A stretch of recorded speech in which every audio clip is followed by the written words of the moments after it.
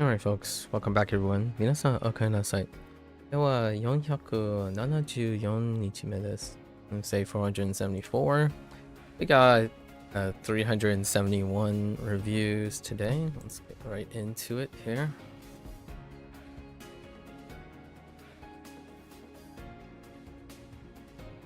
Okay.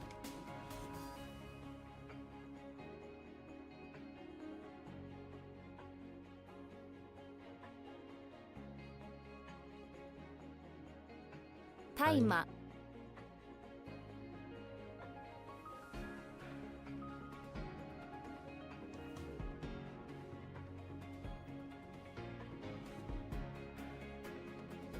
機種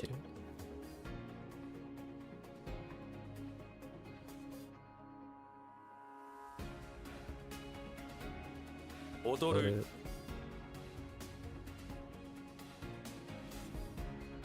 騎士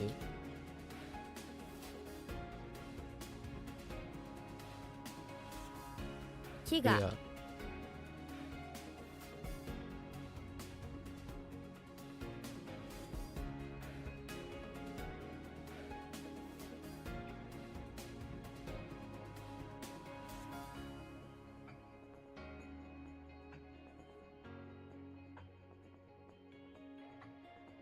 餓死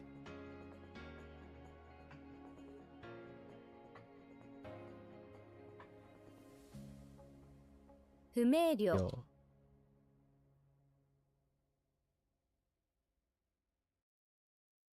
かや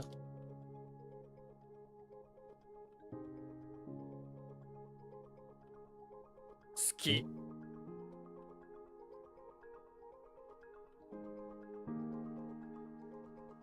畜産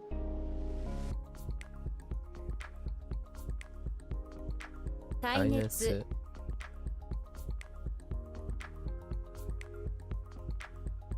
耐久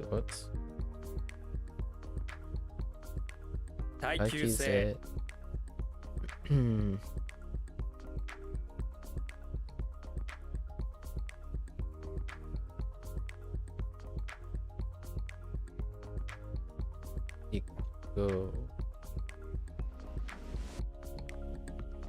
憎い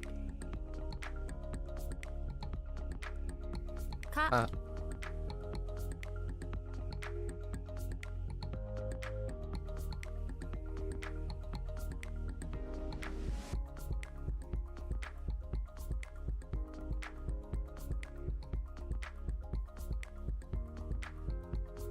明かり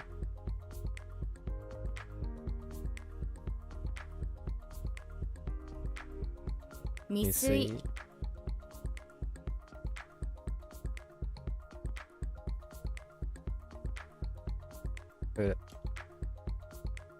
Oh no.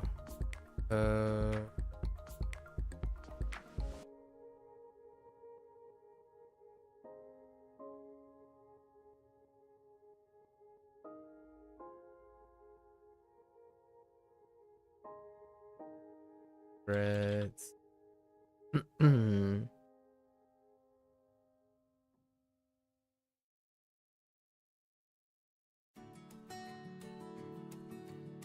悔しい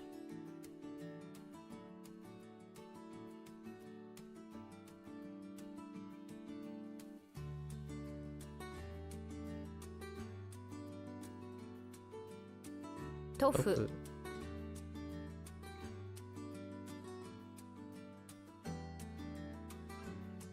詐欺師詐欺師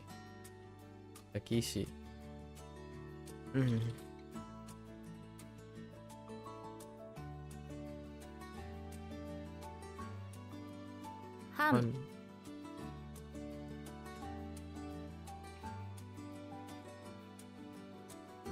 恨み春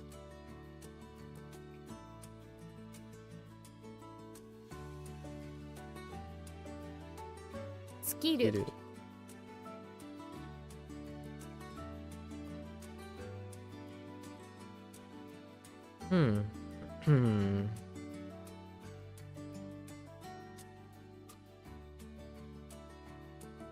Uh,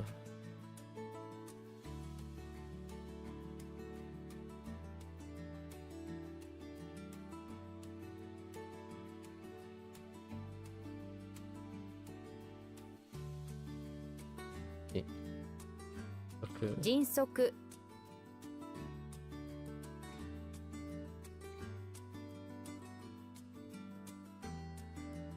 色彩、記載、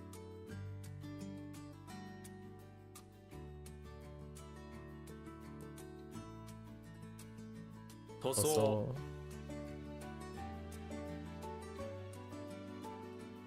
麻酔、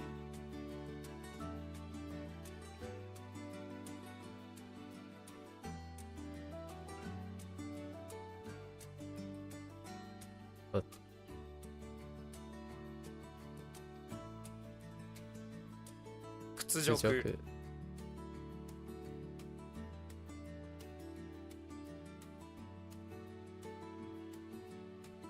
貴貴重、重、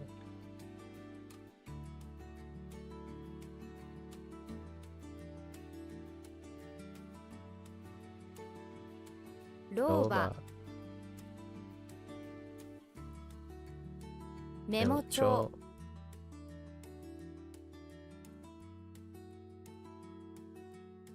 理不尽、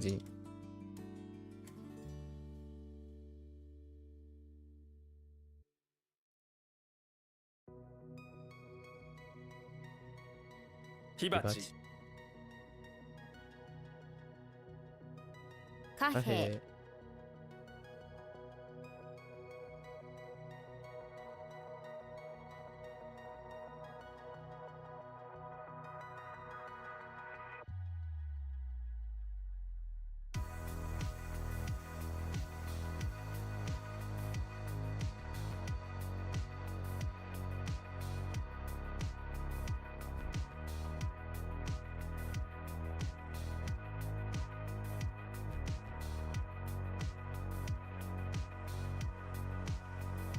憎しみ、街灯、憎らしい、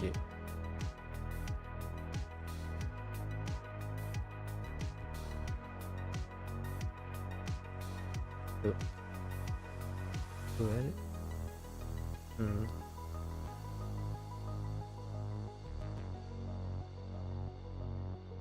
歌われる。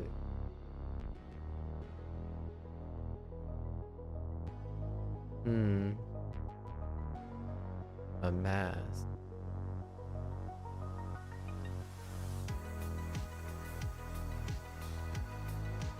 あ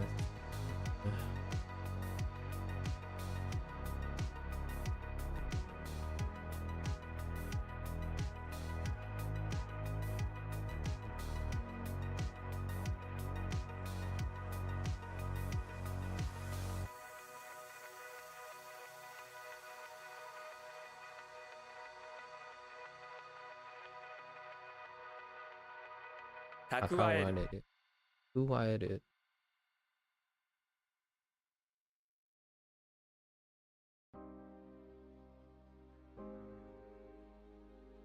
畜生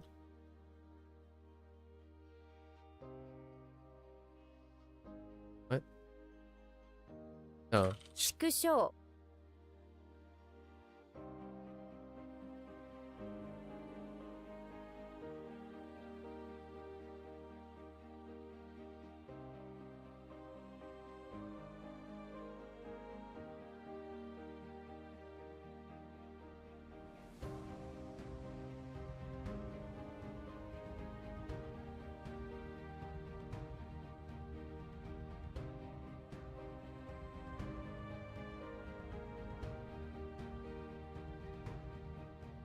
憩い、電話帳、斜め、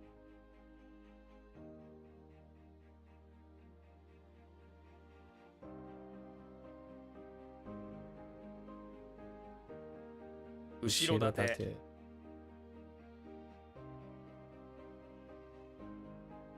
畜。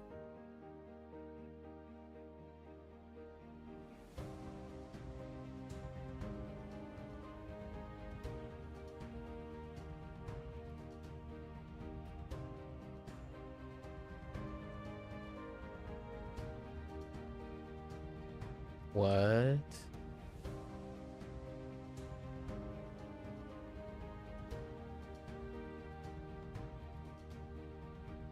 What?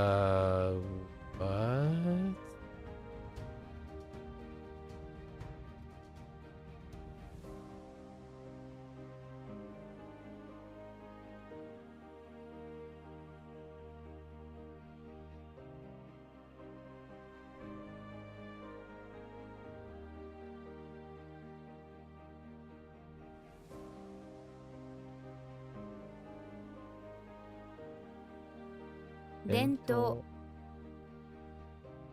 うん。班長。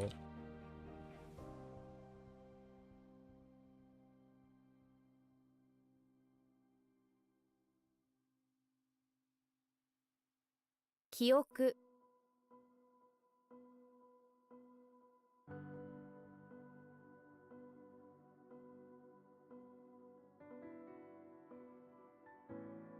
脇役。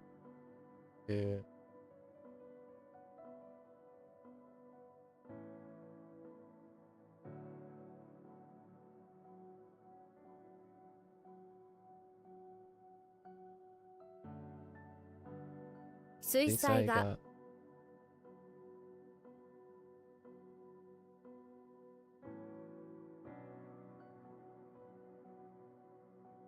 収穫。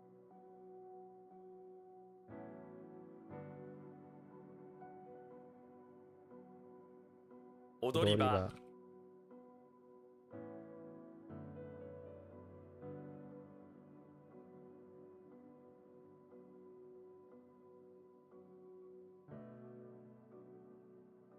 油彩。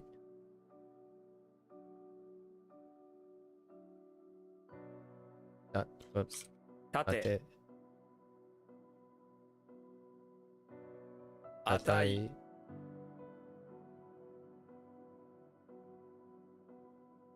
おばあちゃん。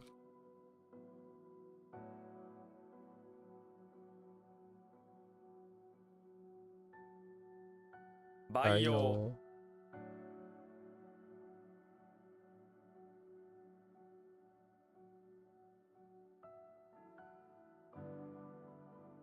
尽力。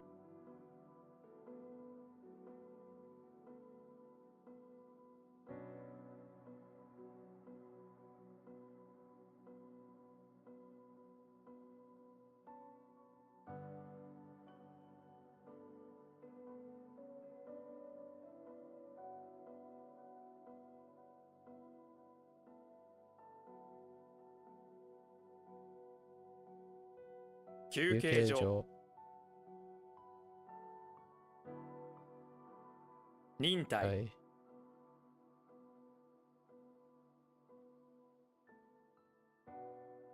矛盾。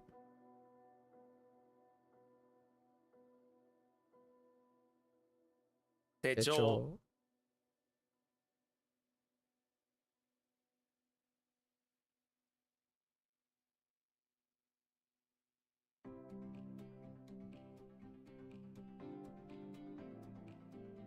塗る。うん。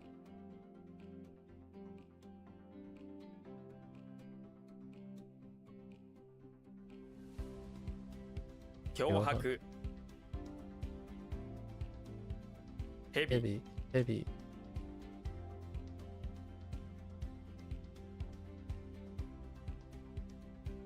備蓄。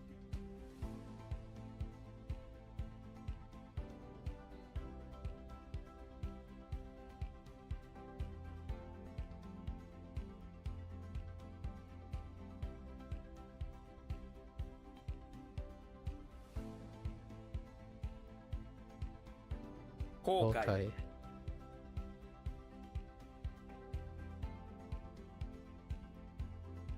歳入。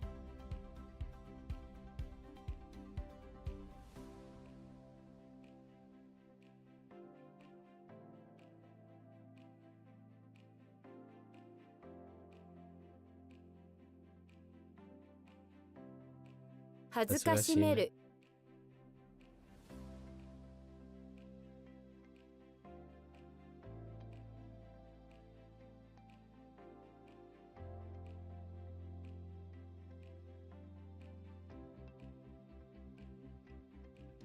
恥辱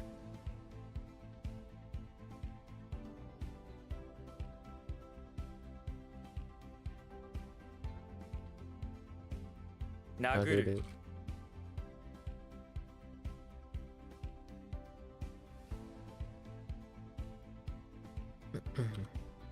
飢える。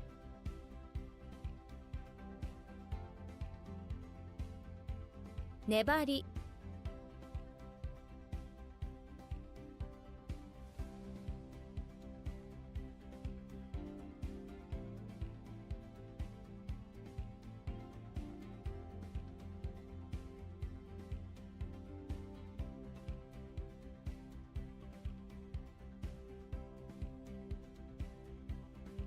隙間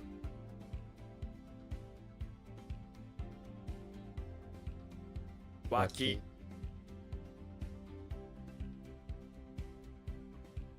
下流会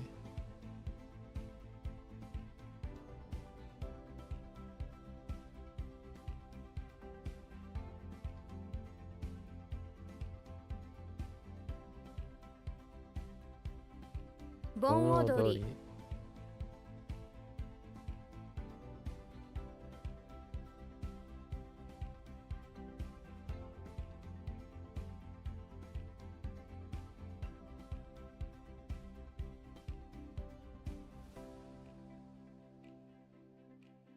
返り咲き斜面うん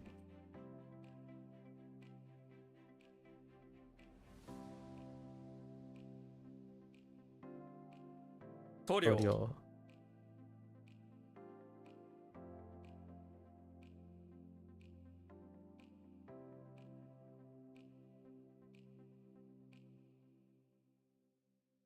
たける。侵食。明細。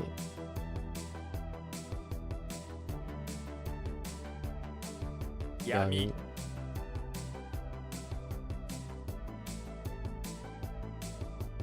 八八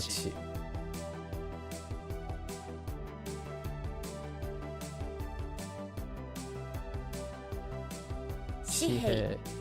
紙幣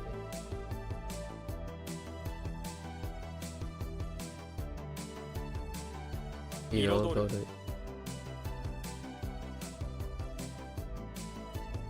砕ける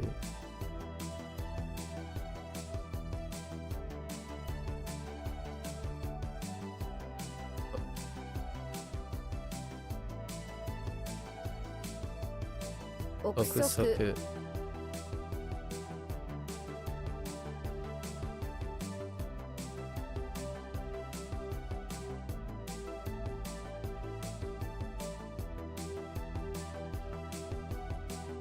賢い賢い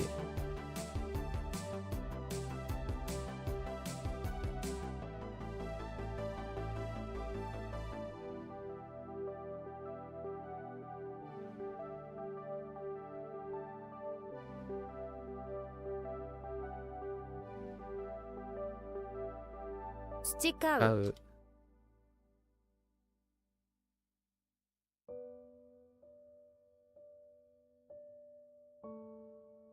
合う哀れみ哀れむ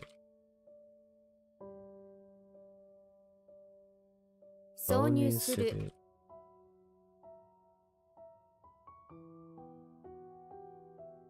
遅遅咲咲きき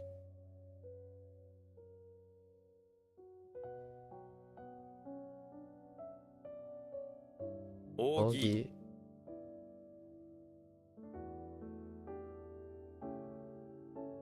対価。対価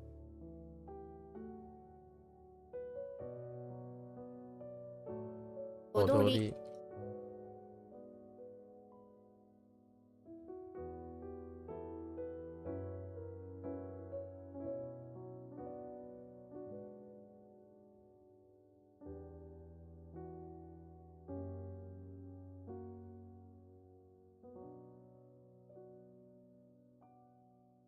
うちは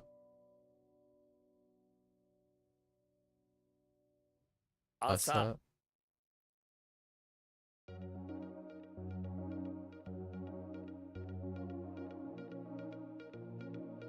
賢人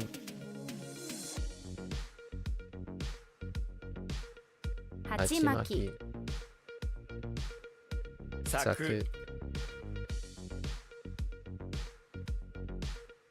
おばあさん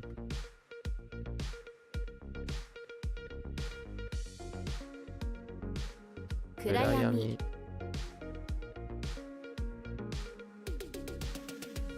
オーダー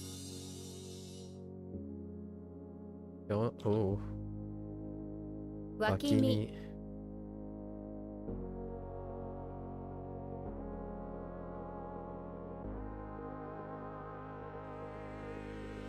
貯蓄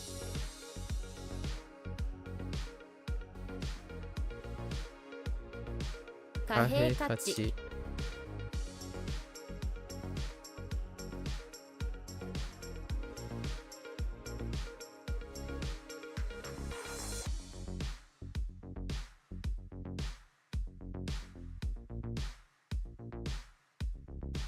耐える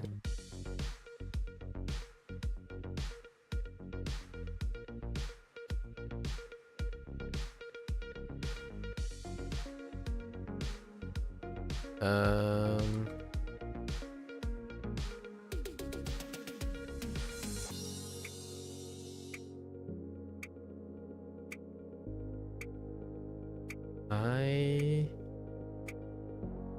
this懸懸命命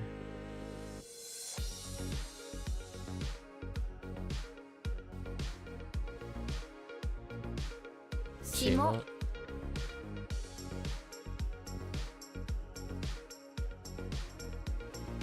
水耕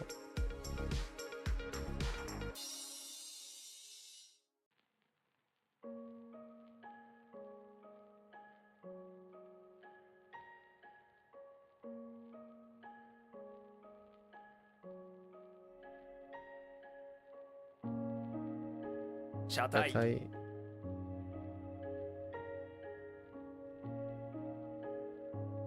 むやみに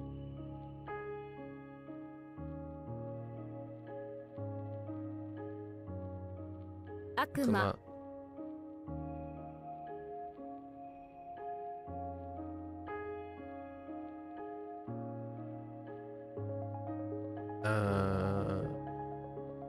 what express surface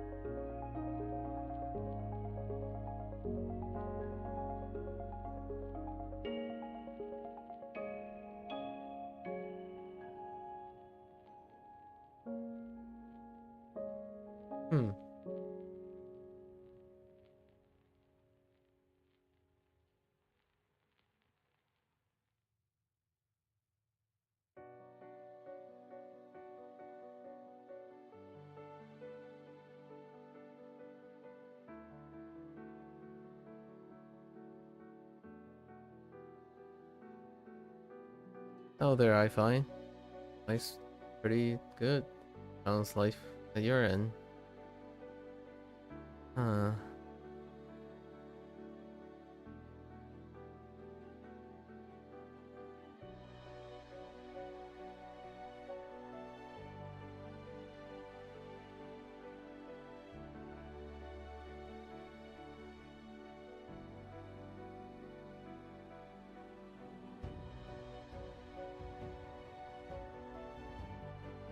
Oh. Oh no, it's not.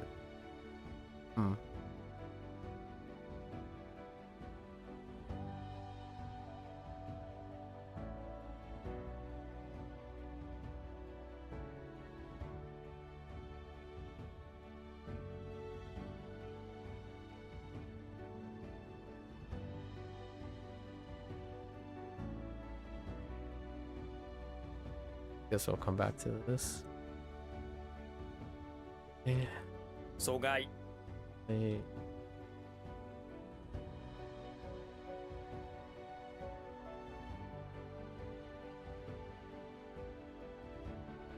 What's 魔法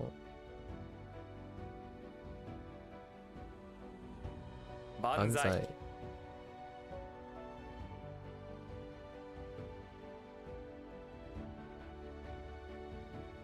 我が輩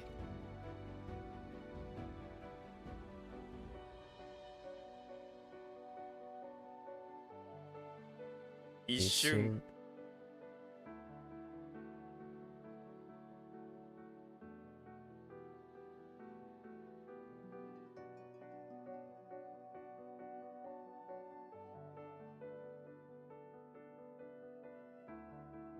瞳 平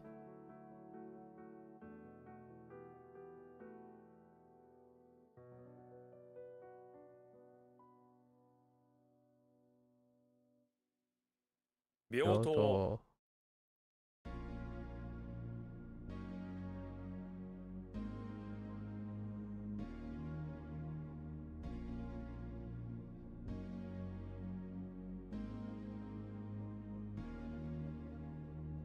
すみえ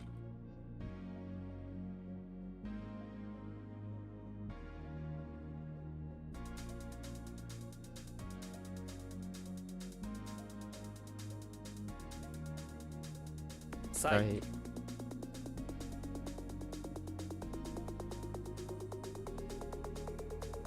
心眼 霊下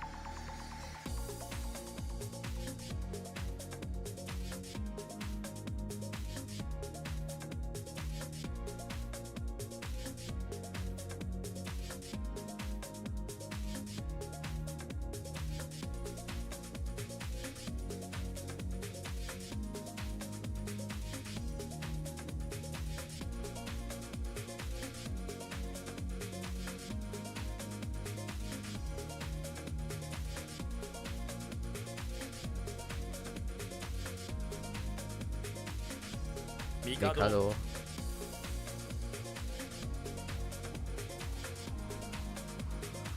お盆 歳来月 月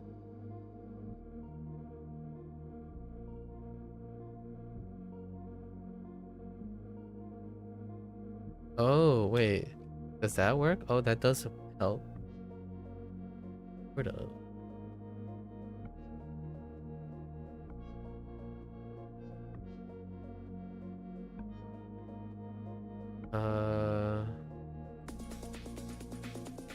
Edge. Oh, it's straw sack. Okay. How does this work?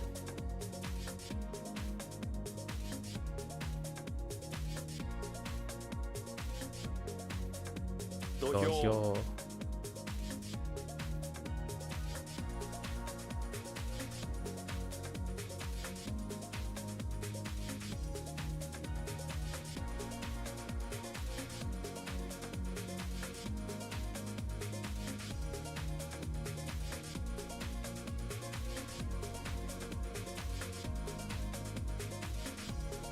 硬い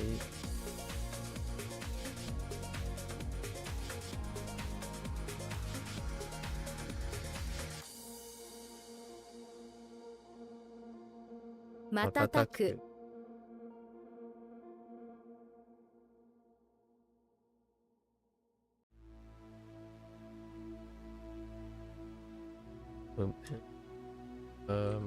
木綿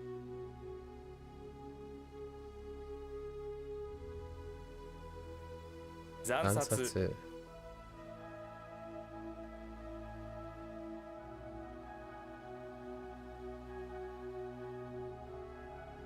短歌済ます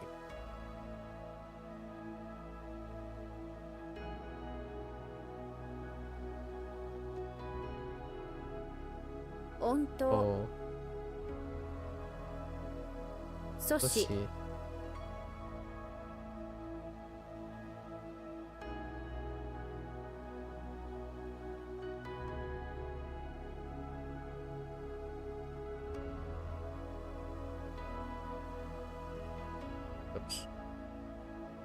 白菊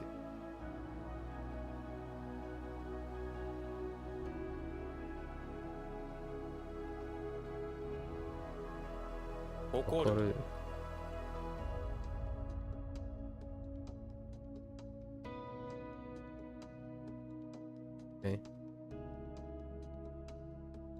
同行投稿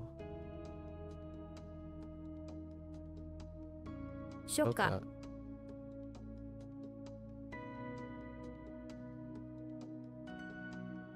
こぼす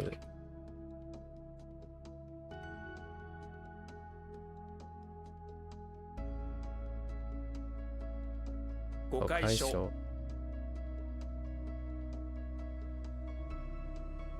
0時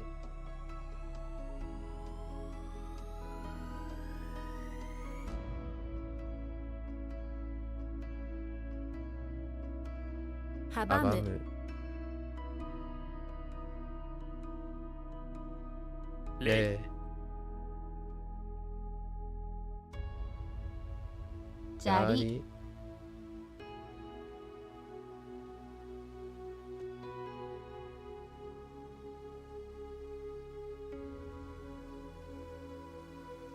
矛先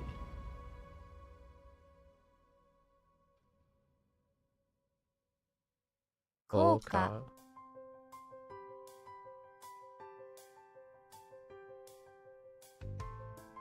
稼ぎ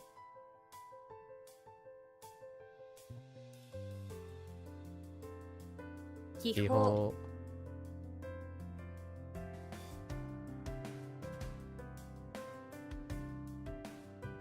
平穏平穏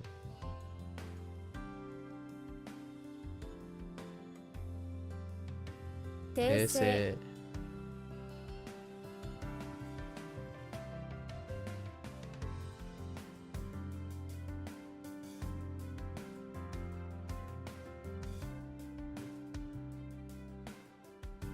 癖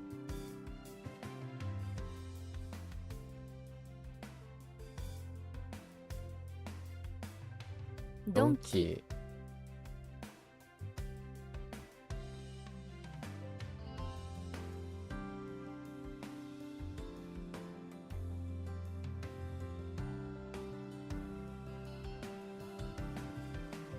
サルマネサルマネ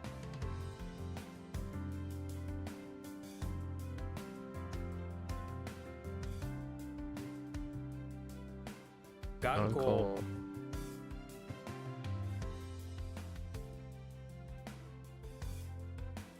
斬新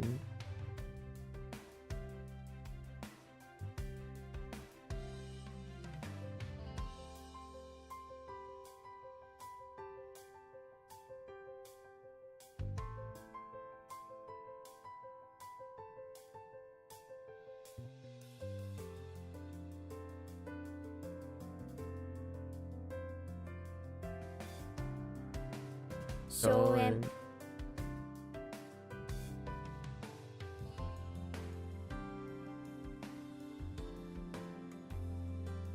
瞬時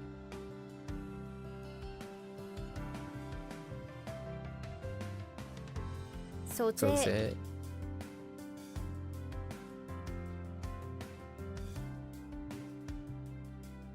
4五鈍感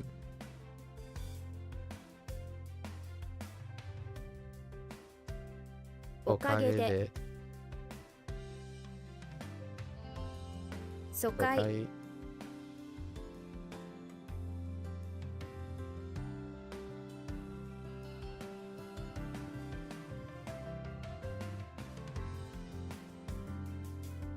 仮仮説説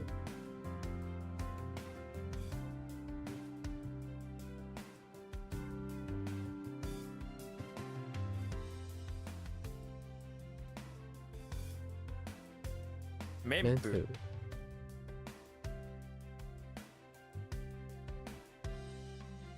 誇張、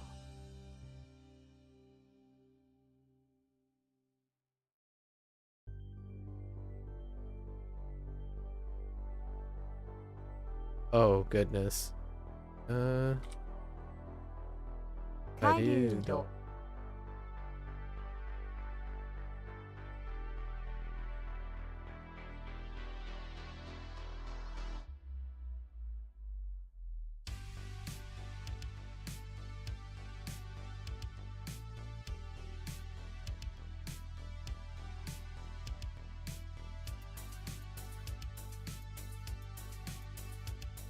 鍵、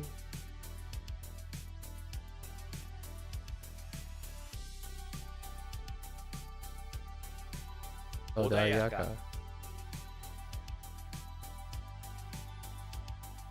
魔女、魔女、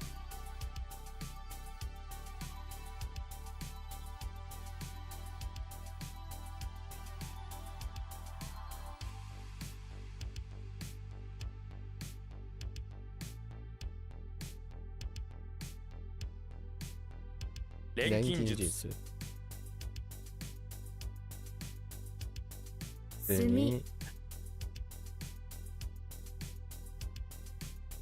炭、カクトス、崖、5、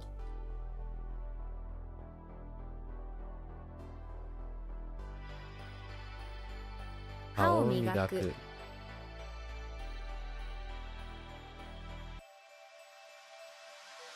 発発砲、砲、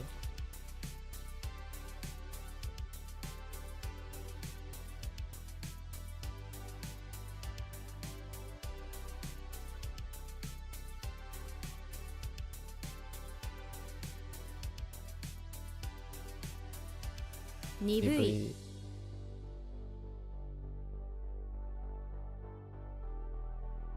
魔術、椅子、椅子、丁丁寧、寧、水水泡、泡、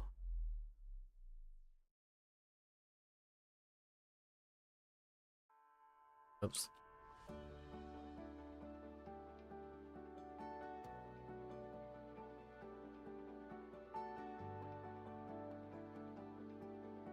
沈沈黙、黙、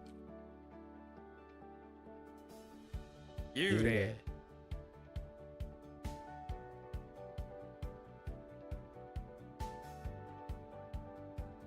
入れ墨、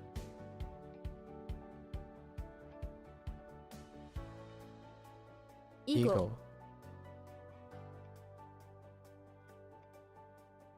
狩り、狩り、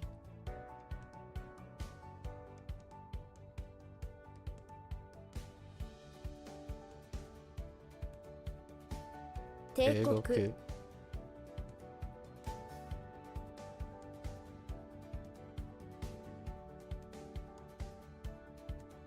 掘る、掘る、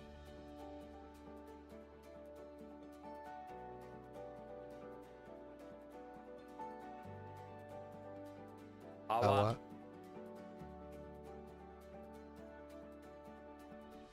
黙る、余る、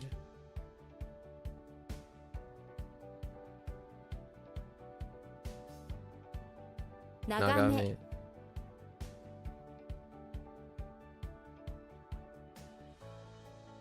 とりわけ、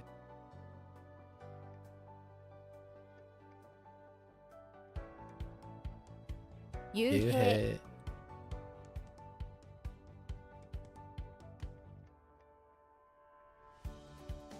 ガリ、ガリ、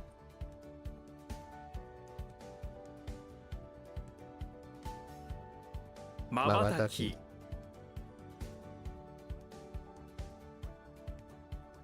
硬硬直、直、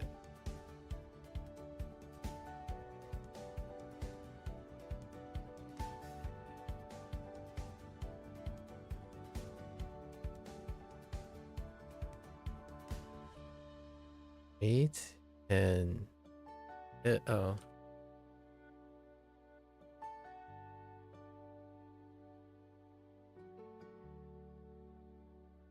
裸足 Hmm.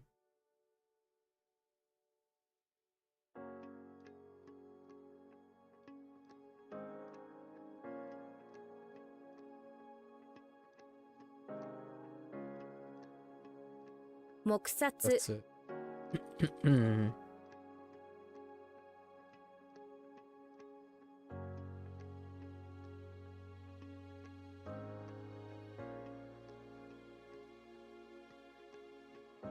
うーん。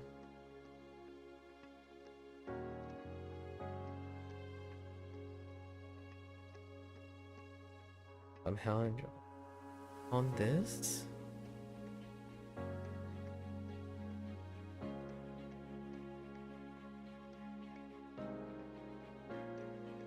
Emperor.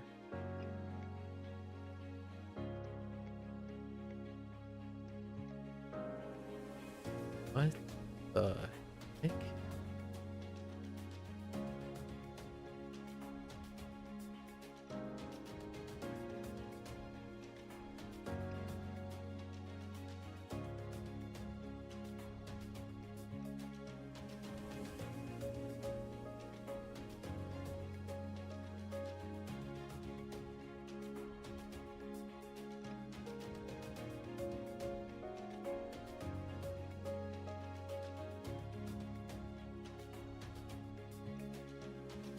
Uh,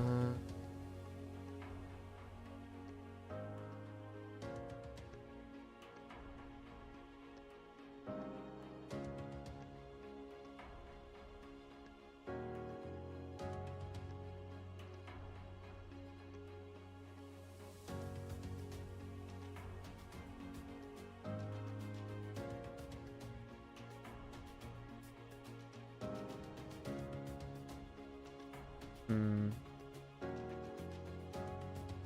Getting the left thing incorrect.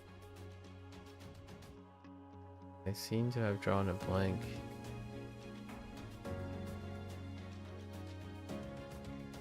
Maybe it was a typo. 皇帝 Okay.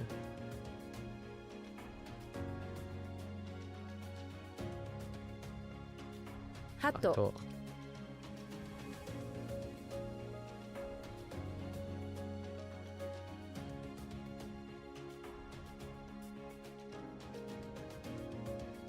切る Kiru.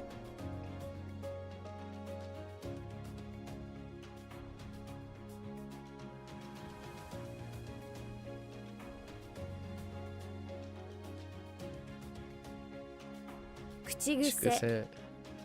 Chikuse.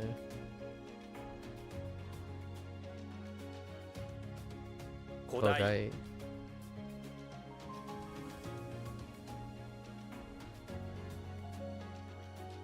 親 Oyaji.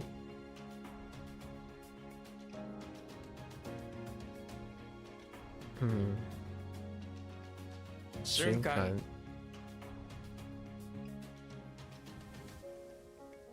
Yo, oops. 助言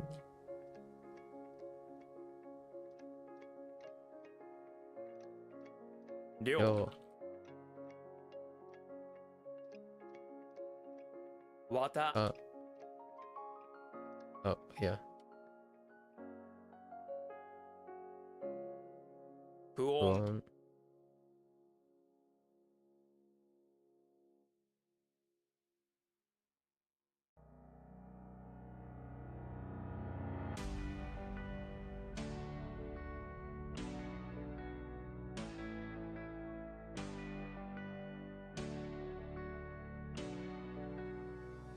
鍛錬 And then.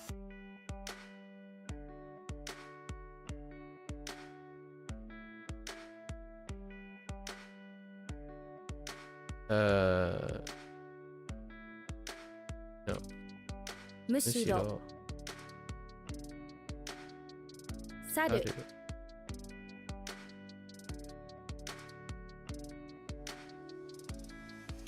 湿らせる Shirenaseru.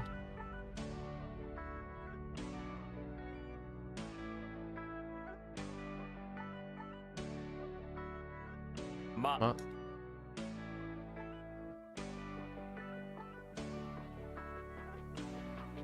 Oops. 竹、え、え、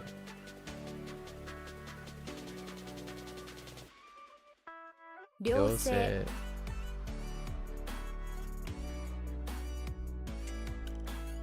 0点、点、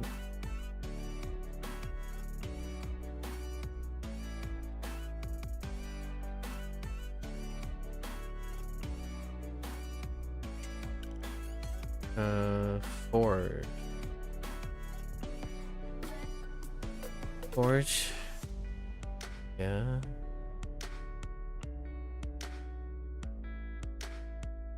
Forge.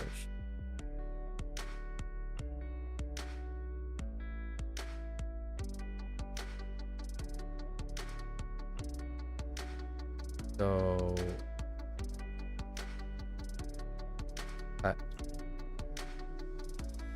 I'll do it.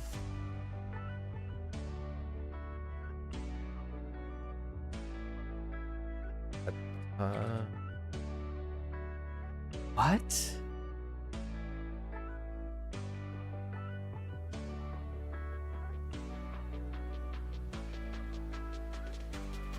鍛える、お嬢さん、 5番、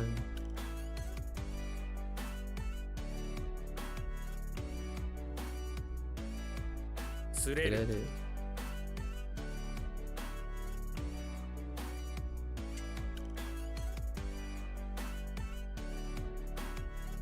塊魂、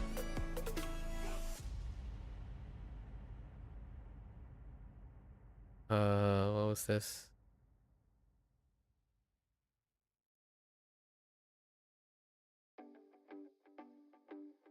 Like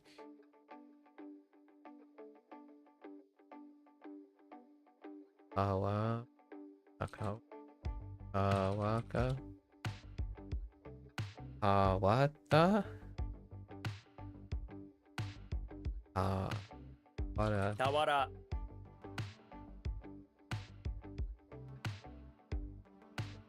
And we still got 73 more.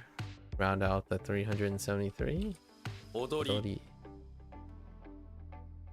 Oh,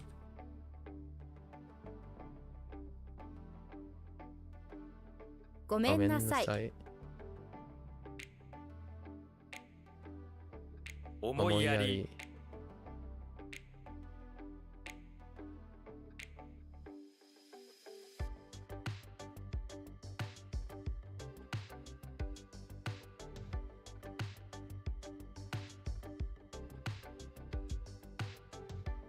褒める、 Omitted.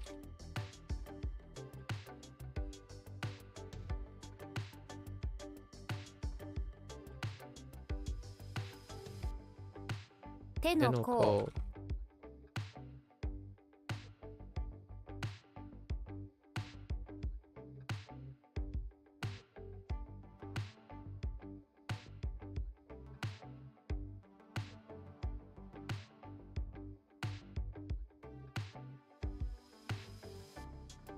社会福祉、 嬉しい、 Ureshi.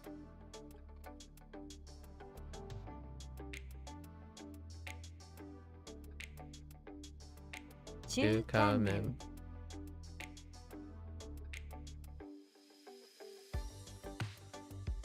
お手洗い、 Oterai.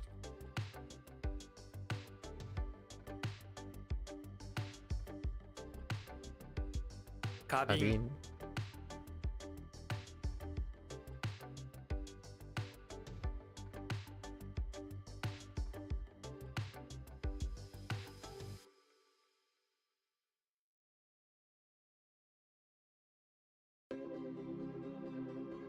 渋谷、 Shibuya.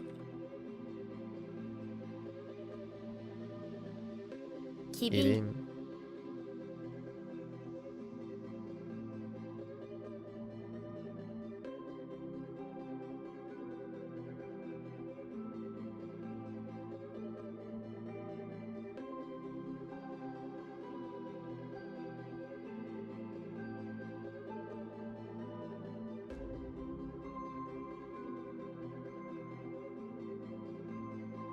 鋭競輪輪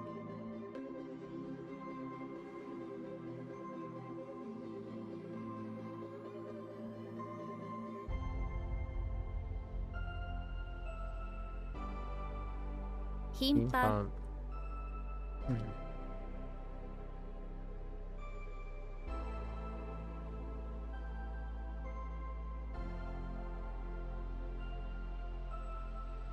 香港香港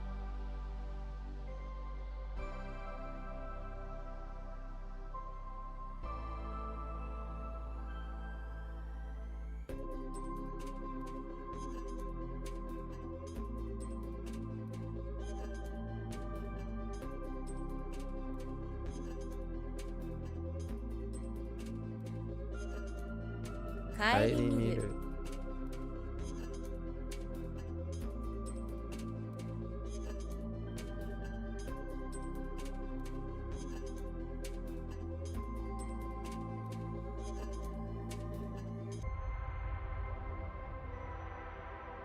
顧問顧問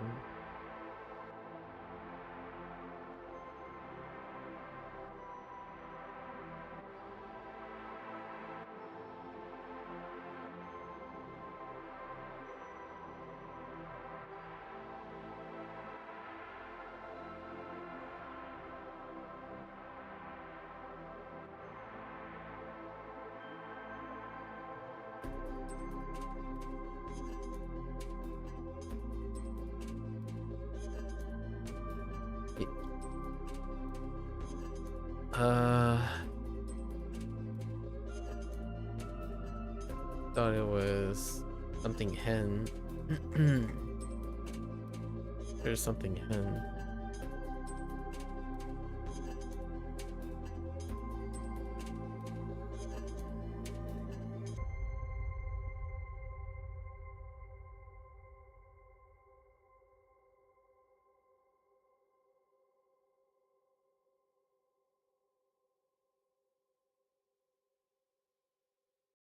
Fragment. If I break something.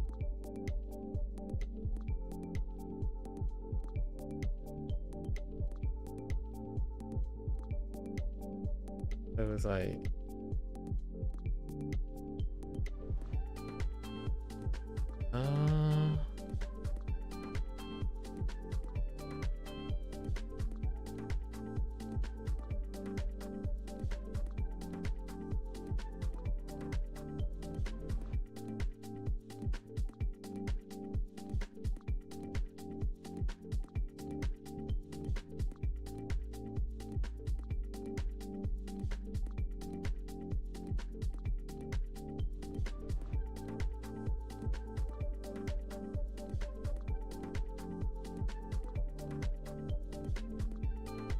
we'll come back.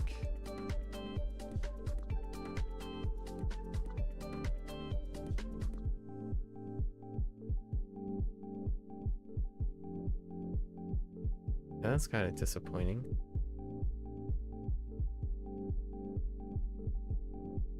報奨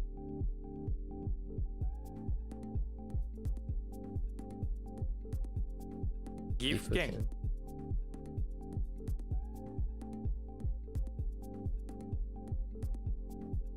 褒美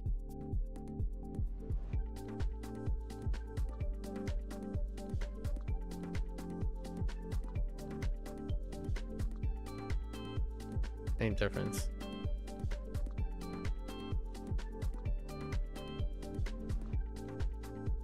危機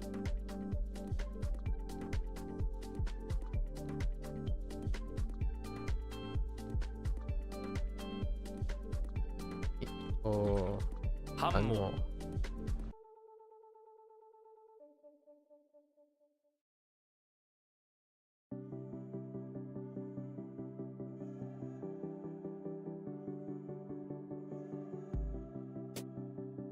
反応繁殖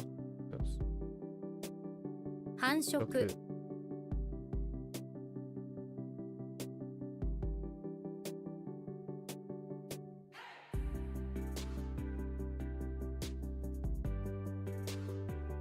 控える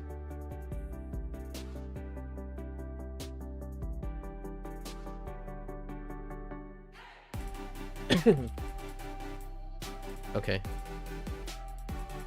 雇用者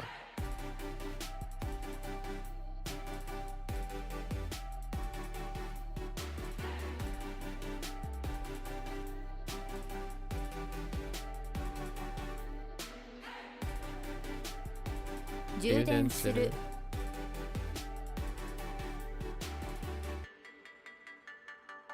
回顧録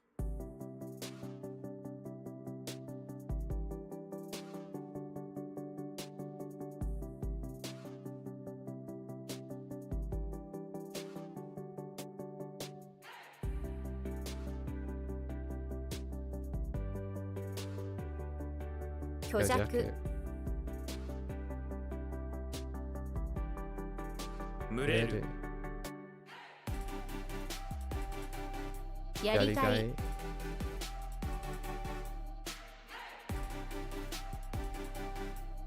しぶしぶ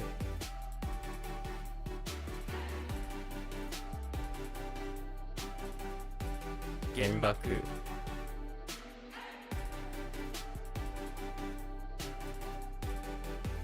繁栄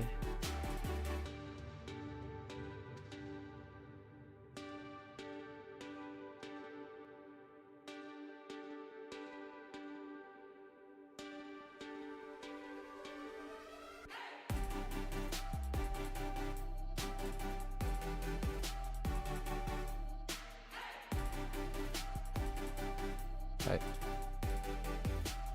解消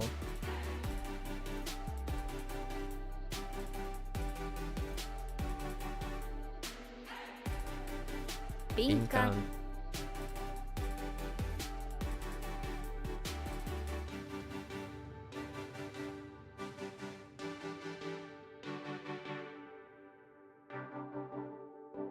綿棒綿棒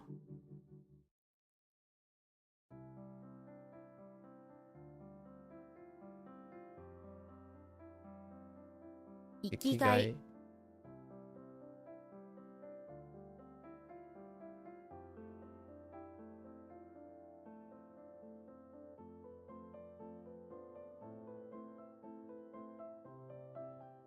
麺めんつゆ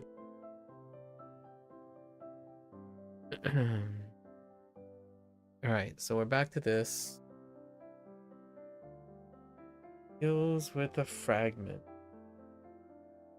Fragment.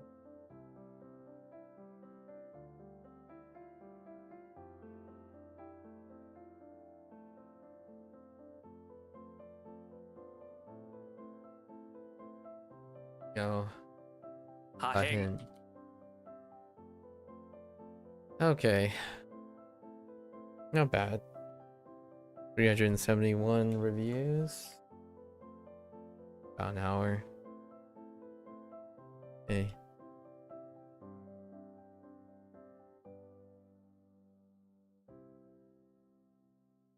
Over our reads.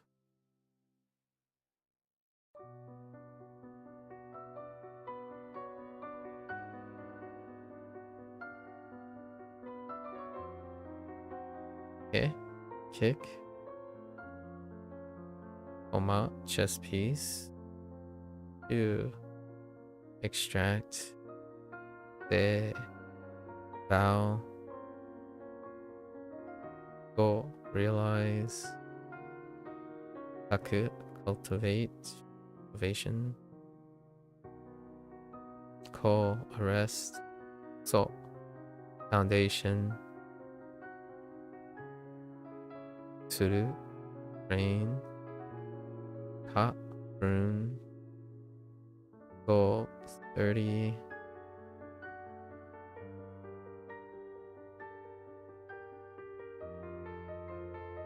Hey, you got a 94% out of 44 reviews today. Solid. Solid. You're not trying hard enough, Beth. Try harder. I'm kidding. I'm kidding. Slacking now.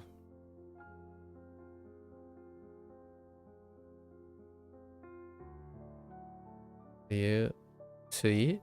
Let's see. The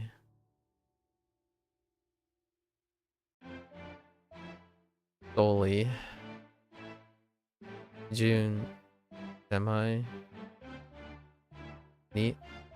None. Guy. Approximation. Sheen. Immerse. Faint. Neat. Boil. Good. Capsize. Full.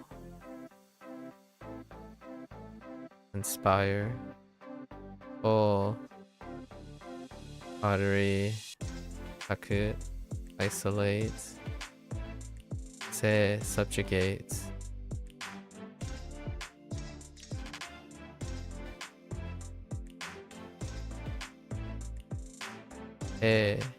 Minus. Oh, that's deja vu. We started talking right around this point. The second time. Yesterday. Zoku. Vulgar. Kuwa. Mulberry. June. Water. Shoe. Shoot. Pearl. See? Decline. Show. Encourage. That's it. It's inferiority. And he. Royal consort. Oh no! Per our conversation, I think you're gonna see how it goes this week, and if it stays as decent, yeah, give it, you know, right? Give it a couple more days, right? See if you can get a consistent feel. If you get a consistent feel, then you can start tweaking a little, right? Slow and steady. That goes well and you keep up, you'll consider doing another month or a year. Ooh, sounds exciting. Can't wait to hear all the things you discover. As you know, making, so here's one little thing, right? Before you go. I'm done for WaniKani today, but if you're, before you go, the idea is you wanna push the reason why it's always intuitive to push yourself a little bit hard to create moments of error or mistakes. It's not one of the intuitive things often is it keeps yourself attentive. Like sometimes, like if you don't want to overthink things and you just want to do something and you want to naturally, you know, naturally learn, if you constantly get everything right, you get lazier. There's no point in paying attention if you know all this. You know how like when you're reading a book and you're like, I already know all this, so you skim all the things you already know and you stop paying attention to it. Like you walk outside, you get into your car, I already know how to do all this, so I'm not gonna pay attention to it. So if you're learning something, having to push yourself just enough in which it gets you like emotionally aware or actively aware, that's the natural nature of getting someone to learn more. When someone says, oh, I learned a lot, even though it was really, really hard. Sometimes you push yourself too hard and you quit. But if you push yourself just hard enough, you don't have to overanalyze. Like you don't have to think about all the things I said yesterday, like overanalyzing the stuff. Pushing yourself hard enough to get you to notice things is what's called that natural thing, you know, the no pain, no gain situation. So I just wanted to highlight that if you're able to find that, you don't have to overanalyze most things. You can feel it. You're like, all right, now I'm paying attention. All right, now you got my attention. This stuff makes me angry. At least it's not angry enough to get me to quit, but it's just angry enough for me to pay attention. They have actually a widget for showing if you're in the learning zone, but you're not sure if that's something you can set up on the website because you're on mobile. Oh, interesting. When you're in the learning zone, plus I was poking around the other areas of WaniKani, I see. Interesting. A learning zone thing. Intriguing. I think I snap in and out of learning zone as, you know, free willingly. So you don't have to worry about that. anyways, yeah, I won't hold you up. Keep on working on your stuff. I imagine you had Renju or something. Do you understand the idea anyways? Yeah. Yeah. Like the thing about natural and intuitive is the moment you start spending, I would say whenever I would give people a solid week or 2 weeks. When there's a solid week or 2 weeks, 1 to 2 weeks of I know all this, that's when things start blacking out. Like you do know all this, so you're no longer learning anymore. So you go on cruise control, and because you go on cruise control, it becomes more comforting.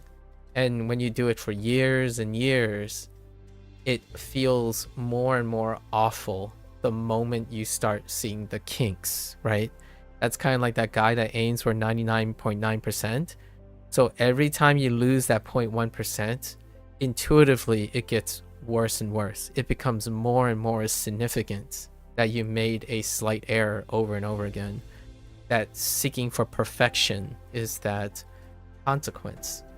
It's definitely a lot better than what it was 64 when you unfroze. Yeah, like look at how, and don't forget, right? We have to remember, don't forget, you've done many days since you unfroze, and you're, so I said this earlier, if your accuracy continues to go up while you're maintaining the same volume, that also means you're making progress while improving the process in which you're doing it. Even if it's intuitive or analytical, you're creating your habit is increasing, like your process is becoming more accurate on top of your volume moving forward. So like you can still go to the gym and pump out reps to keep your maintenance level, but if suddenly you get better, your technique and your performance of that action has gotten better as well. So your twofold unfreezing creates that some people can still produce much volume at 64% accuracy, because you can still put out the form that you have if you're not learning from it. So that's really nice. It's incredibly encouraging that you're able to get to your more comfortable percentage accuracy while trying to maintain the consistency. It feels doubly good. Yeah. Glad to hear it comes back. More so like riding a bike, right? Not a I gotta learn it all over again situation. Yeah, thanks for sharing. It's very motivating. Yeah, I get a kick out of that motivation too. We'll try to keep each other motivated, right? And on that note, that's a wrap for WaniKani today. If you're gonna watch this later, arigatou gozaimasu. As always, feel free to follow along, pick up WaniKani for yourself, give it a go. You're more than welcome to come on by, share some thoughts, experiences. I'm more willing to have a good yap, right? So until next time, minasan mata ne. Mite kurete arigatou. Thanks for watching. I'll see you guys next time. I'm gonna get up, take a quick bathroom break, stretch, walk around a little bit, and I'll be back for Bunpro. Thank you.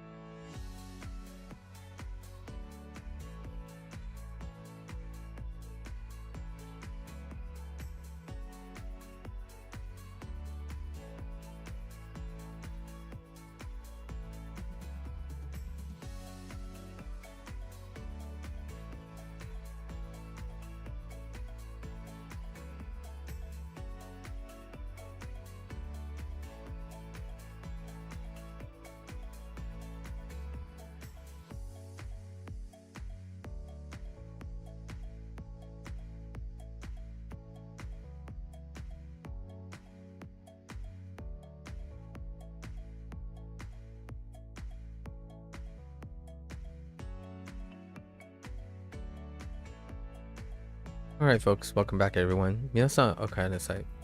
今日は、123日目です。It is day 123. Let's get into our lessons here for today. What was yesterday's lesson? Okay. A bit tamer yesterday. There is that one grammar point. That was very kind of technical. The shka, right? Using the shka and nai, like no more than or not exceeding. Was that yesterday? Oh no, it's the te yokatta, I think. Or them was last one.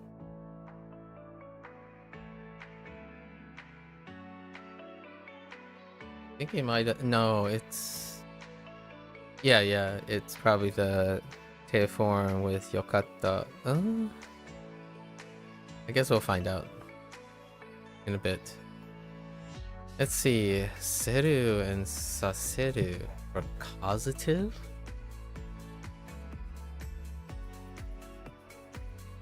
Have something do, somebody do something. Oh, I think, okay.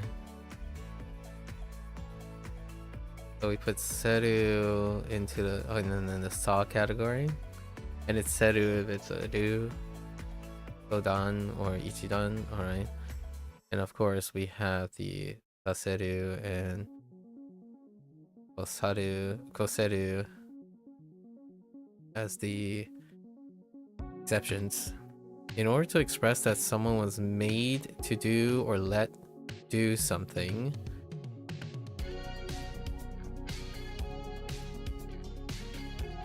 the auxiliary verbs seru and saseru will be used. The meaning that seru and saseru will convey when attached to a verb is called causative. Shieki. Employment or using in Japanese. I mean, shieki.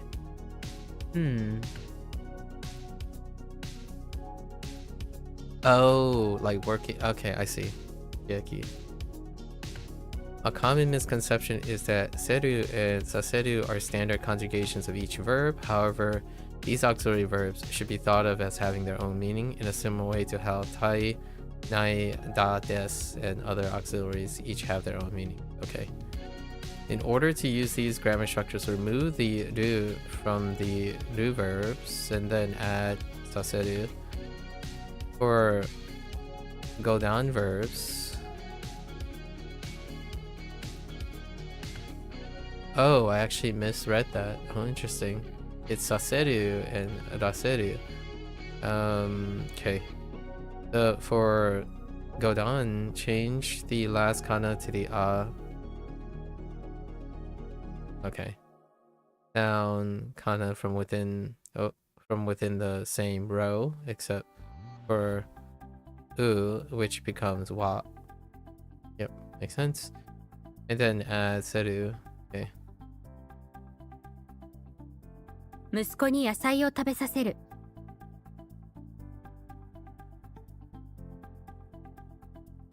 I see.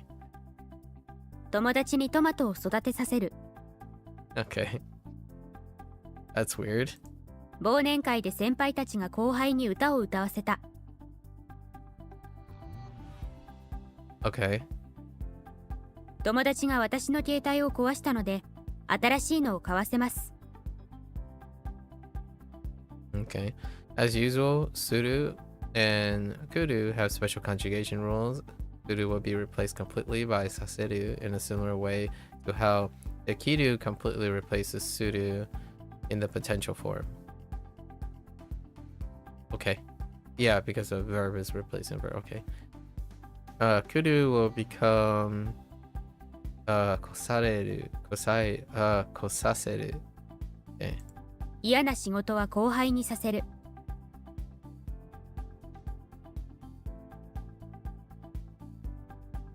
Okay. 親を心配させることはしてはいけない。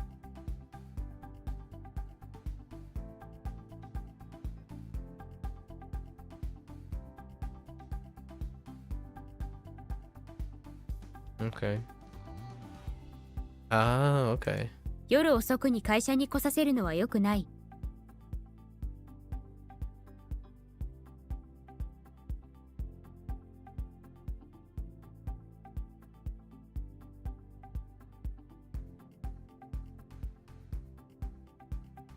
Okay. 犬を呼んでこっちに来させる。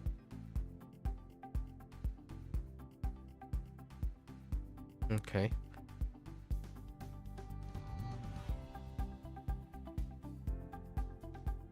With causative, either ni or wo can mark the doer of the action that seru or saseru is linked to, not ga.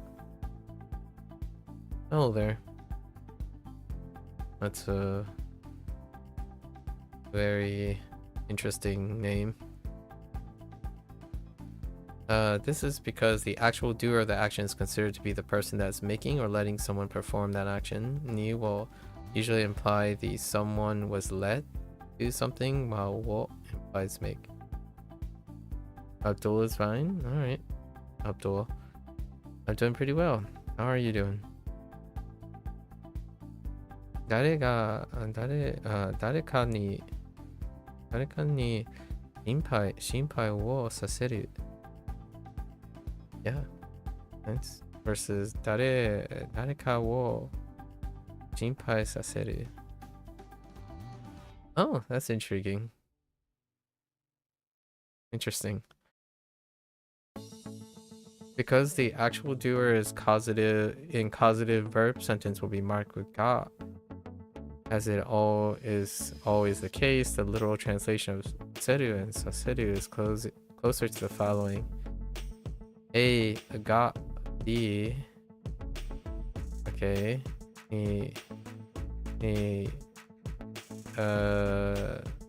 Anoshimaseru.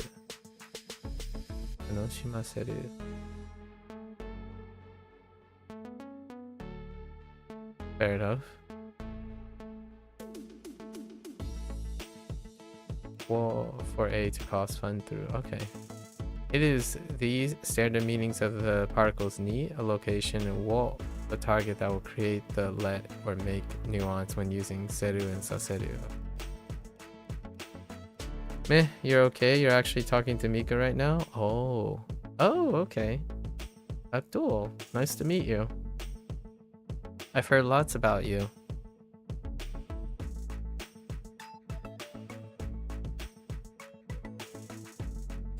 All good things, I assure you.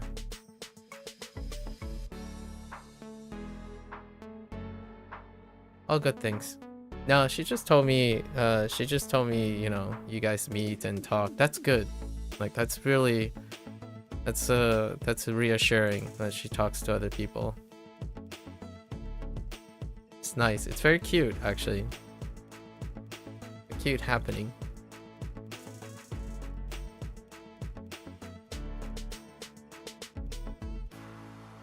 You gotta love it. People getting together, actually having human experiences together. Quite a rarity nowadays. You might even say in a few years that comes at a premium price. Not money, but hey, you could probably monetize that too. Okay, so redu and areru was the volitional, no, the passive. Hopefully that's not the case. Imagine monetizing human experiences. Oh, she bribed you with Nitro on Discord? Oh, okay. I see. I got you. It'll be between you and me, you know? I'll keep your secret. Passive. Let's see. So redu is to have something happen to you. Right? So I guess, yeah, and then this is seru and saseru. Shows that action was done while the causative means to make or let someone do something, for example. Okay. And then how is this really? Oh, this is the transitive and intransitive. that's fair enough that this would be related to transitive and intransitive. Actually, that's interesting. Because technically, you could see this as transitive.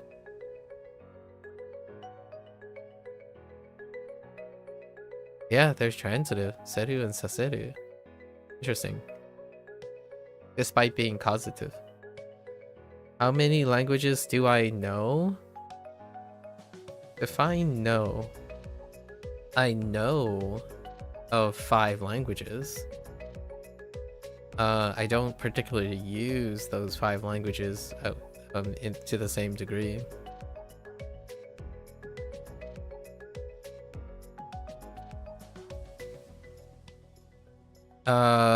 Mika told me what region you're from. Fluent or almost? You're gonna have to define fluent as well, because fluent to me means both literacy and commonality of common language. So fluency would imply that it would involve using a common language. So technically I have 3 common language, but usually I'm using 2 common languages.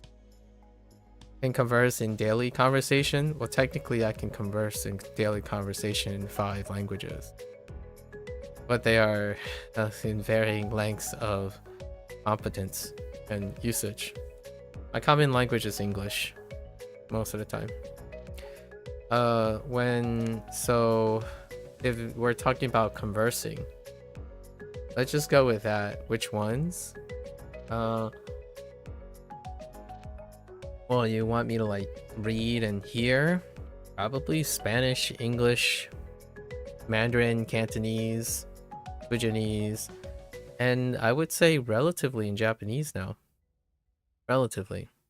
Like, I don't have to say all the complicated things. I simply have to respond to whatever complicated thing you say. So you can probably decide to say something complicated and I simply have to respond to it. That's more or less your daily conversation. However, I would say fluency requires that you can lead a conversation, and I wouldn't be able to lead a conversation in Mandarin or Cantonese. Possibly Spanish. There is a... if I get to plan what to talk about, I can probably lead a conversation in Japanese now. But usually we stick with English. And then Fujianese is my mother tongue. I have to speak it. I have to speak it to communicate with my parents.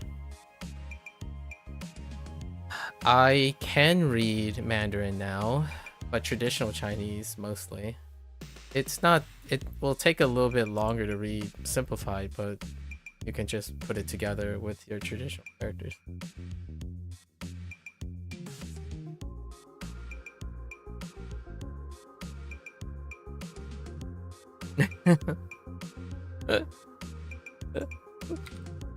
Do you read traditional at all?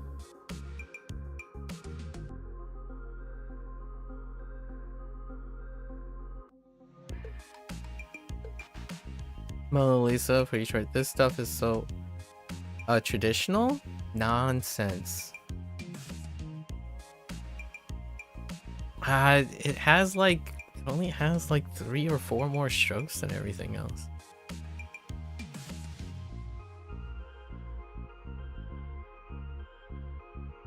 I like how you said Meisure. That is, I almost feel like that's regional. Mika mentioned what region you're from. Meisure, that's Meisure, you know, like right, Meisure. And so Meisure, you're definitely northern northern Chinese for adding the R at the end. Yeah. Mei Wenti. Just learn traditional, you know? Read traditional. I was told it takes about a week. It takes about a week to like fill in the traditional stuff. I started with traditional, or I actually started with simplified and then we switched over to traditional. But we have to go back and fill it in. Right now, we're looking at 4,000, like 4,000 traditional characters. It took about 2.5 years. Oh, your teacher in class showed us and none of us could read it? Really? I wonder where it is. Wait. Hang on. I'll hold my thoughts on that. Abdul, I'll hold my thoughts on that because sometime later in the year, I'm gonna try to go back and fill in my simplified Chinese gaps. So we'll hold on that because I'm not entirely sure. Maybe I'll have a lot of trouble reading simplified. A lot of or those who have done it, they say maybe a solid month to get the gaps between traditional and simplified. Maybe we're underestimating that. It could be your whole internet hustle culture making it sound a lot faster than it is. Yeah, right now we're sitting at HSK 1 through 9 and plus 1,000 characters, something like that in traditional. I haven't looked at simplified in a while. Although the when you type, the ones that are simplified characters are kind of okay. Yeah, the big, yeah, it's like the 7 through 9 doesn't really exist. Like it's what they think is 7 through 9, but usually we just went over the simple stuff, the curriculum stuff.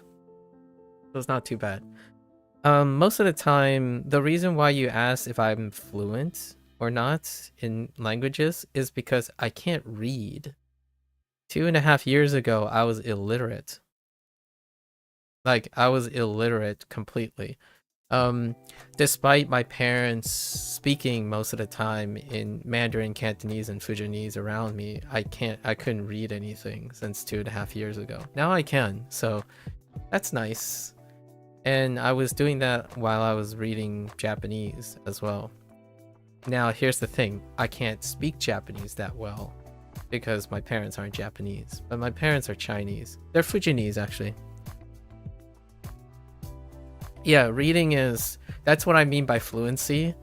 For myself, both writing, because of texting, the internet world, the main internet world, to be literate, to be fluent, you must also be literate. So, like, I rarely ever considered myself, after the internet exists, to be fluent in any other language other than English and Spanish, because I can read those. But the others, I can't read yet. So I wouldn't have ever considered myself anywhere near fluent. Now, though, I can read your messages and still reply in English if I wanted to. Like, it's just as fast as reading and replying in Chinese. So, or your language of choice. I speak like hybrid languages all the time. So I'm not sure if you've ever been to Fujian. Yeah, Fujin. Ming. The Ming area, I guess. Ming would be the character that's assigned to Fujin. So my parents are from Fuzhou. So we speak Fujianese most of the time. Tôi mãi Fujin nói giang có Beijing có Kariu có Wang Ge chuan mãi nhiều một thiên de nói gong Fujin wa ga Beijing. Tôi mami cái bà bà gong mo ya la Fujin nói giang có Beijing ai ke nói ga Fujin mo mà na jian mo jian giang có ge chuan three yang chokoing nói. Right, that would be like, I don't know if you've heard that accent or something. And I also speak with an accent because I wasn't raised in China. I was born and raised in the United States, so my Fujianese will probably have an Americanized accent as well. Let's see. Makes a lot of sense. I can see why Mina talks to you. You're great at leading conversations. Mika looking at you. I haven't been anywhere, not gonna lie. Oh, okay. I mean, being in Beijing is... That sounds like a great place to be, honestly. That's kind of like being in New York City. Wow. I actually think Beijing might have an edge on New York City. No bias here. Not that I've ever been to Beijing. This feels targeted. You think you need 10 more years until you can understand different accents? Yeah, the different dialect stuff. Me too. Fujianese sounds closer to... most people said that Fujianese sounds very southern, so it's closer to Cantonese. In fact, a lot of times, like, ge, right? Ni giang ko ge, ko giang ge, right? Giang ge sounds a lot more like Cantonese. Like, when you, like, there are so many, like, common phrases that line up far more with Cantonese than they line up with Mandarin. And my folks tend to interact with Cantonese, like Hong Kong people, more than Mandarin, actually people who speak Mandarin. But generally speaking, Beijing and is more common than Shanghainese, like people. Shanghai, I feel like it is more common in the West Coast. I'm in the East Coast of the United States. Yeah, you went to Shenzhen. Oh yeah, Shenzhen and Chuhai. Chuhai. Guangzhou would be the best one, and you kind of just adapt to it. I think that you can infer a lot of times. When I was a kid, I had no idea there were two different languages happening, because the programming that came out of like Hong Kong, right? It would go back and forth. It would go... Most of their shows would have Cantonese and Mandarin speaking. Like, it's a whole thing, right? Like, I'm sure you growing up in China had that whole thing where you must speak Mandarin to be proper, but when you're in a Cantonese area, you fall back into Cantonese. But the thing is, there's this ebb and flow. When you're doing business, you often, like, when you watch those shows, often when you're doing business and stuff in China, use Mandarin. And then there's like this kind of tug and pull between when Cantonese is allowed and Mandarin is allowed in like the shows that I watch, like cop dramas and slice of life, Canto drama things. They would often talk about the dialogue between Mandarin and Cantonese. And when I was a kid, I had no idea there were two different languages. It took a while. Like, I genuinely thought something like Lego Matye was Mandarin, and then nowadays it's easier. Like, nowadays, over in my teenage years, I'm like, oh, okay. 你说什么 right? 你说什么是普通话？那个乜嘢是whatever you call Cantonese. I actually forgot how to say Cantonese in Mandarin. 广东话 广东 maybe is 广 like I'm translating from Fujianese, like 普通话he common like Mandarin, and 广东话 he Cantonese. So I'm like trying to find a sound that sounds like it. Maybe it's just Guangzhou, right? Guangzhou Hua or something. I forgot what the designation for Cantonese is. It's interesting. After reading a lot of Chinese, which I do later in the day, like after this, it's been really nice to see the characters. So now all the sounds have characters in them, which is great. Because I have spent most of my life feeling like everything sounded the same and everything required context. But when you're reading something, it makes it feel like you know all the sounds, but they all mean more things now because of the homonymic things. Like, there are only a select number of sounds you have in Chinese, but the arrangement of it and the characters are nearly infinite, right? So it's great to see. Like, my recent discovery was after you leave HSK, all the characters that I have been learning, they feel like they're duplicates of all the existing characters. So you have like 2 characters that are different by 1 radical, and they're the same word, the same meaning, and the same sound. So I don't know what's going on because I haven't looked at sentences and whatnot. So there are like so many characters where they're like, okay, I see why that exists, but what's the difference? So the last couple like months or 2 months, most of the characters are all redundant at first, because I haven't read any examples yet of how they're used. So you have like another is, another did, another was, another, you know, like there's so many repeats, like another time. Every single monkey has, you know, every single animal has a duplicate. Every single, like, so it gets to a point like one day I'm just gonna write a character and then they're like, and if you read it, you probably could just guess what it means because they look like the other characters. Like this one, what is it? Now. Let me do now. I think now is...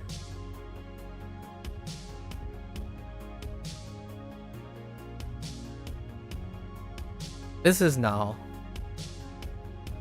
And what do you... I don't know if you've seen this character already, but what do you think this character means if you haven't seen it before? No, it's a little bit chunky. I should have made this top a little bit smaller, but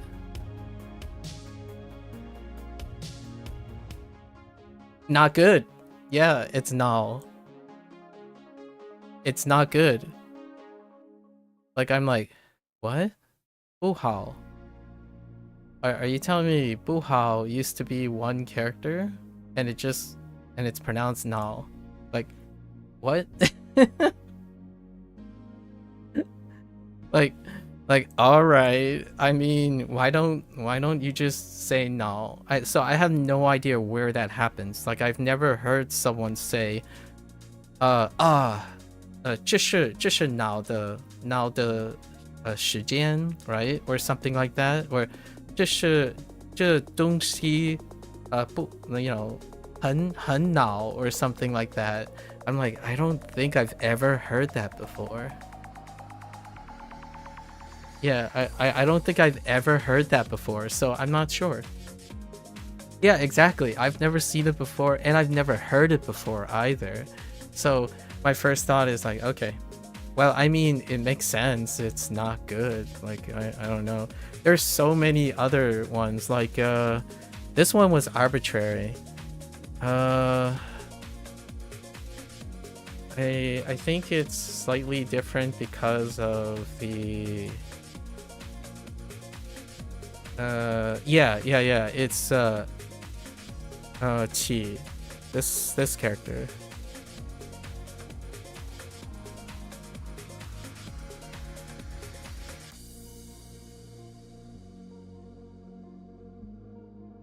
So, what do you think this character means? Because this is I would consider this an extra character. Like, what the heck?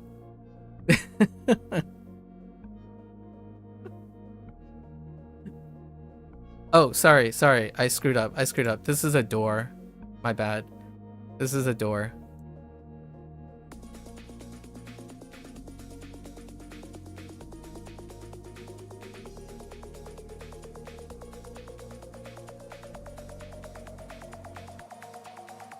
Oh, see, now I'm writing it in the wrong order. Sorry, mouse do be feeling weird. What the heck?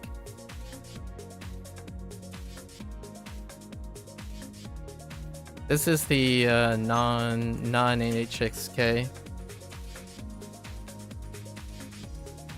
Made no difference? Oh, okay. This is the character for open. Both of these are the same, actually. The top character is the more useful character. Is it a simplified character? I don't know. Is this a simplified character by any chance? Abdul? There is a chance it might be. Bruh, not Kai. Okay, it's not Kai. I don't think it's Kai. Kai does exist in traditional. Wait. Kai has the doors. So 这是 Kai. Like Japanese. 这是 Kai. So it has the doors. The traditional has like these things on top of all of the characters. So the simplified ones take away the doors. The top gate. We just took the middle. Yeah, basically you just remove the doors, which totally makes sense to me, honestly, why the doors are removed, because the doors make things very complicated. You just ask Mika. Whenever Mika has to remember a kanji with the doors, it's like, which one is it? It's like, well, there are a lot of ones where the middle character exists, but the doors are there. What you call it? Like, Koichi. Like Koichi. So...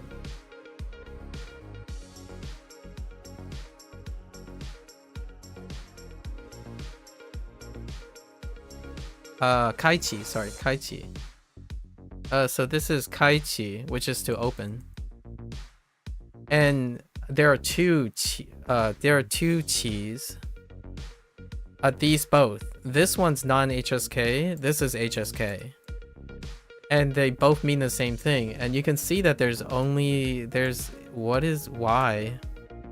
why did this, like, does this mean it's a bigger open than a smaller open? I don't understand these characters. Like, that's what I'm learning now. Like, I'm learning characters that look like other characters, but I have no idea why they exist. So, like, what is the difference between... And guess what?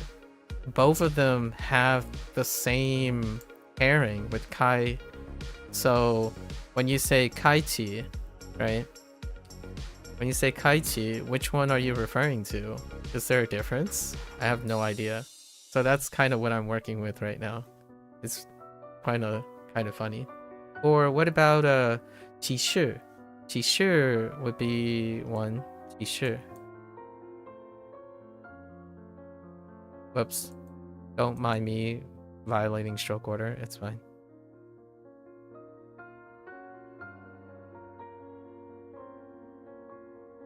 Oh, my mouse. Sorry, working with mouse. So, Qishu. Notice? Yeah, Qishu. So, Qishu would be where this character is. I have no idea why there are two like that. There are also, like, 4 different ways to say I. I'm like, alright, sure. I mean, I don't know why, but I'm guessing some of them are older, some of them are newer. I've discovered that it's not just ta, and ta. There's also ta. Oh, it is simplified. Okay, that makes sense. So this is simplified. There we go. That's why you didn't recognize it. It is simplified. They got rid of the foreman. Yeah, foreman, this character, this radical is optional. Yes. So that's why you didn't recognize it. Fair enough. Yeah, it's gonna be fun to go back and learn simplified, because I'm curious which characters. I've noticed some characters are optional, and how I notice it is typically comparing like Japanese and Chinese. Yeah. So there's 3 tas, but there are 3 major tas, but there are 2 older tas. So like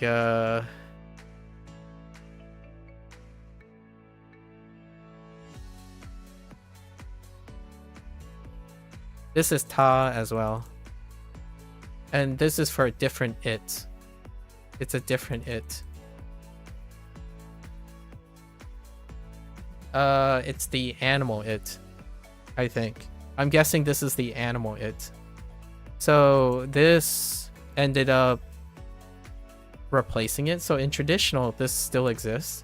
But I'm guessing if you simplify it, it becomes the same thing.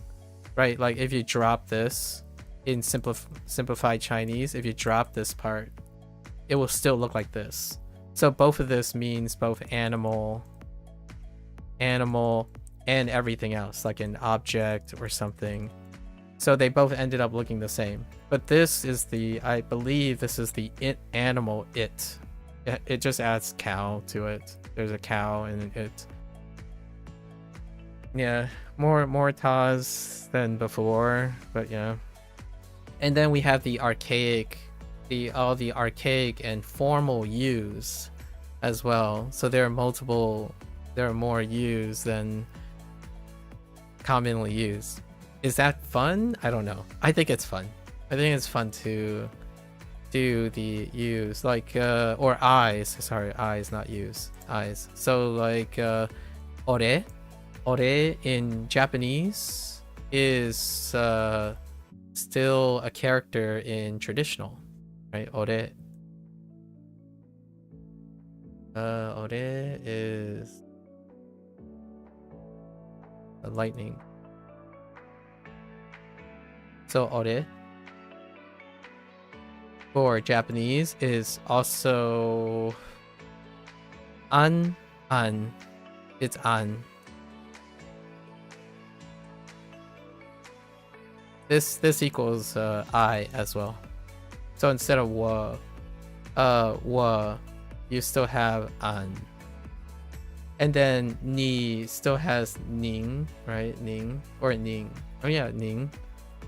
For the other ones, but ore is something Japanese has kept as another way to refer to self.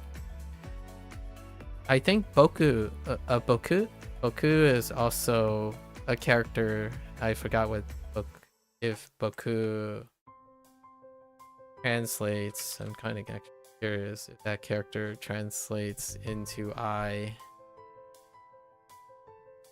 in Chinese. No, I don't think it does. But that's not an example. Do I usually do language streams? For now, the last 2.5 years, I do language streams. I throw in some gaming streams in the half, like occasionally when I'm trying to play a game in a different language. Like I play Like a Dragon games in Chinese, like in audio, in Chinese, Japanese. Oh, like Boku, yeah. Boku Saikyo Dakara. Do you know Boku is a character for I? I don't think so. I don't think the Chinese character for Boku I. Ore is though, like ore saikyo dakara.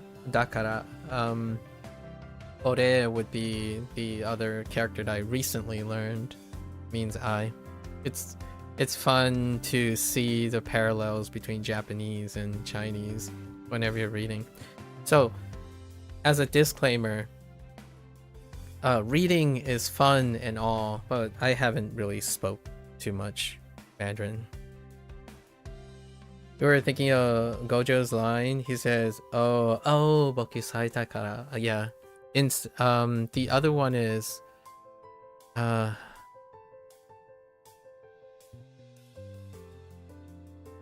what is it? I'm not a good like line remember in Japanese. What is the other one?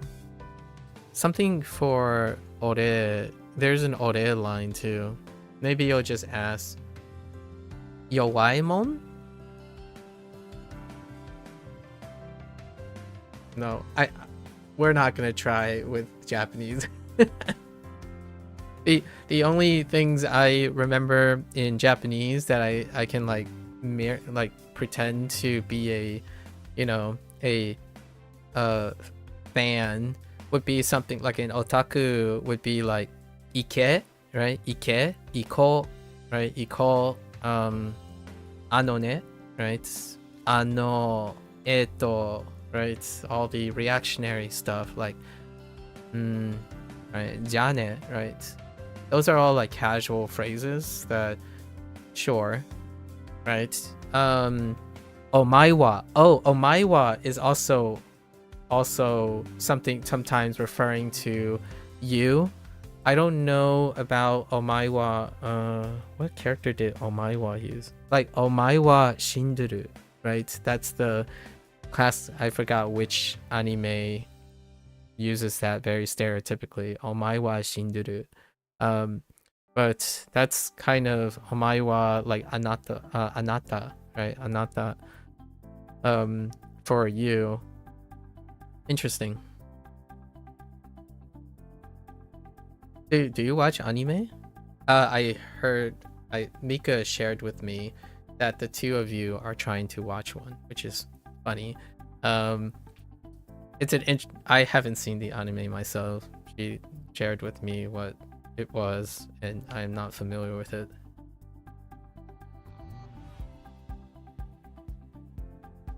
Hopefully that doesn't make you uncomfortable. I figure there's like transparency between this, so I watch a lot of anime. The thing that Mika and I speak about a lot is that I make a lot of references. So I talk about a lot of references. Like I make Star Trek references, Star Wars, books, movies. Like I'm a walking reference material. So oftentimes when you talk to Mika, you literally don't share any references because none of them exist. You can share 100% of yourself. You could share 100% of yourself, and she doesn't get any zero reference. Understand? Yeah, that's kind of the idea. Like I typically use conversations to lead based on references. So like Gojo would be a great one. I recently watched caught up with The Calling Game Part 1.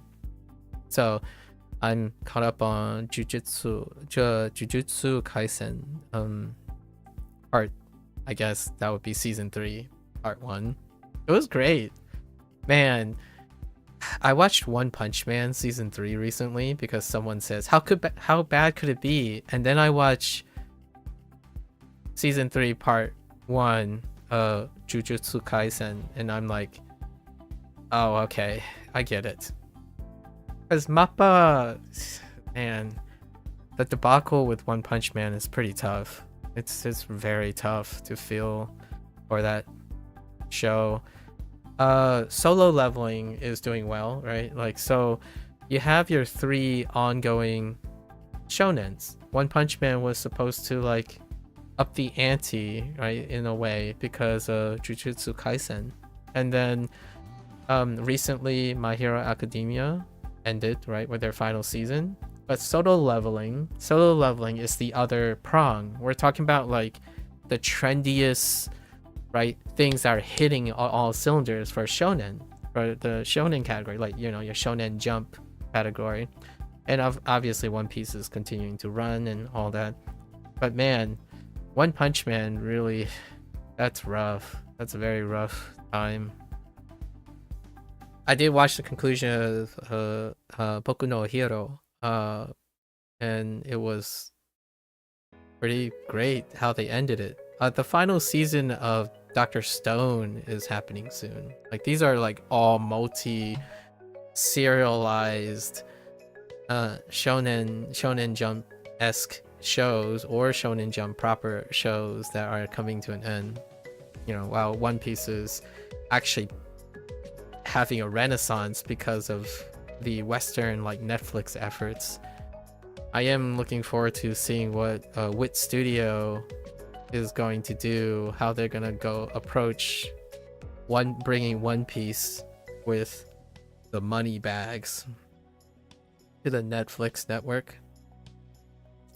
Bring back the good old Shonen Jump spirit, the fighting spirit for a new generation of anime goers.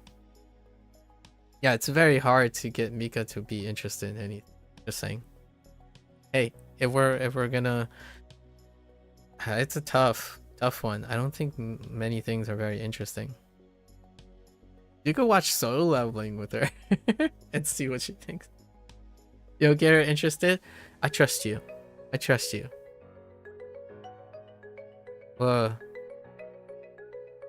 Yeah. Yeah, references. You can throw in references like all the time. All right. Bet. 我相信你，我相信你。That's your ninja way. That's my ninja credo. I forgot how Naruto says it. Yeah, I don't know how Naruto says it anymore. Let me see. Naruto's credo saying Japanese. Datebayo. No, that's his like catchphrase. That's his like ending, believe it, or I'm telling you at the end. That's not it. ただ一つ誰もが一つく持っている梅 No, doesn't seem right.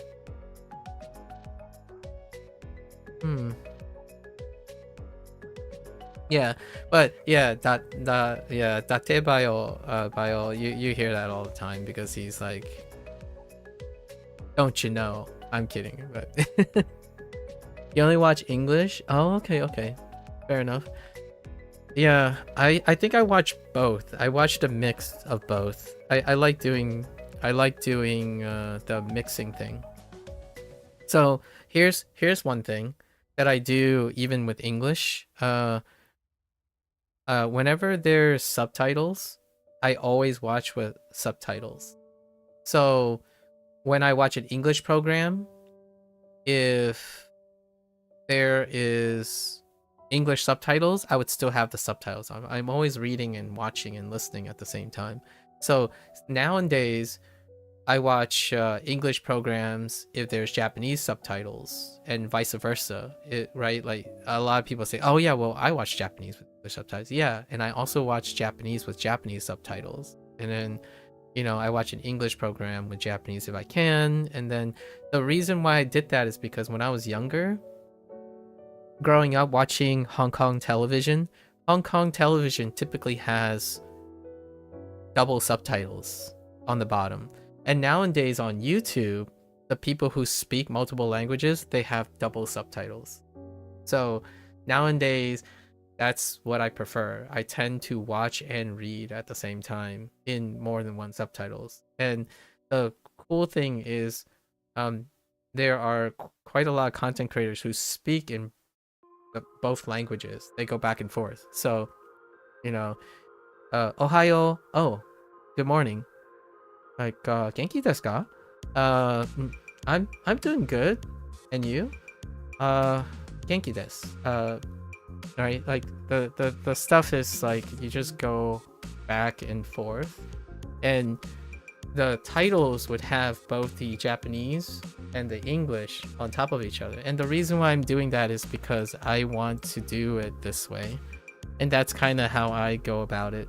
So if I'm going to get used to this, I should know how to read in both tracks at the same time. So nowadays, my English and my Japanese and stuff, they're usually like, if I don't know a word, I replace it. And then I go back and figure out which words I keep substituting and whatnot. And that's how I learned and kept Fujianese in my lexicon, at least for the time being. It's one of those things. Ryoiki Tenkai. Oh, domain expansion. How did Mika get #1 on what? Oh, wait. I don't see what you mean by #1. Is there some sort of YouTube gimmick for like number of chats or something like that? Oh, top fans? Oh, it's probably YouTube's attempt to give experience based on XP. Yeah, the chat XP. Yeah, interesting. I actually don't see it. I have to click on a button here. Probably because my chat window is very small. You were just #1? Oh, you just have to spam. I'm just kidding. I don't know if YouTube is gonna ban you, like auto moderate or something. I don't touch YouTube moderation, so I'd probably refrain from spamming because YouTube does have algorithm based moderation, and I have no idea what the default settings are.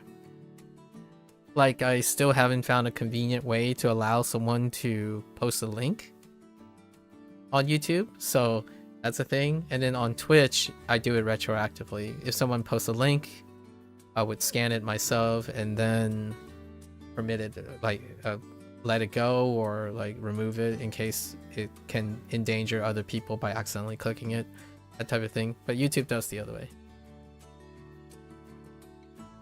Link but with spaces in between. What I end up doing is I just tell people to add a period, like put a space and add a period, and I'll just copy and paste the URL, look at the URL, and then that's how I would do it. So this is not to, you know, hopefully YouTube is not too upset about what I'm saying, but you know, you can put one extra character at the end, space it away so then I can see what the URL is. I like to read URLs. I don't know if you like reading URLs, but I think that's a fairly decent skill to have. Know how to read what a URL is, like how the string of URLs work, like what type of elements are at the end of URLs, because if you don't have a preview or like some sort of screen, it can be very difficult for people to intuit what a potential malicious URL looks like. So after a while, you can kind of get used to, if you see the full fat URL, which is not hidden, you can probably ascertain whether that's going to lead you to a malware or not. Oh, you learned that in school? Okay, that's fair. That's great. That is an excellent skill to have, to be able to identify the parts of a URL, because nowadays you see Discord links and all that, and your first thought is, what harm could it do to click on the URL? How about losing all your personal information and then identity theft, or get a silent malware attached that keylogs all of your passwords? Sad.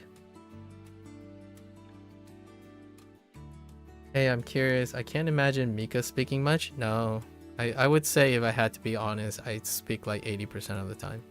If you're talking about like during this type of like interaction.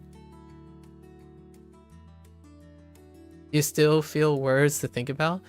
Yeah, I practice conversation quite a lot. So most of the conversations that I have, at least with like people that aren't really close to me, at least not yet, usually most of the things that I'm going to say have been said before. So I typically spin it. So the idea is the topics and the conversation strings aren't necessarily different. The way I execute them and talk about them using specific words and like diction in English is picked based on the person I'm talking to. So like the words that I would use and the vocabulary that I would use with like Mika and you, like over time, would turn out to be different than someone else, but the ideas would be the same. Like the ideas would be the same, like how, oh, we all feel sadness. However, sadness through the execution of the language could feel like a special form of sadness, a sadness that you guys exchange between the person and you because of the language you use, like the way you say things. So that's kind of the fun part. That's how I would say people should learn language, because you can still sound like a Gen Z and not sound cringy. Actually, I'm not sure about that. Sometimes it hits different, right? You try to hit different with different people.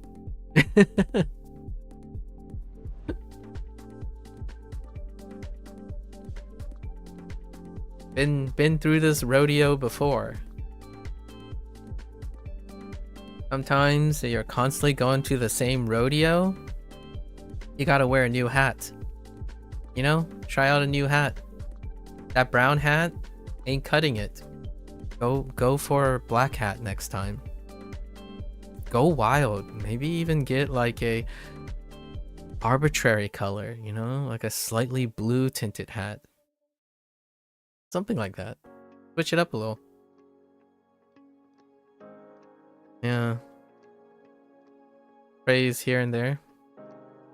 That cap is chopped. Not gonna lie. Yeah. No cap. No cap.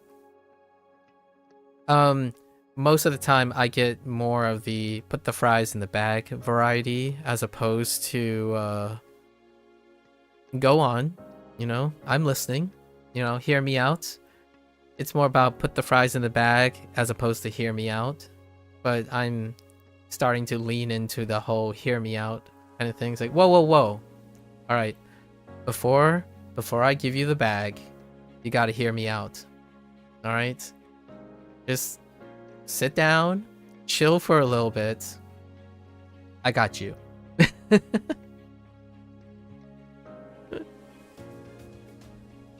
It's like, give me, you know, wait just a hot minute.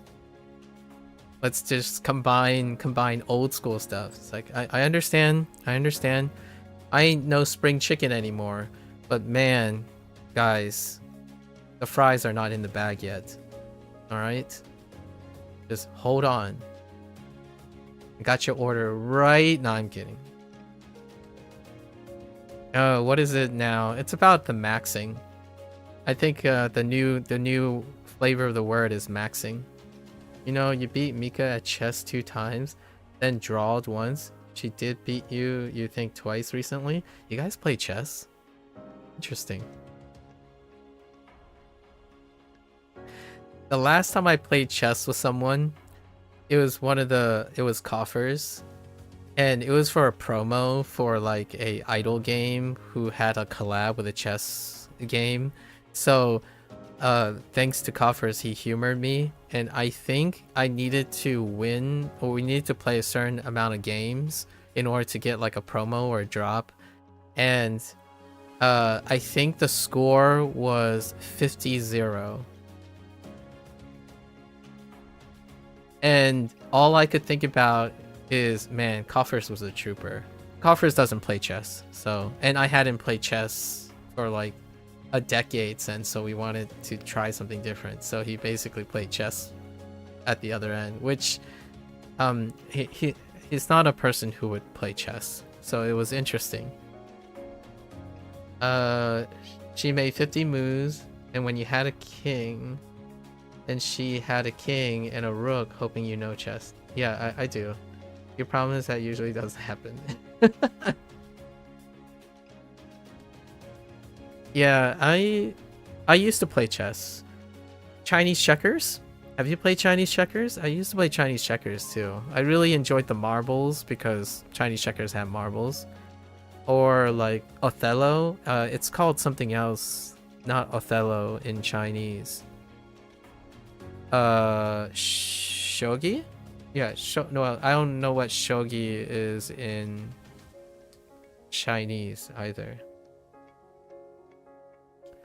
Oh, Chinese checkers? Yeah, the star pattern. Like this Chinese checkers, where your starting position is like this, and then you try to get across to occupy their space. I don't know what it's called in Chinese, but there used to be this thing where, oh, sorry, it's not a star. It's like, you know, you have an opponent across from each other, right? You have an opponent across from each other, so you can play across each other. Yeah, I used to play that in kindergarten. Yeah, it's kind of like checkers. You can hop, right? You can always hop. The only move you can do is you can go from one position to the next, and you can continue to cluster over and over again. So at some point, you're rushing to fill each other's grids. That was interesting, and it had very cool it had marbles, and I was like, oh, that's kind of neat. And I called it Chinese checkers.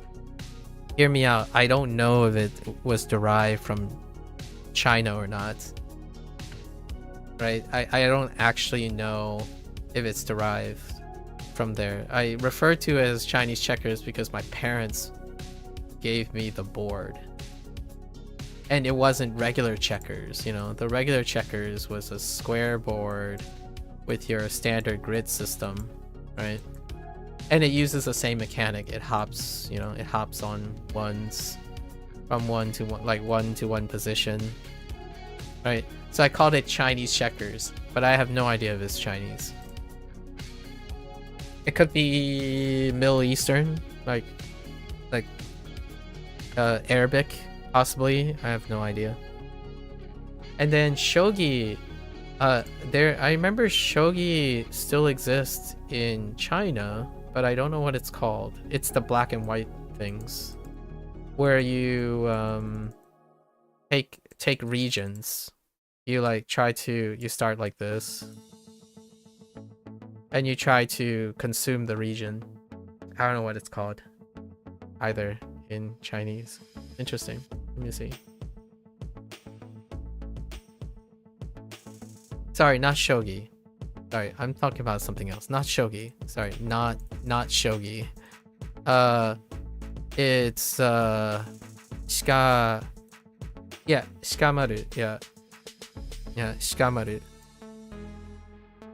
What is it called in? So not shangqi.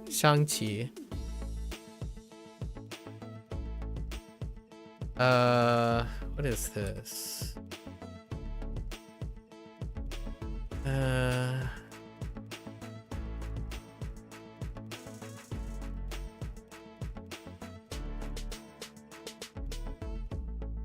Oh, I don't think it's Chinese. Oh no, maybe not. No, they're just giving me a translation of it. What is the name for this? There's no way that's what that's called. Oh, it could, let me see.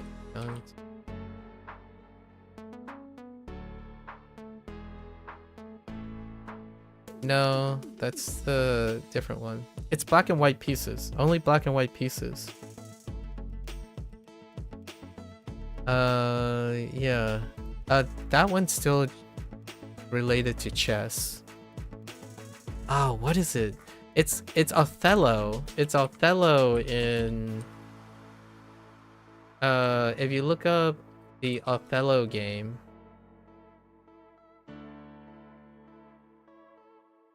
I used to play this quite a lot. Othello. It's not Connect 5. It's more like zones. So, like... Yeah, it's more like zones. So, like, if you're white... Or if you're black, for example, if you're black, you go first. And then it flips, right? Oh. Okay. Oh, interesting. 五次棋. Oh. 五次棋. Oh, yeah, 五次棋. Gomaku. Oh, that thing. Oh no, yeah, it's... Oh, it's called 5 pieces? Oh, I didn't realize it's called 5 pieces. Oh yeah, that's true. You're playing tic-tac-toe. That's right. I never thought of it as tic-tac-toe before. That's so funny. Oh, okay. I get the 5 pieces now. Interesting. 5 in a row. I had no idea that's what it's called. First to aim. Oh, I never thought of it as a 5 like this way. Wow. Interesting. Oh, okay. Yeah, you gotta love Chinese. It's always on the nose when it's translated to English. Oh, which by the way, my favorite part about learning a Chinese especially, not necessarily Japanese because of kana. Chinese, whenever I hear like the frog dance across the ocean, I'm like, oh, now I get it now. Like, I totally get it because the way I read characters now is the same way. Like, for example, the snake is drinking from the bottle, or the turkey has something to say about who's at the door. Dare, dareka, like who, right? Dare. So it's like you could just make it up as you go when you're reading these characters. Whenever you like the nose know what's the heart is thinking. Right. Or the oh, this is just food and eat. I guess that's not as exciting. But like the hay bales come with bags of bills that sings of taxes. Uta for sing, so ge, right? Ge, a song. Like you can just make it up as you go. You don't even need to try very hard to sound like the Americanized Chinese stuff where like the crane flies across the tree to see the watchtower. I'm actually describing one of the kanjis or one of the Hanzi. I'll let you guess which one. Or the stork serves you a bill as you as your joy fades. This is me combining creative writing in English with the description of these characters. I was explaining Guan for observe and a few others, so you can just go and do this all the time. Like you go to the market with a net of shellfish to buy things. Kao to buy, or my, you know, the character for my would be a net and some shellfish put together. So you go to the market with a net of shellfish to buy something. It's fair enough. That's how it goes. Obviously, I do know what people are referring to when they're talking about the old, like the Chinese ancient texts, right? Ancient texts when they're talking about motion and symbolism and metaphor. However, it's kind of humorous that when you start studying the characters, which is what ancient Chinese did, right? They're scholars who study Hanzi, right? They study how to write and feel the characters and intuit the characters. So when you start studying the characters and then you try to translate that into English, it ends up naturally sounding like you sound like those people who have Hollywood movies that simply translated the characters as literal as possible, and it just comes out that way. So many layers in language. I know.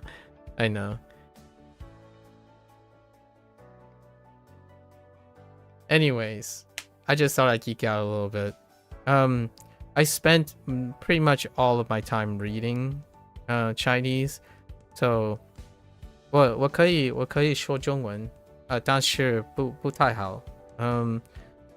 听到我可以听到很多的中文，but usually it can be a little bit off when I try to retort in something. So I don't lead conversations in Chinese. I simply respond to what they're saying most of the time. 你现在读书吗 right? 你现在在读书吗 And I'm like 是我现在读书但是我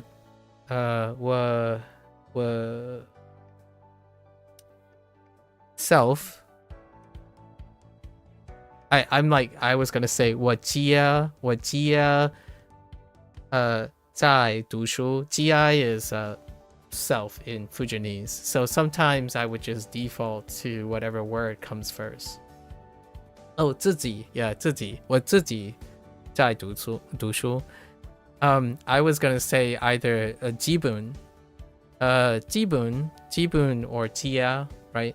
And jia, that ya is like Kanto. That's why like instead of using like any form of ji at the end, it could end up being ya. Jia.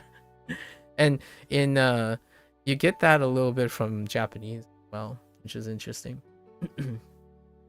Yeah. Oh, which by the way, this is how I sound most of the time when I'm actually interacting with people who speak different languages, like in IRL. So this would be the most comfortable state where like, yeah, no comprendo mucho. Inglés, por favor? Maybe 少し日本語 You know, 多分だ right? Like that's kind of the way it goes. Like that's the most comfortable way of doing things. Oftentimes when people get a little like scary at processing, es hora de comer. ¿Tú hablas español un poco? Oh, you're saying, oh, okay. Oh, I thought you were saying it's time to eat.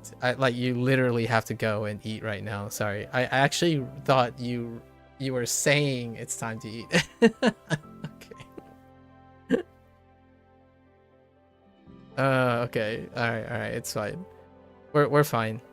I thought literally you were excusing yourself. I was like, oh yeah, that's fine. Yeah.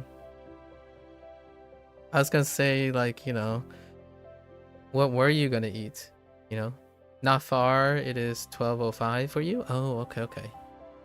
I see. Fair enough.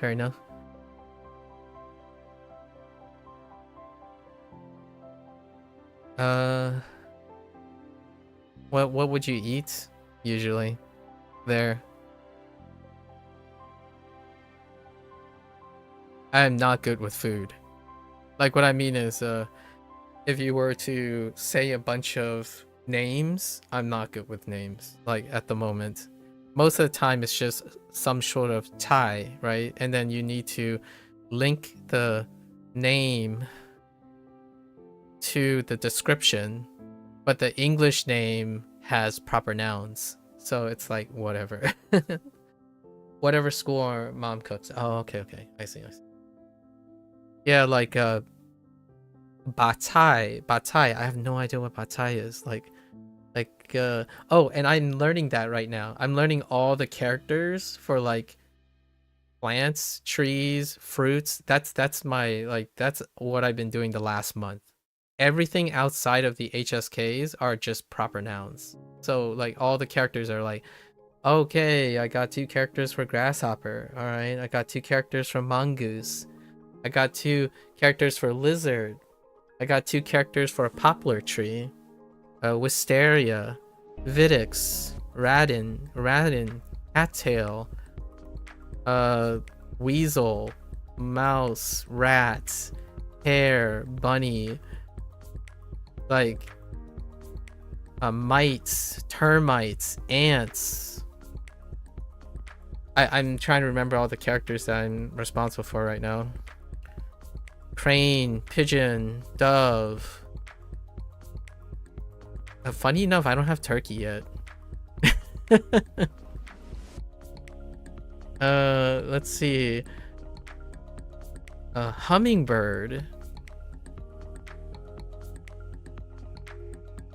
We already covered panda, red panda. That's actually HSK, which fair enough. So, and then there's like aardvark. You know, animals that I'm not even sure I understand. Rhinoceros, hippopotamus. It just keeps going. And then trees are even worse because I don't actually understand trees in English. Like the difference between a poplar tree and a scholar tree. I got beech tree recently. That's something I recognize. And then we have maple, oak, right? And then we got fish. Lots and lots of fish. Recently was shark. No whale yet. Dolphin. Just keep going. HOK seems so weird. You're almost never going to use those words. Yeah. And then I think, wouldn't it be fun just to pull him out? Like, hey, you think you know what lizard is? Well, I got 4 ways to express lizard. And I'm like, okay, good for you, man. Recently I got all the non-indigenous fruits. So most of the non-indigenous fruits and non-indigenous animals, like it's like Japanese, where they are outside of the curriculum. So like things like cherry is non-HSK because like the many berries and cherries, they come from the Western hemisphere, so like the Americas. So starting to learn those outside of like your typical fruits that are in HSK, which is like peach, right? Funny enough, like plum blossoms, which are related to cherry blossoms, are a thing, but the actual cherry is not, because the cherry is over here. Like cranberries, all your different berries are over here. So in Japanese, they have a designator as well, like how they would designate a fruit that isn't in Japan that came over from another place.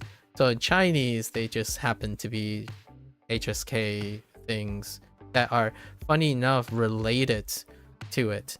Like a cherry is a combination of cherry, mei, and mei tao. So cherry and peach put together, I'm pretty sure. Mei tao is a cherry. Don't quote me on that. That's kind of new. So I think they used a form of mei. The closest mei would be a rose. Mei and tao, or peach. So mei tao. I'm not sure that's right. And then there's like, oh, my favorite one was avocado. Wait, avocado is pretty funny. I think it's like, it's kind of like something rough, like scaly, plus, oh no, they took something scaly and then added to an olive or something. Oh no, it's not olive. I can so here's another thing. I'm sure you're really familiar with this, learning another language. Output is very different from like inputs. So like if you show me the character, I would know it's avocado. But if I need to produce it, since it's new, I haven't produced it yet. So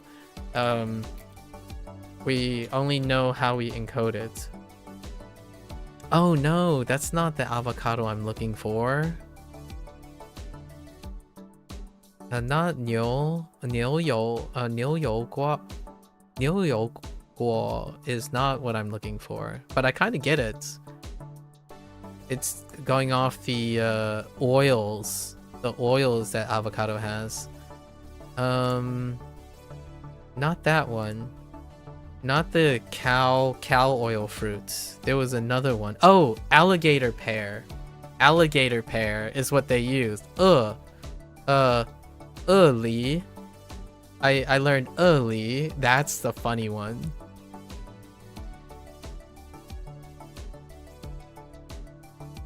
Yeah, li. I'm like, oh, that makes so much sense. It's alligator skin. And this is why I feel like I get a kick out of learning more and more like Hanzi with that I don't really need or won't use for quite a bit, because there are other substitutes. But man, li is pretty funny. You just look at that skin, just look at the avocado. Looks like it could blend in with an alligator skin or a crocodile skin.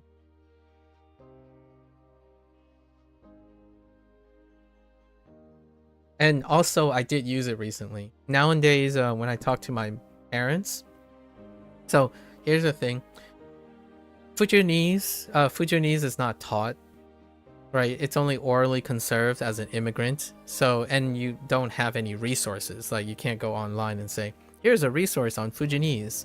And hear me out. I have already procured as many of the Fujianese things on the Western web. And they all belong to the same like Asian American group that I'm aware of, because they also have the accent when they use their recording, and that's about it. So the only way I can discover new words from my parents is to learn the Mandarin word and then use it in place. So they're familiar with avocados in English. Well, they don't know what an avocado is in English. They don't really speak English. So I would point to it. I'm like, all right. And then I would use li and then see if they could tell me what the Fujianese equivalent is. And that's kind of how we've been doing it for a while now. Like, now I could say like shui, right? Anything with shui, with taxes. So whenever I hear something, oh, shui is Fujianese. So now it makes sense why, like, whenever they say they tax, there would be a sound of shui. Like ga shui, right? Ga shui, which is to add tax, right? Jia shui, to add tax. So whenever like you get a receipt and ga shui, yeah, in this bill, right, this check, did they add tax to it? So now jia shui makes sense, and now I can imagine the characters, and then you use the characters. Ga is jia, so I don't know what Cantonese ga is, but and then there's like the most recent one is probably gan. So back in the day, there's those what do you call them? Pickled olives, right? Gan. Gan song gan. So shuan gan, the sour olives, right? The sour olives that they had. And I'm like, oh, okay. I see now. So a lot of sounds make sense the moment the characters are revealed. Yeah. Like what else? Like 粽子. Every time 粽子 comes up, I'm like, oh, okay. I know what a 粽子 is. Or you know, various foods that come up a lot. I guess it would be 点心, right? 点心. 点心 is dim sum. So 点心 would be the closest sound to it. So yeah, 喝水, right? 喝酒, right? 喝酒 would be the closest to 食酒, right? 食酒, 喝酒, 食酒, 喝酒点音, or so 喝脚电信 or something like that, and then it would be sit jiu点音 to go and have like tea and basically to have dim sum, right? You know more fruits and stuff than you do. Oh, it's time, Abdul. It's time to learn some more fruits and then teach it to Mika, right? That's the way.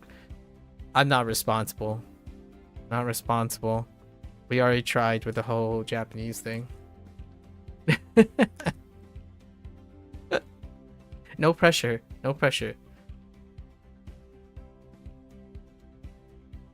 It's time to learn some fruits. I don't have mango yet. So no mango. Oh, and don't give her ideas. Like, what I've come to learn about Chinese is if you don't know what the fruit is, and you don't know what the tree is, or you don't know what the vegetable is, start with Li.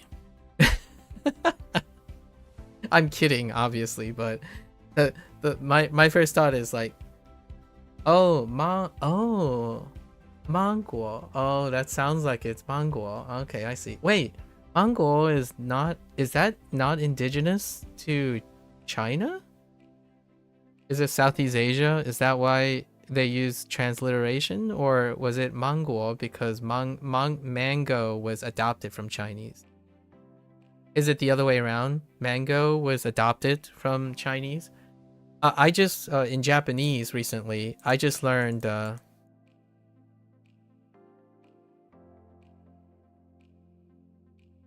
honcho. And I didn't realize that this was Japanese until I saw it, and I'm like, oh wait, honcho is, I've said this before, head honcho in English, like the head honcho, the leader, but honcho in Japanese. So I'm still learning all the fun little reverse things, like, oh, interesting, because I knew this word before I understand it was related to Japanese. Pretty cool. I imagine this had something to do with Japanese imperialism during the early days, like when American, like the USA imperialism and Japanese imperialism, and when they interacted during like ranks, like when they do military ranks and stuff, it got exchanged early or something. I'm guessing. I don't study etymology, but I'm guessing it had something to do with an exchange of this word really early on. Because when I learned this word, hancho, I actually learned it from people like in the 70s. Like 70s, like US like films and stuff, a head honcho. So it must have predated, it must have been somewhere after like World War II or something. Maybe. It's really, really neat to come across these things. Oh, here's another one. Skosh. Skoshi. Skoshi is little. I knew skosh before I knew skoshi. And I didn't realize that skoshi was related to skosh. Even though I learned skoshi fairly on, right? A few, like 一点, right? 一点 or 点. Skoshi, just a little bit, or few, or 小, right? 小. Skosh was like an English word. Like it was an old English word that I used. Old as in I got it from an old source. Oh, that's kind of interesting. I don't know what the relationship is, which way it was. But studying languages gets you to think about these things a lot. Do you study language right now, Abdul? I haven't asked you questions. Now question time. Do you still do language studies? What are you currently studying? I did hear a little bit. I did hear a little bit because of my probing, like asking. Chinese, of course. Mandarin. Is there a dialect in Beijing?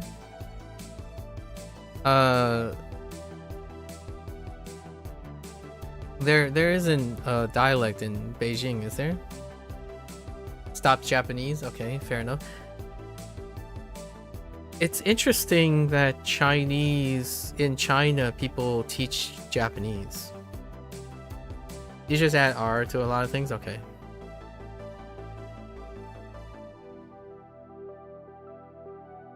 La is the southern accent. Ya and la is the southern accent. So like for me personally. So like whenever I say something like abai la, okay. Oh, okay, ding nada. So like la and la ya would be the R in the southern region. So I've acquired that. So whenever I try to speak Mandarin, sometimes I would add la ra ya at the end randomly in random places. So that's probably the dead giveaway that my parents were southern and not northern. Mostly the dialect is kind of normal, you guess. Okay. So a bit like English, like whenever you speak to an American person, it's pretty much more or less the same, but it will sound funky. In Shenzhen, if you speak Beijing style, they'll correct you. Oh, interesting. Okay. Passive aggressively, yeah. Like, I mean, in the United States, that happens quite passive. I find it. I'm not even sure if it's passive aggressive or you just make jokes on yourself. Like, you know, I always bring up the milk situation, right? I say milk, but if you decide randomly, it's like, hey, do you guys have any milk around?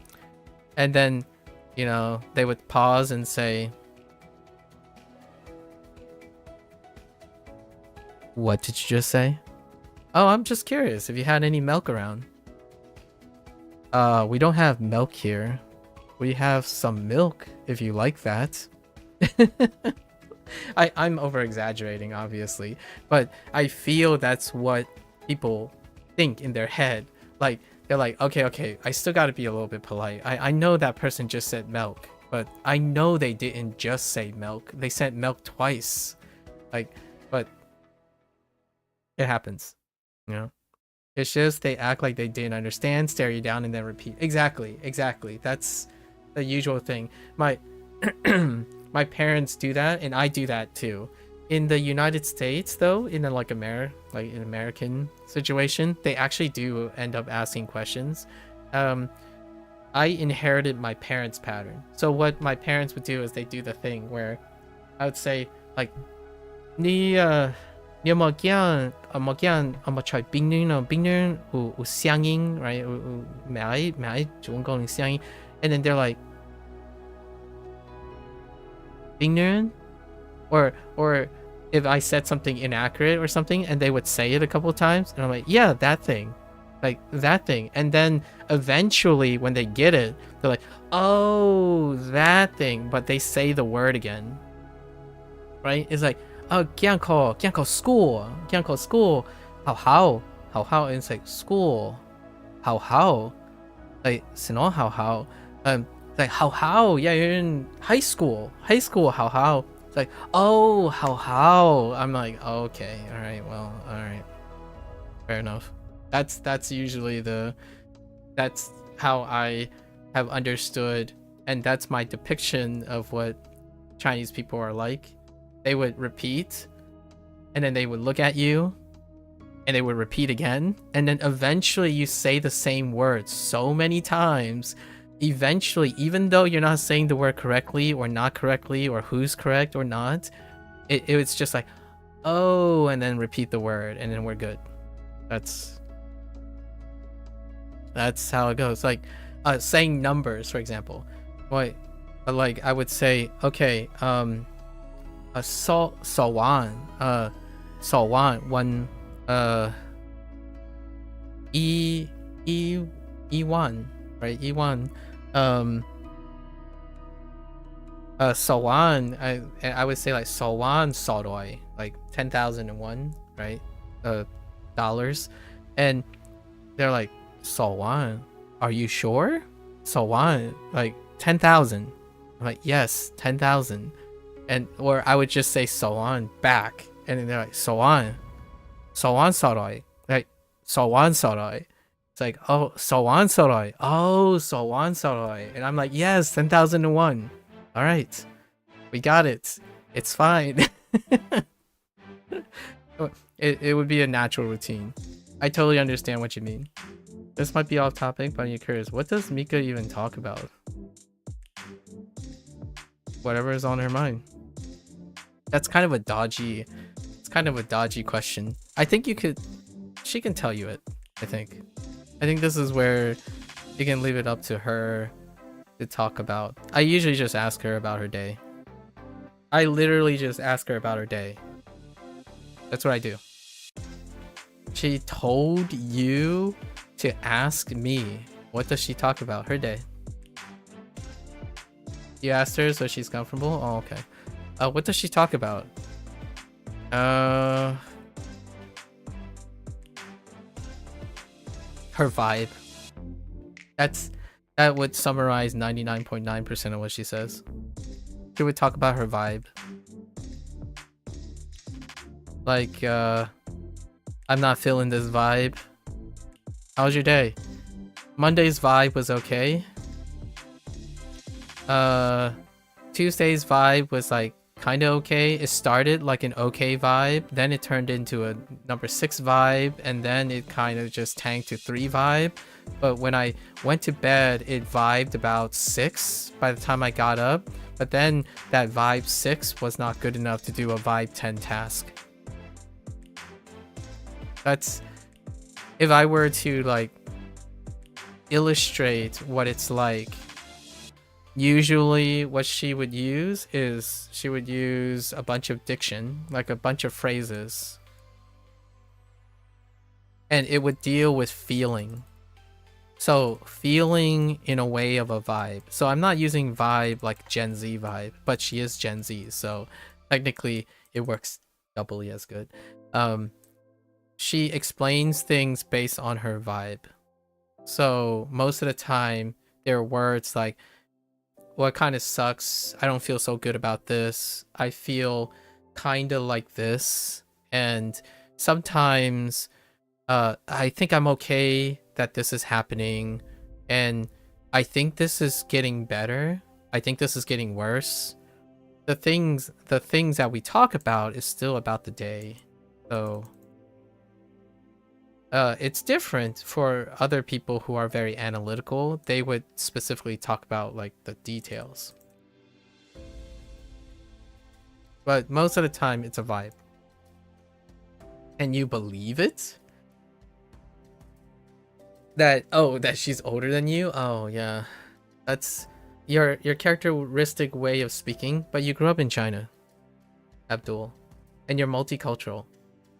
That's kind of if I had to take some factors, if you grew up multicultural and you're in a quote-unquote Asian country or under Asian culture, the roles that we focus on about perceived age, like our behavioralisms, are flipped. They are like in contrast with each other. So oftentimes the things that when you're talking to someone who's in like a westernized place, the characteristics of a quote-unquote older person are different characteristics. They're not better or worse, it's different characteristics. So if I were to evaluate you like right now based on our conversation, how we are engaging in our conversations, actively listening, and like banking off each other's conversations improvisationally. These are contexts of an older westernized person, someone who uses communication and active exchange of ideas. That would put you off as older in a Western society. However, you didn't say anything about feelings a lot. And feelings is westernized a lot earlier. So when you're a kid, you're typically encouraged to explore your feelings. So like, I'm happy today. You said, remember your first introduction? You said, meh, I'm okay. I'm actually talking. You said, meh, okay, right? Meh, okay. That's isolating. It's dodging. So it's a deflection. And it's a very common like Asian stereotype. And for me, that's how I sounded when I was younger. I rarely ever talk about my feelings. Like, are you happy that you got an A? Well, I got an A. What is there happy about? I worked hard to get the A. I'm just looking forward to getting another A, I suppose. Like, well, are you excited to get the next A? Do you think it's going to be hard? So I just do what I have to do. If I do what I need to do, then I'll get the A. Not what Mika would say. What Mika would say something like, oh, I hope I get an A, right? So again, these are stereotypes. So they're correlations and they're not causation, and they don't summarize everyone. But Mika vibes things. So Mika would say, oh, I hope I get an A. I'm not very prepared. I could have prepared sooner and I could have prepared more. I'm just feeling like I'm not going to get that A. And in Asian culture, like for instance, I grew up in a Chinese household. I get the A. Like, I did this and I'm going to get an A. I don't have much feelings about it. I have to get an A. And it's like, well, don't you feel happy when you get the A?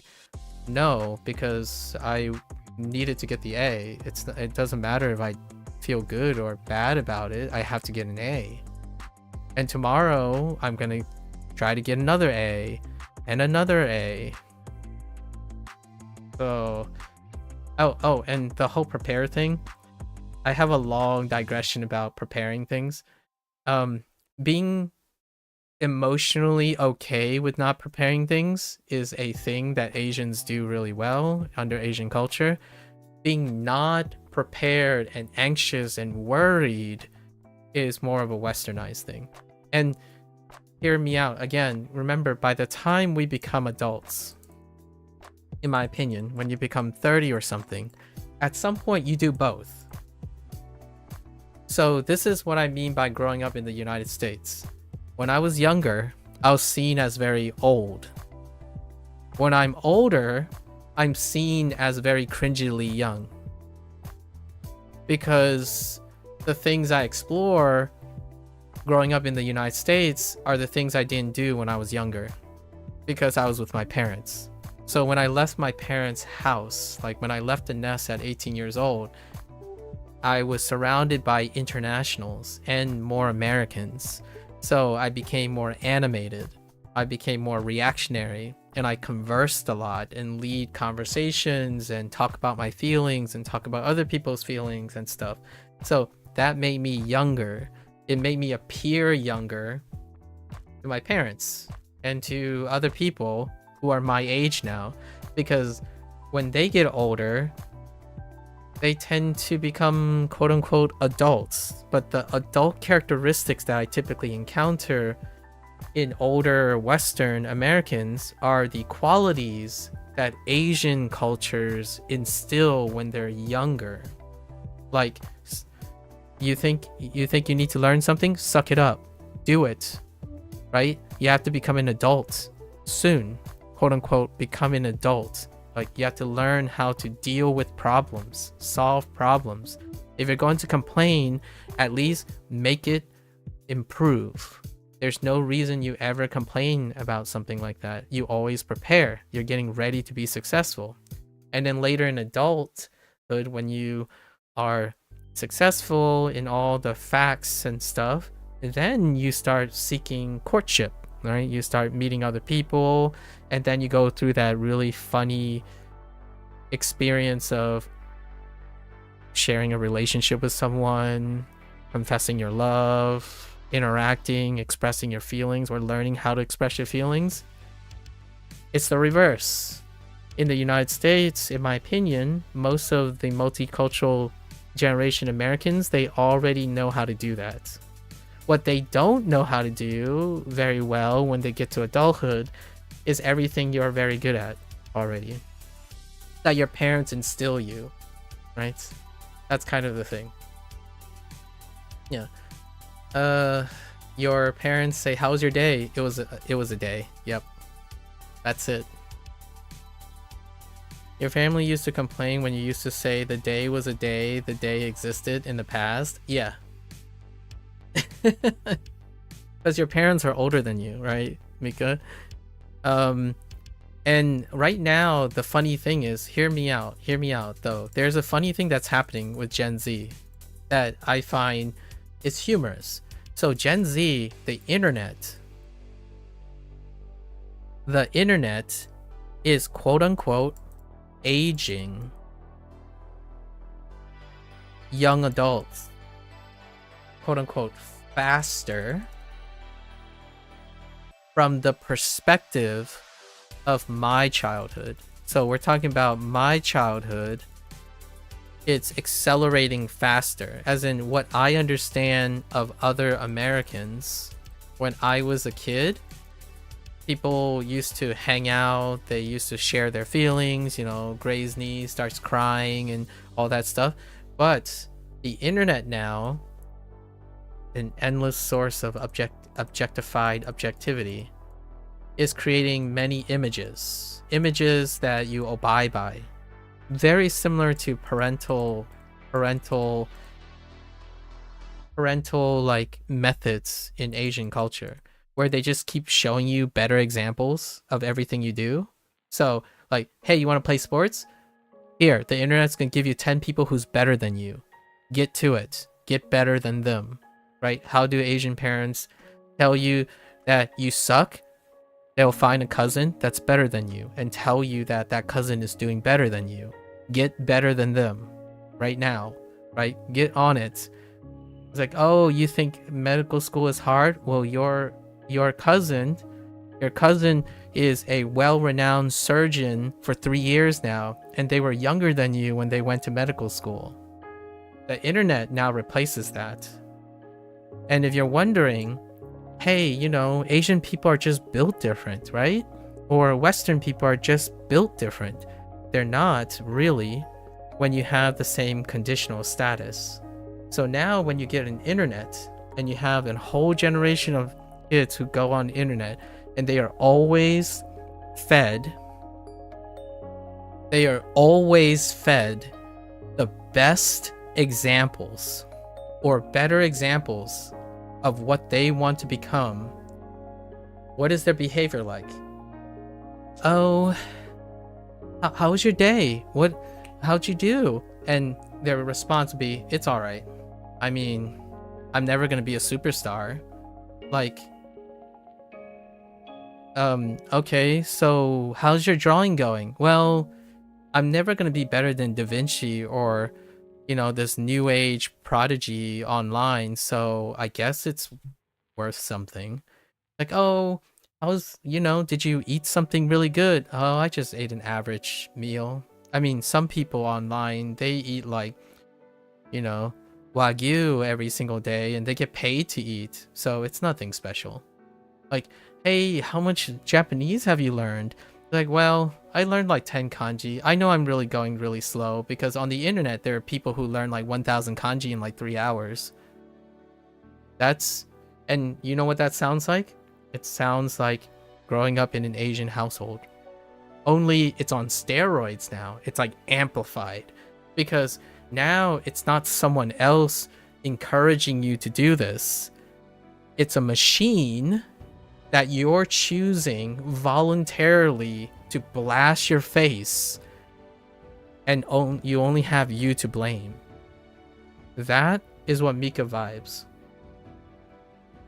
If you want me to know how I may know that the parents are not involved very often, immediately, is how often I can use an internet trend and dictate how they feel. The moment, like, oh, you don't like drawing, huh? I mean, you say you like drawing, but you can't seem to be satisfied with your drawing? Okay, do you watch the internet most of the time? What kind of people do you watch? Do you have like 100 variations of someone who draws about the same amount of things, and they showed you that they showed 1,000 pictures of them drawing, even though they spent like 3 years and there are hundreds of them, and you inundated your mind with every single example of them, and now you think that's not going to warp your satisfaction with your drawings? That is tough. Like, I'm gonna be real with you. That is really, really tough. I do care a lot about like younger people because I'm old, and like I don't have anything else to worry about, and that's tough. And that's kind of ironically very Asian, at least in my opinion. Like, the first thing you do when you grow up is you are given all the examples of what you should be, what you could be, and what you should be better at. So that's a bit of a digression on growing up. Again, stereotypes, right? Statistics, correlations, take it with a grain of salt. If this is happening to you, probably know that you're not alone. So that's one of the insights that happened when I was growing up in multicultural environments, I suppose. I don't know if you're experiencing a multicultural thing, because I'm not sure if your family's background, Abdul, is different from your existing environmental background. My parents' background is in stark contrast to my American upbringing. So in my life, my parents constantly had a conflict of interest with the Americanized side. I actually grew up in an Americanized environment. I did not grow up in like a Chinatown or something. I didn't grow up around other immigrants. I actually grew up in multicultural, like low income areas and then high income areas, but they were distinct from my parents' values. So every time I say a lot of things, I don't usually say many things, because Chinese, at least my Chinese values, my parents tell me, learn to get along, right? You learn, you stop drawing attention to yourself, you observe, and you do better than them without drawing attention to yourself. You let your actions speak. So you only stick out because you did some work. You don't stick out because you draw attention to yourself. You are needed, you are wanted. You have to convince people that what you do is something they want. And that is the Chinese thing, right? That's the classical Chinese growing up as an American situation, where you go there and someone says, why does life suck so much? It's like, life is not there to suck. It's there for you to conquer. And that's not my parents' words. That's usually my like flavor of what my parents would act like. Life is not there to suck and give you things. It's there for you to take and seize it. If you're not that, then you might be a little bit westernized. Because when you're a child, to me, by the way, I did adopt American culture quite a bit. When I'm a child, like when I'm a parent, I'm not a parent, by the way, but if I were a parent, I would spoil the heck out of my child. without a doubt. Like, you know, you might cue the, oh man, Maku's gonna grow up just to be like his parents, stern and strict and stuff. It's like, I really admire my parents. They've done everything for me, and they gave me things that are not the same way in the United States. Now I can spoil the heck out of my child. So like, if I had a theoretical child, I would give them the world. But the thing is, now I can also be there with them as well, because my parents sacrificed everything to make it so that if I were to have a child, I can be there for my child. So I can be both my Americanized, realized values, as well as align it with my Chinese values. The Chinese values, the parents would do anything for their child. They would sacrifice every single ounce of their life to know that they're doing the right thing unconditionally. And they have to have their child's confidence that no matter what, your child will never they will never doubt their parents' confidence. The thing is, sometimes that doesn't work, because literally a child cannot appreciate the idea of your parents not being around if they have to do something. Americans do the other way. You have to try to be around for your parents, for your children, to literally show them, to nurture them, coddle them, and spoil them with your presence. However, that also means that they have to take time from their work. So they're not pragmatically forwarding, making money, and, you know, doing all the other things that's at the sacrifice of spending time with their children. So when you slap it together, how can you have the two cultures align? Be successful and have the privilege to both make money while also not sacrificing time to be with your child. So that is the, like, in my opinion, this is a very general statement.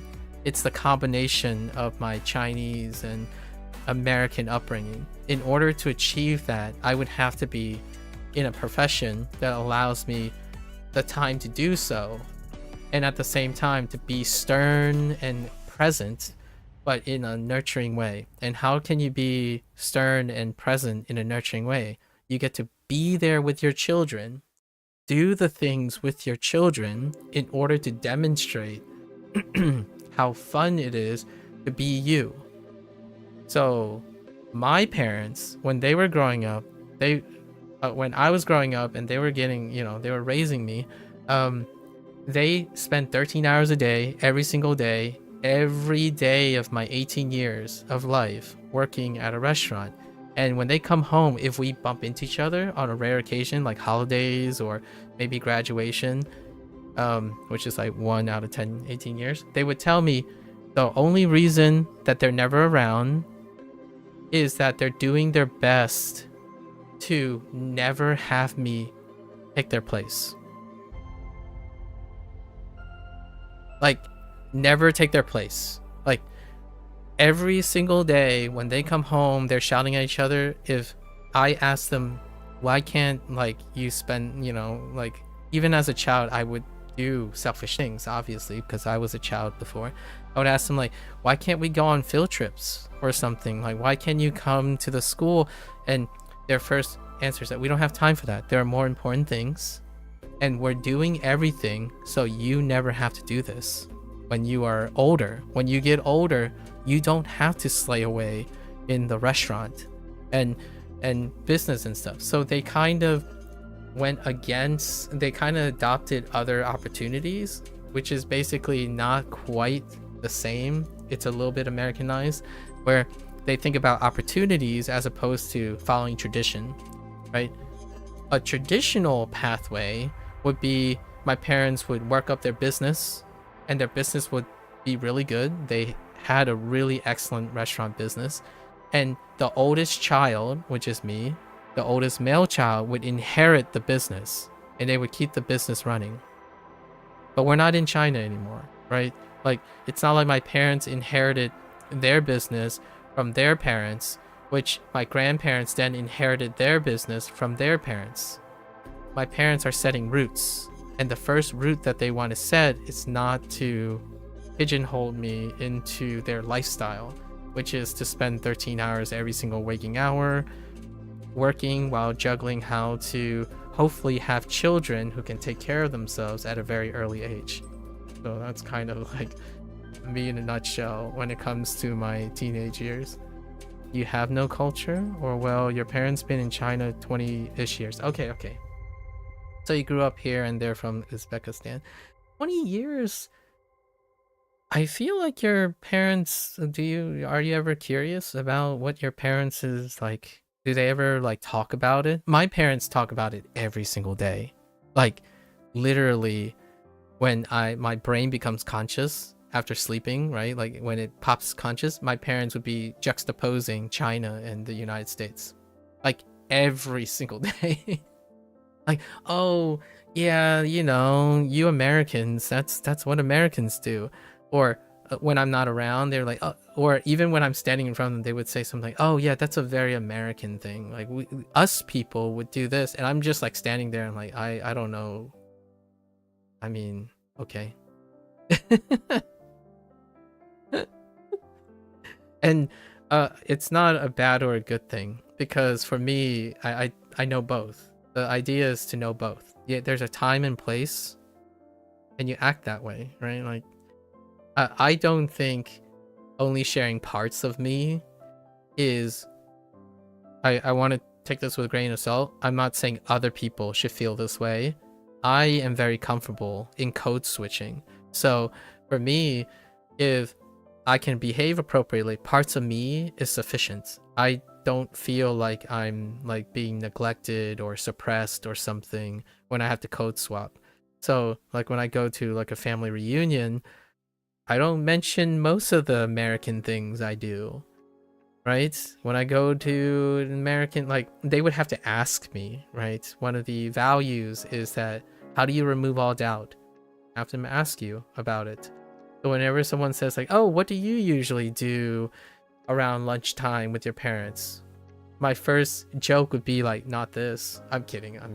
That's a little aggressive, but like a little passive aggressive. It's like, yeah, we definitely don't do this. Which is like, you might be thinking, oh, that's a bit offensive.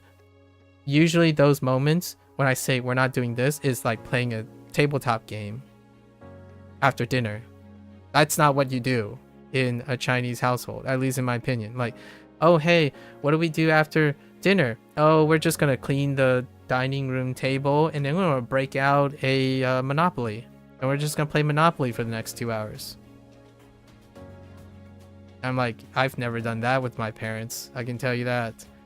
Actually, I don't think I've ever played a single game with my parents. Like, what I mean is anything. Sports, music, anything. I have never... I shared this with Mika yesterday, actually. Or technically earlier today. I told her that I don't even know what my parents enjoy doing. And I went even further and say, I don't even think my parents know what they enjoy doing. They've worked their entire life. Even to this day, my father is retired and he still can't find an appropriate way to spend his time enjoying doing something.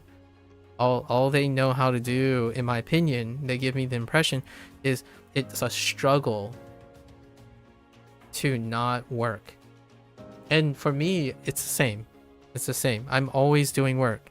The nice thing that is different about me because of my American upbringing is the work that I do isn't the same work that they do. Like, they are chronically laborers. So they don't feel rewarded when they're not laboring. So if you want them to feel good, they have to literally labor and earn feeling good. And for myself, I didn't grow up with that. I mean, I did labor. Like, I went to my parents' restaurant before, worked when I was younger, right? I worked at food services and whatnot. I did those things. The thing is, they didn't do what I have done. Like teach, talk, learn about science, you know, like conceptual ideas, artistry and stuff. They didn't get to do that because they spent most of their life dedicated to laboring. So whenever I try to explain to them, like, well, aren't you the least bit interested in trying to do this better? My father would say, just give me like some tools and then I'll just figure it out myself. I'm like, but you could also read about it and see what other people enjoy. And they're like, no, I'll just figure it out myself. Those are my parents. They learn everything by laboring. So oftentimes, you know, when you give them a technical device like an iPad or something, and they would hit a few buttons and like, I am over it. This stuff is just voodoo magic. Like you have to like learn something. You have to like learn abstract concepts to use a technical device. It's like, why can't it just be simple? And that's kind of where I come in. Like, it's like, okay, well, we can at least do this. And then nowadays, like, I'm getting a little bit better at trying to find ways to get them to, like, encourage them to do something, like use an auto translator, like an instant translator or a transcriber, using like Google Lens. Oh no, I think I just activated all my phones. My bad. I set the G word. Your assisted device, right? And because of AI integration and stuff, I know other people are saying, oh no, AI slop and stuff. I'm not talking about AI slop here. I'm talking about assisted living, like things that deal with quality of life things. So one of the fantastic uses, in my opinion, of AI, which by the way, it's not a priority for AI businesses, so I totally concede with the idea of AI priorities are misaligned. But for myself, whenever I see something like that available, I could say, hey, you know, ma, dad, right? Dad and mom, when you have your device on you, hit these 3 mechanical inputs and put your phone up to the object, and then it'll give you information that you can understand. And that's amazing. So things like lens technology, right? Like optical augmented reality technology. That's fantastic. And I hope that, you know, my parents are they're senior citizens. Hopefully in the last chapter, you know, the finish line of their lives, I'm able to integrate that, understand that technology that those Gen Zers really like, those automated things, and try to automate some part of my parents' life, because they 100% are opposite of Gen Zs. And I'm like 50-50. I'm like in between, right? I'm a millennial, right? So I have things that I like to automate and convenience because I don't like doing them. Like, I prefer not to. But then my parents have instilled me with, oh, there are things I really want to do, because then you get the reward of doing it. So, but my parents want to do everything. Like, they legitimately think like, oh, nah, I don't want a car to park for me, or nah, I don't need these cameras to know how to back into a parking spot. Nowadays, with a little bit of nudge, they're able to do both. Yes, they are still using their human judgment, for example, something as trivial as parking a car, right?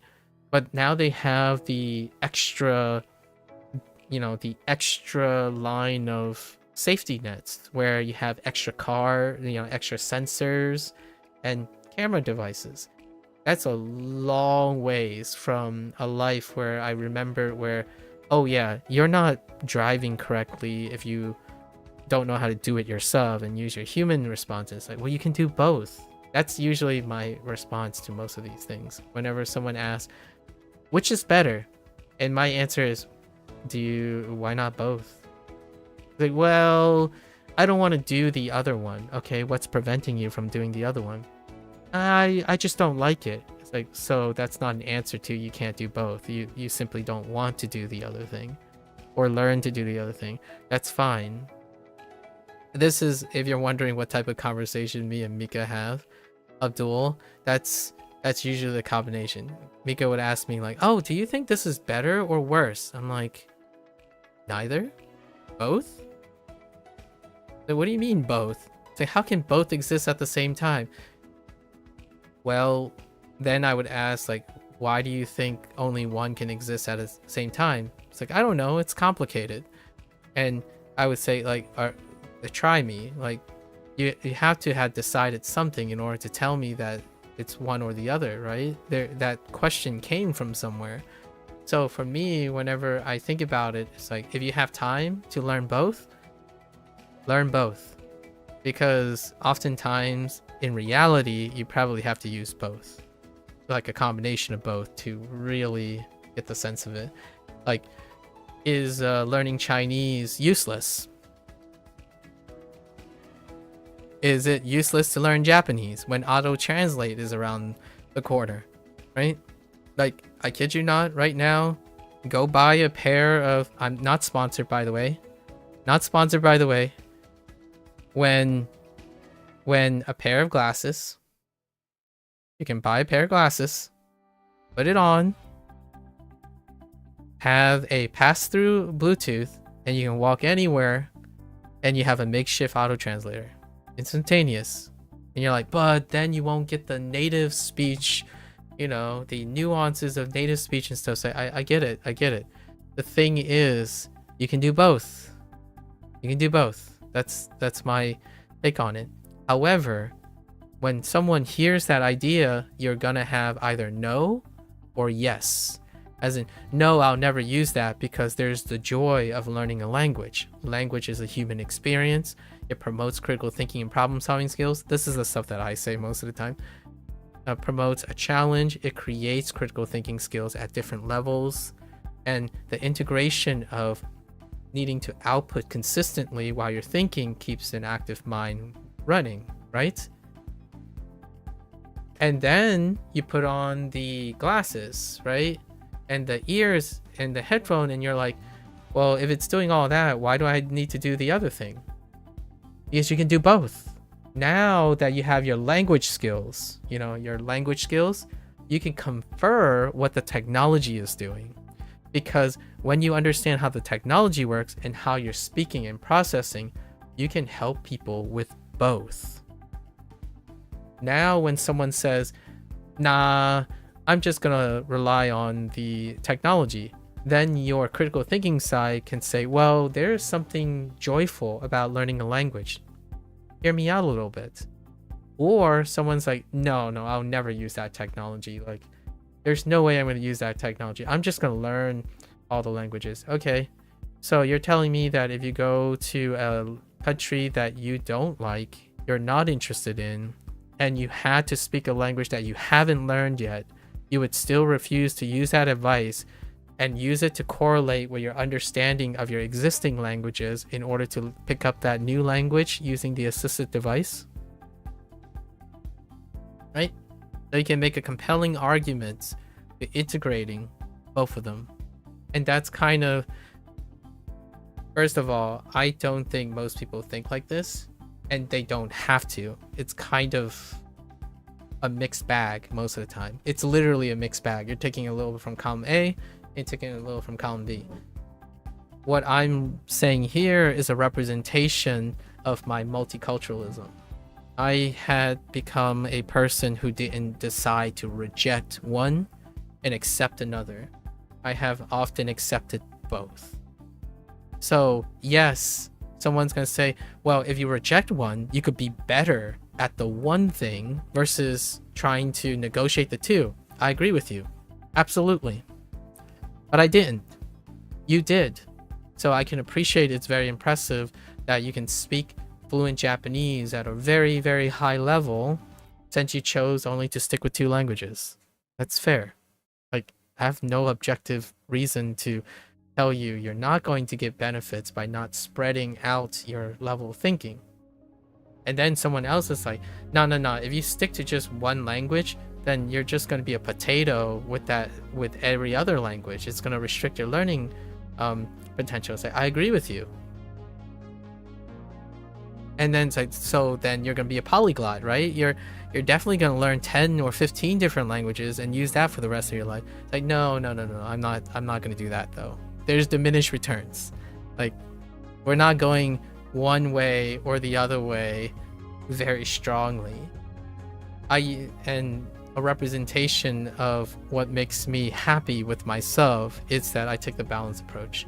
So no, I'm probably not going to be as fluent as people who selectively choose to specialize in something, and I'm not going to be as general and dilettante as someone who chose to only restrict themselves or chose to do it all. I'm not a person who does it all, and I'm also not a person who does a very few things very well.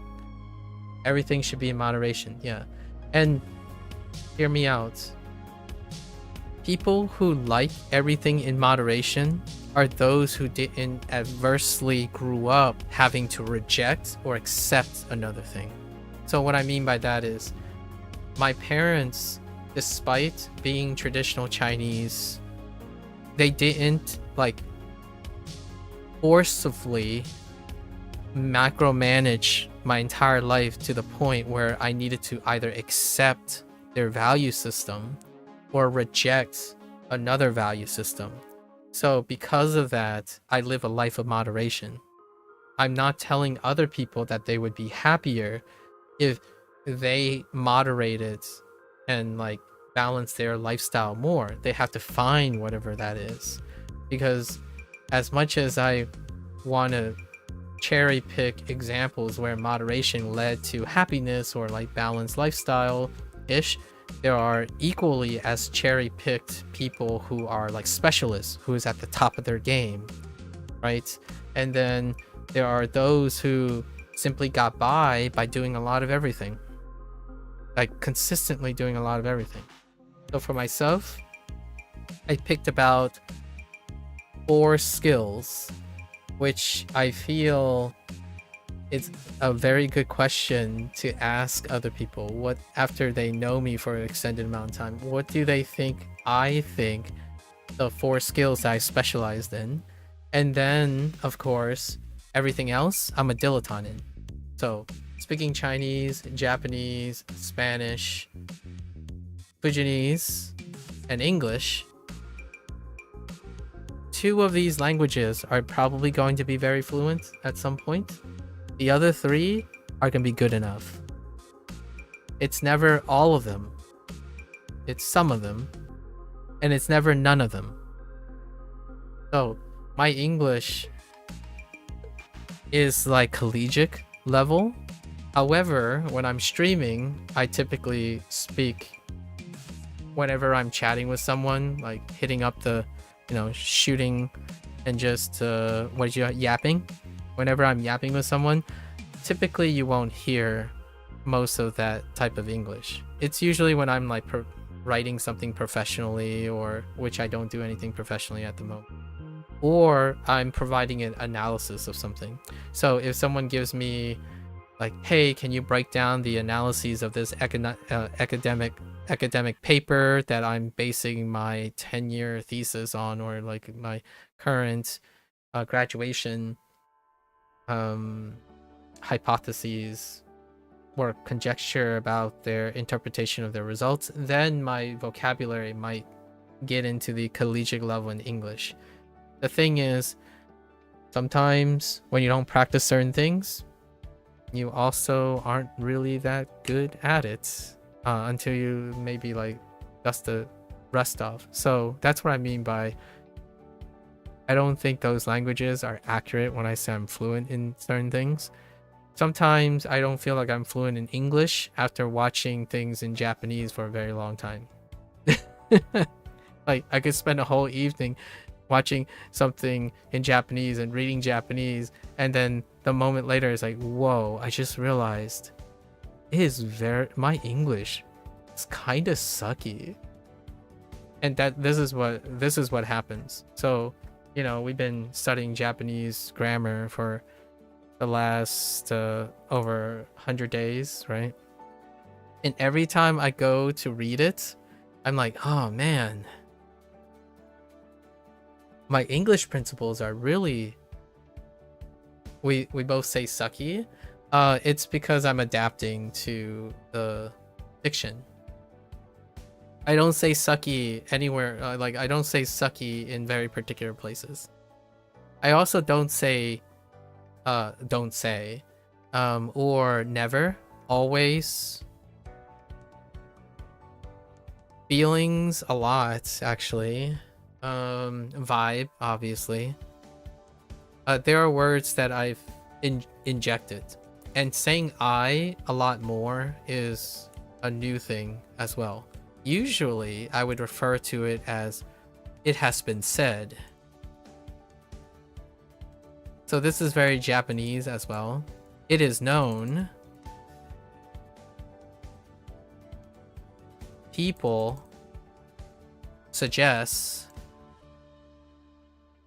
A majority group would find it. This is the subjunctive mood. So there's something I talk about a lot. I'm sure I'm using it inappropriately, but I usually refer to this as the subjunctive mood in English that is rarely used.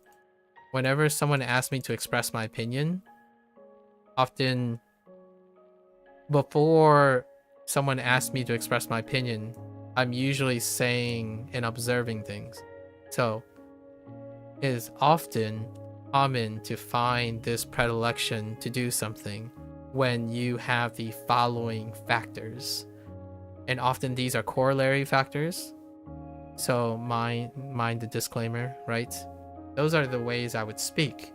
However, when someone asks me my opinion, or most of the time now online, like on stream, when someone says, this game sucks, or this game is sucky, my inclination would be like, skill issue. I'm kidding, obviously this is a joke, but that's how I would adapt to if someone says this is sucky.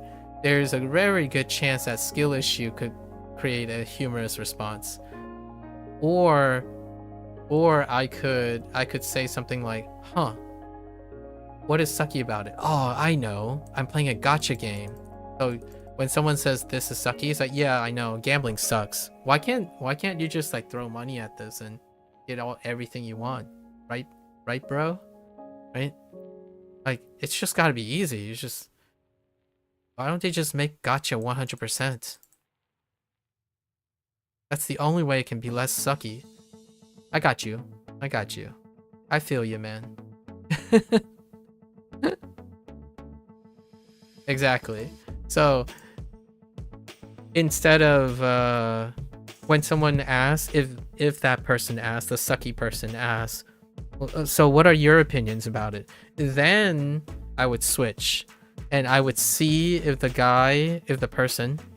person would stay for my very, very long version. So what I would do is I would do a TLDR that takes 30 seconds. And then I would give them a 5-minute version. I would give them a 30-minute version and a 3-hour version. And if you haven't noticed, Abdul, you are getting into the 3-hour version. So all of my conversations and topics are getting longer. They're lingering longer, and then they're wrapping back up to all our existing conversation topics, so we can integrate all our memories like that we've come to establish today. So we're crossing the 3-hour mark now. This is what I would do. So we start with your 30-second icebreaker. Usually it would be something that you give me. Man, you guess you got practice with Mika? I mean, you got... Oh yeah, okay, that's fair. And this is where we, you know, kind of leave it off, taper a little because of the interest of time, right? Usually I would go as far as someone needs to get to a lunch break, or they go to bed. However, I kind of feel like we kind of see eye to eye a little bit on, you know, playing the chicken. I don't know if you ever do this, where if my parents stay around with friends, right? And they would try to find some way of like, hey, we gotta go. But you're still talking, so let's talk some more. Yeah. And then you can kind of gauge if there is a group that wants to continue talking, because when they're saying goodbye, the goodbye gets like longer and longer. There's like a tug and pull between the goodbyes and whatnot. This is a very common pattern, at least in my opinion, when I would be assuming, Abdul, that you have experienced. I wouldn't assume that's what other people have experienced. So I'm sharing this because you probably have. You keep begging your dad for us to leave, or you used to. Yeah, fair enough. Yep. I was like, I was the kid who, when I was younger, I sat there and I'm like, well, I gotta occupy myself with my thoughts, because, and here's me making commentary. I'm almost 40. This is me making commentary on my teenage self. That spoiled kid, you know, that 14-year-old that sits there and say like, man, this is so boring. I can't relate to anything they're saying. They just keep talking about me in front of me, but I just kind of want to leave. Right? Now, when you get older, you know, we'll have this conversation in another 10 years or 20 years. The older you get, the more you like, man, we just don't have enough time to cover everything that we need to talk about. We do have a lot of things to do, but I kind of just have so many things to talk about. Where are we going to find the time to talk about these things? And then we have to leave. Like, so what happens is goodbyes become painful. Like, it's tough to end a conversation, and it's also tough to start a new conversation, knowing that it's gonna take a very long time. Like, it's gonna slowly get longer and longer, and you get to the point where, oh, now I know why my grandparents always talk, like why I should have sat around and, you know, hear my grandfather just spout about anything, because the older you get, the more you're going to. Oh yeah, German term. Yes, I'm not going to try to pronounce it, but it is that, the gate closing panic. Yes, German word. Yep. Fear of time running out. Yeah. There's also the, what was it, there was, I use another German word that I don't want to pronounce right now, but there's no such thing as a free lunch German word, because it was adapted from German to apply in economy. But oftentimes I think it's also very appropriate dinner table talk among like Chinese individuals. No such thing as a free lunch situation. And that whole gotcha example, it was a setup for that, where like, oh, this is sucky, why can't gotcha just be 100%? There's no such thing as a free lunch. And you're wondering, it's like, but it's just digital goods, it's free, and like, why can't they just give me free stuff? There's no such thing as a free lunch. This is what me and Mika talked about, by the way. This is a topic that me and Mika talked about yesterday for a very long time. The concept of there's no such thing as a free lunch. And I forgot what the German word for that is. It's a economic term that was taught to me in high school, when we had high school economics. It's like no. I'm not gonna try because I might botch it. No. Hang on. Let me at least look at the term. Tanstaffel. Tanstaffel. I'm just reading it like English. So this one. It's an abbreviation for a German term, I think. This one. It's about like every choice has an opportunity cost and nothing is truly free. that stuck with me for some time. I think it was 11th grade. Yeah, hidden costs. 11th grade econ class. It might have been 10th. Either 10th or 11th. And this stuck with me for a lot of time. It's kind of true though. It really is. That's what's the thing about it. When you look at opportunity cost, right? The cost of opportunity, it's hard to measure. And it's very difficult. And the moment you think about it, it feels like most things have a cost to it, right? It's the potential of a cost, or the different choices you make have opportunity costs. And I feel this is far more relevant now because of the internet. And I already mentioned the whole, like, the internet creates objectivity, or hyper objectivity, and this hyper objectivity creates extrapolation behavior. So for example, should I start learning Japanese now? What is the opportunity cost? Because the idea is that person, when they make that decision, they're going to tell you, literally, in my opinion, 90% of their rationale is going to be about this, about opportunity cost. Like, oh, if I go to this college now, but I could have gone to a different college, what is the opportunity cost that is lost or gained? So because the internet has so much information now, so we're not knowledge checked, by the way. I'm going to talk like a D&D person momentarily. So we're no longer knowledge checked. Like most people, because of the exposure to knowledge, their knowledge rolls are like 1+ on success. You can always roll anything and you'll be success in the knowledge check. However, because of the misunderstanding of how opportunity cost translates to actual cost, like actualized costs and actualized profits, wisdom check fails hard.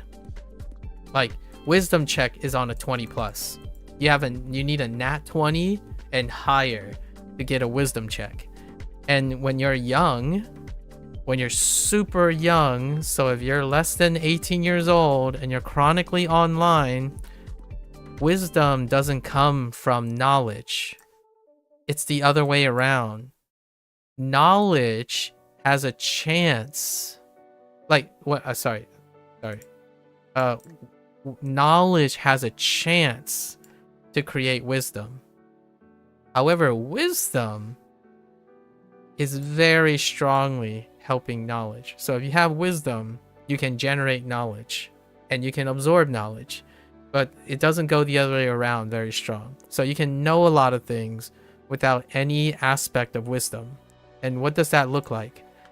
Saying learning Japanese, for example, or learning Mandarin, right? Learning Mandarin or learning Japanese, the only thing you have to gain is the content itself. Right? That's the knowledge itself. Not how it's useful. What are the quote-unquote opportunity costs? Like the projection of opportunity costs. The actual profits. You don't know those things. These things are based on wisdom.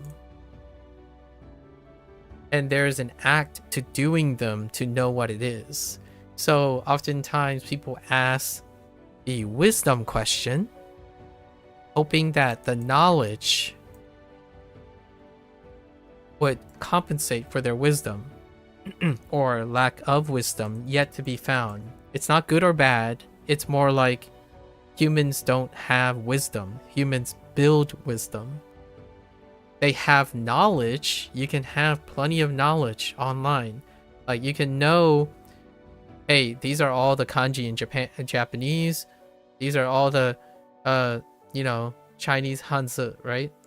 Go.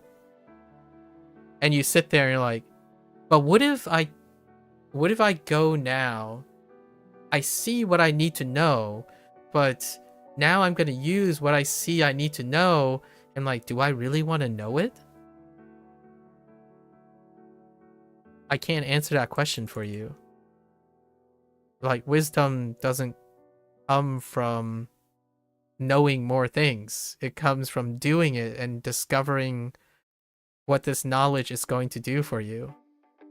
So that, in my opinion, is the core of my conversations with most people, like anyone. The core of the conversation is, all right, we know a bunch of things, you know a bunch of things, you know that I'm wrong, I know that you're wrong, etc. We can argue about facts, we can argue about correlation. Correlation is not the causation. What makes us friends? Or what makes us humans when we exchange wisdom? And where does wisdom look? What does wisdom look like in various forms? Emotional intelligence.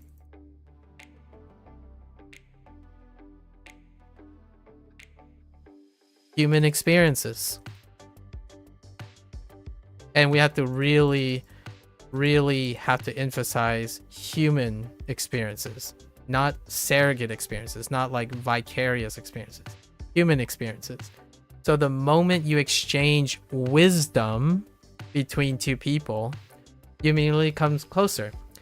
What else? We'll go back to the beginning. References.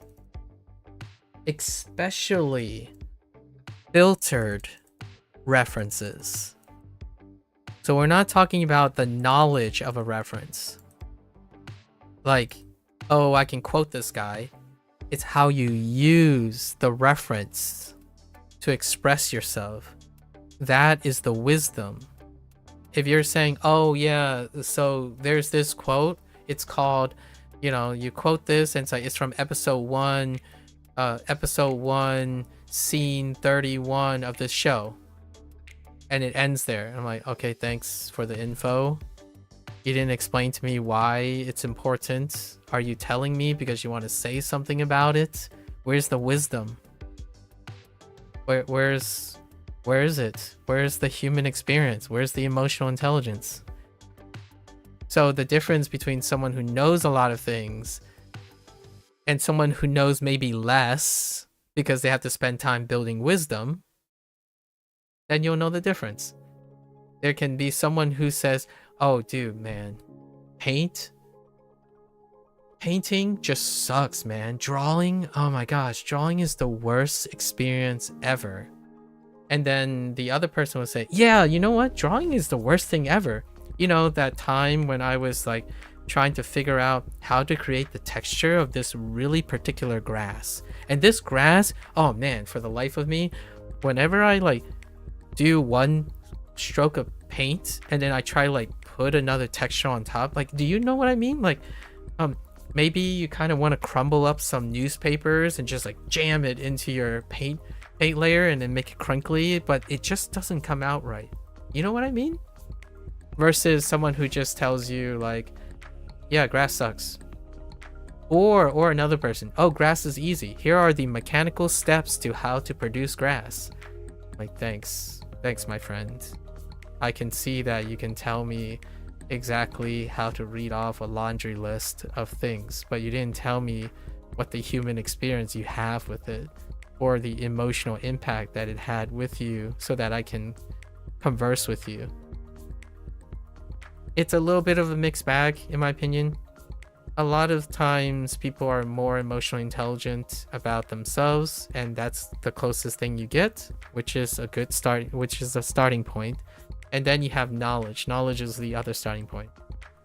Like whenever I use stereotypes today, right? We have to take it with a grain of salt. I used a lot of stereotypes today, and those stereotypes are a starting point. And then the only way the stereotypes are okay between the people who are listening to this conversation is that I made it about myself. I made it personal, and then I made it as a connection point between you and I, right? Abdul, you and I have different perspectives. and I'm trying my best to try to guess at what type of perspective you have.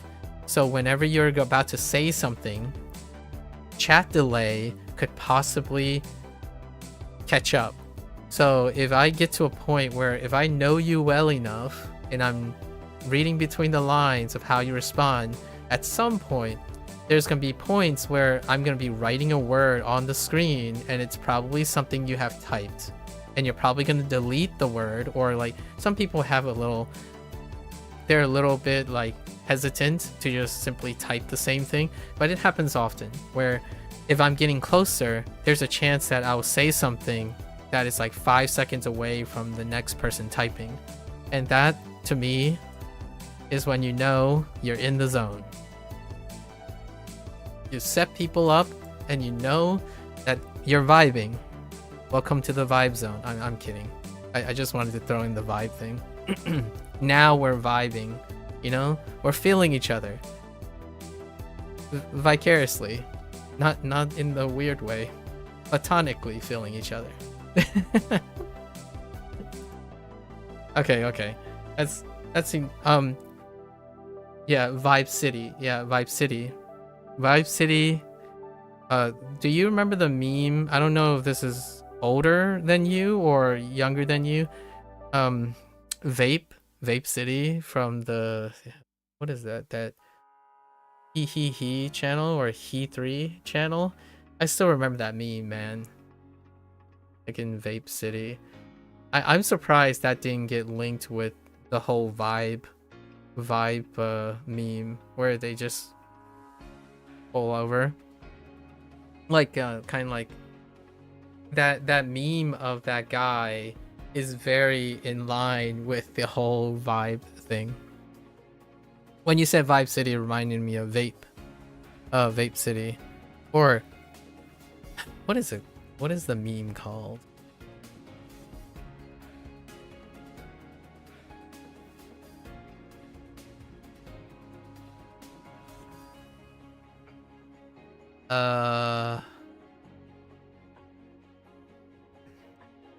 I don't smoke, by the way.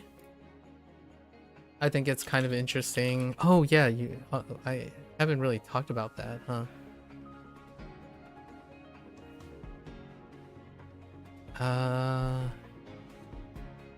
It's not here anymore. It's not really that popular, I suppose.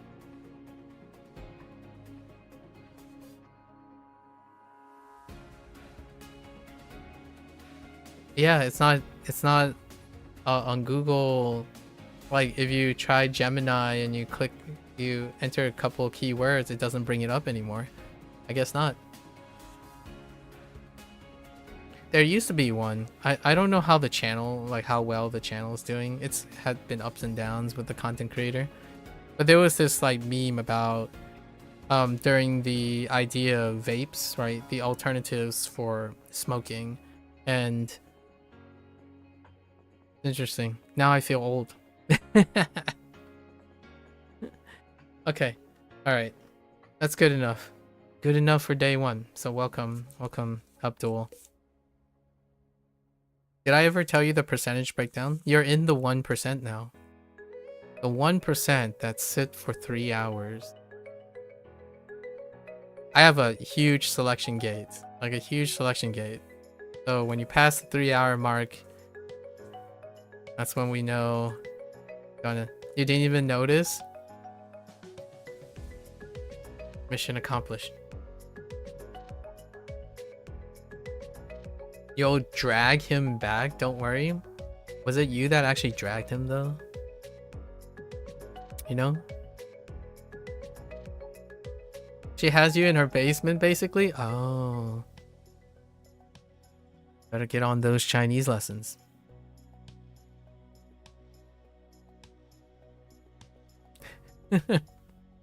Hey, if you can achieve that, then we can totally find reason to speak in Chinese, I would say.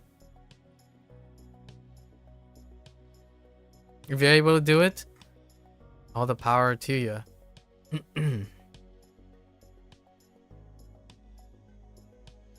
Intriguing, right? Intriguing.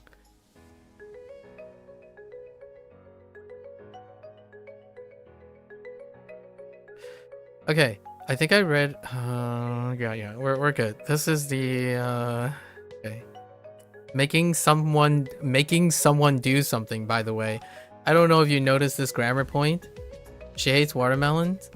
Yikes. And cucumber. Yeah.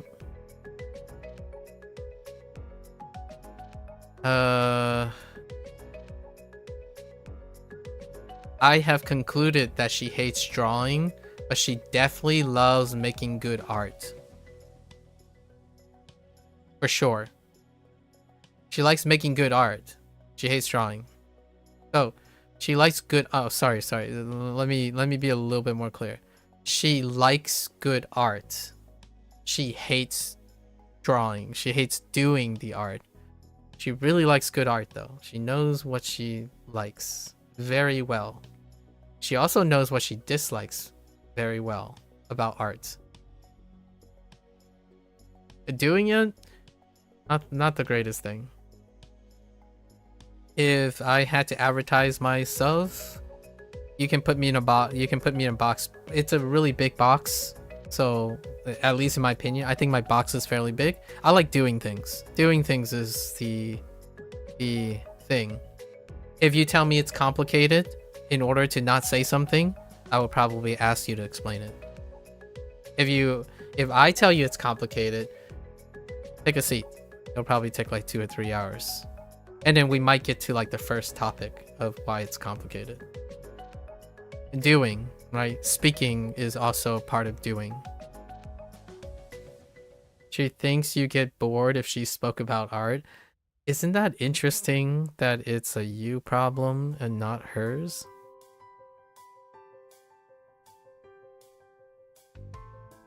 I think her and I are both better at saying what we dislike than like. Oh, interesting. So you guys are dislikers.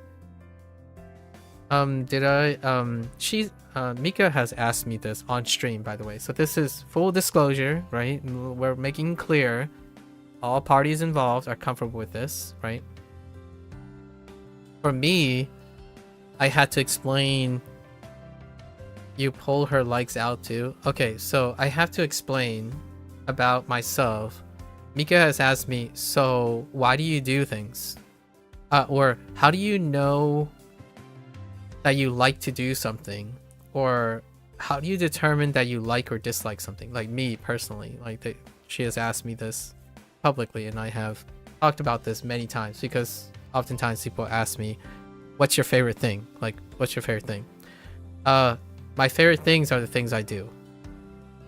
If I had a choice, like we're often talking about voluntary choice, right? If I get to choose to like or dislike something, I would choose to like it. And the way I can choose to like something is by doing it. So I do things out of curiosity before determining if it is likable or not. And oftentimes, I succeed at finding something that I learn or think about it. So if I choose to do something, 99.9% of the time, I will end up liking it. Because I have reason to like it. So if someone asks me, hey, you think you'll like this game? Can you get me to play it? If you can get me to play it, then the answer is yes. Because I wouldn't choose to do something I don't like. Right? If you force me to play it, then yes, there's a chance I can dislike it. Right? If I'm forced to do something I don't choose. And yes, like for example, I don't choose to get allergies. I don't choose to have respiratory problems even though I want to run. And then when someone asks me, well, then why do you run if you have respiratory allergies? Because I choose to run. The allergy part is something that I dislike, but I still like running because I chose to run. So those two things, even though they exist, they're not quite connected. So that's the thing about drawing and artwork. if artwork sucks, right? Does this mean you should choose to do your homework? I always choose to do my homework. And here's how I choose to do my homework. I choose to do my homework because it doesn't have to be forced upon me later. What is the solution to procrastination? Do the things at your own choice before it is forced upon you. Isn't that an interesting thought? It doesn't work for everyone, by the way. Stop talking to me. Hear me out. You're probably stopping her from like studying for the SATs as well, but it's a mutual thing, right? So, konnichiwa, sub-san. Hello. Genki desu. How are you today? Sub, how are you? So, hear me out, Abdul. My first thought is it takes a while for this to work, but usually if something I know will be forced upon me, like a deadline, for example. A deadline, right? I had a problem most of the time when I was younger. The deadline would be like, this is, you said you always like hold off, you know, and then your parents would get angry and whatnot. But when I was younger, what I did was I planned my procrastination. But I don't call it a procrastination. I had a plan to know how long before a deadline to do it, right? That's where it started. When I was around 17 to 18, that's when I started. This is the transition point. When I was 14, I was straight up procrastinating. Just straight up, right? I wait until it's forced upon me so I don't have any choice. And then you step up. You step up, you know, the Asian grit. You step up and you do it. A little around 17 or 18, that's when it started becoming a plan. Because when you do this enough, you learn how to do it well. Hear me out. But this is a bridge.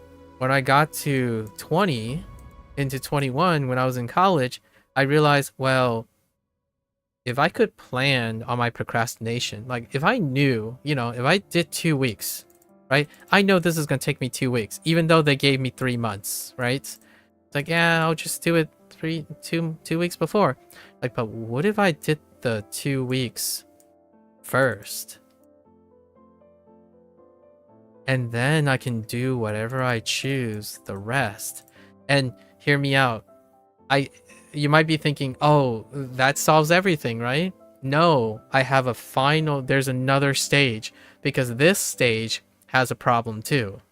So when I was 25 to 26, there's a problem. If I start and I finish something early, guess what happened? I ended up spending 3 months on the same thing anyways. So when I finished something early, I ended up working on it all the way to the end anyways. Like, okay, I finished the main objective, but then I spent the other amount of time making it better than it was before, or even more than that. And that's when perfectionism comes in. Yeah, that's when perfectionism comes into play. So now we have a problem. So nowadays, I got the quote unquote good enough with obligations. And now we're back to our present day, which is when I entered my 30s. And my decision making now is based on the things I choose to do will always be something I like. So whether I choose to do it, when do I stop doing it, when do I start doing something and then finishing them, all the things I choose to do will always tend to be something I like. And then when I know that there's things I have to do, I do them first. And then move on to the things I choose to do. So nowadays, this is my like routine. You start with, is there a choice? Well, if there's a choice, that's a +1. Right? And then you're like, okay, well, what's extra points? Extra points is no obligation. No future obligation. That's an extra point. This is for the reward, the payout. So the ideal case is that I choose to do something and there's no obligation. It'll be extra rewarding because no one's telling me to do it and I'm still doing it. That is how you get extra points. So this is the highest form of reward. I learn a language, no one is telling me to learn that language. Extra points. Now then you have a choice and an impending obligation. So that's usually like homework. Homework with a lot of time or project with a lot of time. This is secondary now. So you get some reward for doing something and then telling someone about it. So you do it early, like, hey, man, I really got to get on this homework assignment. It's like, I did it like an hour ago after class. Like, okay, how'd you, why? Like, so then I can just chill. Why not? And like, why not? It sucks. And I'm like, is it gonna suck more or suck less when you're doing it close to the deadline? Like, I understand if you're like a planned perfectionist like me when I was 20 years old, you understand that it's gonna take 4 hours for you to do it before the deadline. But if you're so good at knowing that you need 4 hours, why don't you do it in the beginning? It's still going to suck, right? It's going to be sucky with those 4 hours. So I'm using the same logic that someone used. Like, for example, Mika would tell me, like Mika would tell me, oh yeah, it's probably going to take me 4 hours and then 2 hours here and then 4 hours here and then 5 hours here. And it's like, okay, prove to yourself you are right. Do it now. Because if that 4 hours here, 2 hours here, 5 hours here turns into 50 hours, then you were wrong about yourself. But you can't prove that if you're constantly planning your procrastination at the end, because the deadline is the reason why you'll never find out. So when I moved it forward, then the true taste of perfectionism starts to take hold. So here's the irony, in my opinion. Most people think their perfectionism, there's like the gold standard of depressive perfectionism is when you're constantly trying to spend exactly the same amount of time to do something, but it's called obligatory perfectionism. Basically, someone like, for example, Mika would use something like, oh, it's just gonna take me so long to really be satisfied with my artwork. Prove it. How long is it? Like, it's just a very long time. It's gonna be longer than the deadline I was given. Prove it. Prove it to yourself. Not to me. Prove it to yourself. Prove to me that when you do this artwork, it's going to take you longer than the deadline. Do it. The reason why I'm saying this is then no one can counter argue against you. And you're like saying, okay, well, what if they just slacked off the whole time? No one's winning from this. Like, it's if you say like, oh, but what if this person just to prove a point, they decide to slack off and spend the entire time like, what I'm trying to say is I hope they can prove it to themselves. So then when they know they need more time, they are incentivized to reach the new type of perfectionism. And that's not obligatory perfectionism. It's self-perfectionism. That's what I experienced when I was in my 20s, in my mid-20s, like early and late mid-20s. Self-perfectionism. The point where no matter how long you work at something, it's never going to be good enough. Notice I said something. No matter how long you work at something.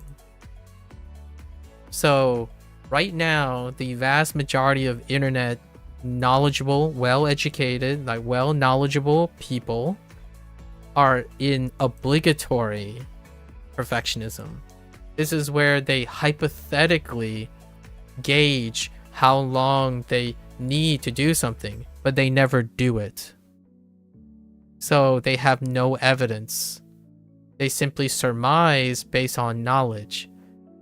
When you get to self-perfectionism, the reason why I'm mentioning these two is when content creators, when you see a successful content creator, right? Like everyone's seen successful content creators at this point. When someone says, "Oh, don't worry about being perfect," right? That error, like avoid perfectionism. They're actually talking about two different perfectionisms. The one perfectionism that they're talking about is the self-driven perfectionism. The one that they can't stop doing something over, like they can't stop doing it. The obligatory perfectionism is when you think you can't do something because you're trying to achieve perfectionism. And I think there's often a misunderstanding between the two. And this, I'm sure you've seen the Dunning or the Kruger-Dunning graph, right? The obligatory perfectionism is here. The self-perfectionism is here.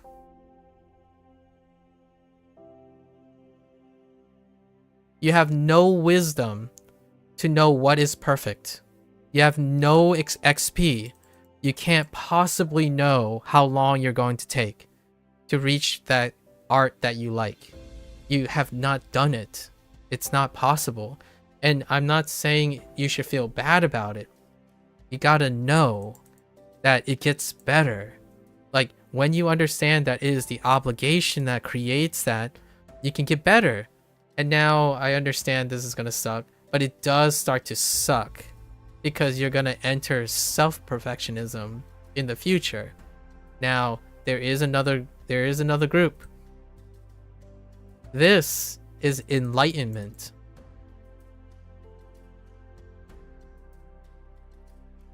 And that's when you get the consistency.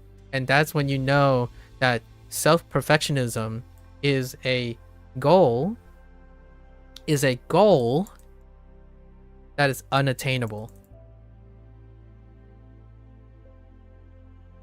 Because you don't want it to be attainable. What else are you going to work on if you attain perfection? That's enlightenment. That's one of the in my opinion, that's one of the top 3 life lessons when you experience self-perfectionism. Like when you experience self-perfectionism, one of the most common, like people say these in many different ways and not using the exact words that I'm using. I'm not a psychologist. So when to get yourself out of the pit of despair, right? The pit of despair. A point of enlightenment is when you understand that one of the life lessons of true self-profession is that you have to become enlightened to the idea that you want this goal. You want to keep this goal. Because otherwise you lose your driver. Like there's no longer a driver. So when someone says, "Oh, I've accomplished my masterpiece," they're going to go on to do something else. They're not going to continue with the thing they're doing. It's not all dead and good. Like when someone finally reached their perfection, they move on to something else. But the thing that you have no longer has a self-perpetuating thing. So to me, oftentimes these two things get misconstrued. Like, oh yeah, this person this person gets me. They understand what perfectionism is. And I usually talk about this because when I say, oh, well, I'm never satisfied with what I do. It's like, why does it even matter? And then someone's like, oh, so you understand like what it's like to sit here and never start something because it will never be as good as what my mind says. I'm not saying the same thing. I'm saying no matter how much I do the thing, I'm always going to want more. It's very different. And I think it's one of the things a lot of language learners and others will want to hear as a vibe, not as a mechanic, as a wisdom exchange. When you think that what does fluent Japanese sound like in your head? My thought is, yeah, I'm never going to be satisfied with my Japanese. And they're going to think like, oh, well, of course you can. All you have to do is like listen to someone who has really good native accents and study and immerse in this, and then you'll be able to mirror them entirely. It's like, I don't understand what mirroring someone and sounding exactly like someone has anything to do with being unattainably desiring to do better, right? That would be a way where there's a dissonance between emotional intelligence. So nowadays I typically speak about obligatory perfectionism, which is, okay, so how long do you think it's going to take to become fluent in Japanese? And the person will say all of it. They will say, you know, the first year I'm going to do the Genki textbook, and then the second year I'm going to like do WaniKani, and then I'm going to sentence mine for 6 years, and in 2 years I'm going to move to Japan on a visa, on a jet program. It's like, okay, get to doing it. And the bigger that plan is, in my opinion, the less and less likely it's going to be that plan if they start doing it. And also, the bigger that plan is, the less and less likely they're going to do it. The moment your incompetence reaches the level of obligatory perfectionism is the moment that it is unassailable. Not to me, like I'm not here, like it's not my problem, right? Like if I told a person, oh, it's like start doing something, trust yourself. If you don't trust anyone else, trust yourself to know that your vision is going to change. It's going to be better than when you're theorizing and not doing anything. But that's not, the source doesn't come from you. You're not the last straw from the outside. The person themselves is. So to me, I would say whenever it comes to language learning, we have to make this about language learning because we're language learning. Okay, so this hill is so rough the longer you think about it. And now we tie this back to like likes and dislikes. I get this question. This is one of the top 10 questions. When do I like something? Do I think it's my favorite? And so do I like and dislike something? The shortest answer is I always like things I choose to do. And when I'm streaming, I'm always choosing to do it. So anything that I've chosen to do, I'm going to like. And remember, when you are watching YouTube, right? When you are watching YouTube, most of 90% of the content are people who are choosing to be successful and choosing to do the things. No one is forcing them to post a video about their things. You might be saying something like, but what if they have to pay the bills and like they have to pay their employees? And then you know that they dislike it. You know why? Because think about companies. Think about when they have to do a sponsorship. Think about when they have to generate monetization for their project in order to do something they like. All those things, you will see the person in a potential disliking phase. The thing is, that's not what you see most of the time. You typically see all the things they choose to do. So if you want to know what relates all of the success stories and the underneath the core of every person that seems to be better than you, right? Like the whole Chinese thing earlier that we mentioned, where you're like constantly inundated by successful people, is because they don't choose to dislike the things they're doing. So why start there? Like, that's one of the hardest things to communicate, and it shouldn't come from someone else. It has to come from within, with someone else. So like a lot of supportive people and yourself. It's both. You need yourself and everyone else around you, right? If you're saying that people do work by choosing to be upset about doing the work, it's not the internet. The content creators, like the whole purpose of the content creation that you see when you're acquiring like knowledge and information is that at some point, not all the points, at some point they have already destroyed this. They eviscerated obligatory perfectionism. Like when you see them and they go through this phase, the first thing they answer in an interview is, oh yeah, don't worry about what other people say in the terms of taste. If you choose to do something and you really like it, pursue it. It's not the same as saying if you pursue the same thing you like, it will be guaranteed to be good and liked by everyone. That's not the same. Like, so I think there's often a miscommunication. When you think it's this, when someone's incompetent and lacking wisdom, they think that those two things are the same thing, where if you choose to pursue perfectionism, people will like you. That is not true at all. And oftentimes this comes from a misinterpretation of a successful person saying, you gotta like the things you do. You gotta pursue the things you want to do. Because the things you want to do are the things you like to do. And that has nothing to do with if you do it, everyone's gonna like you for it. The point of enlightenment is that that person is already looking at self-perfectionism. They're doing things that they want to do, and it's not going to stop them because they are enlightened. There's no obligation for them to do that. This is an obligation.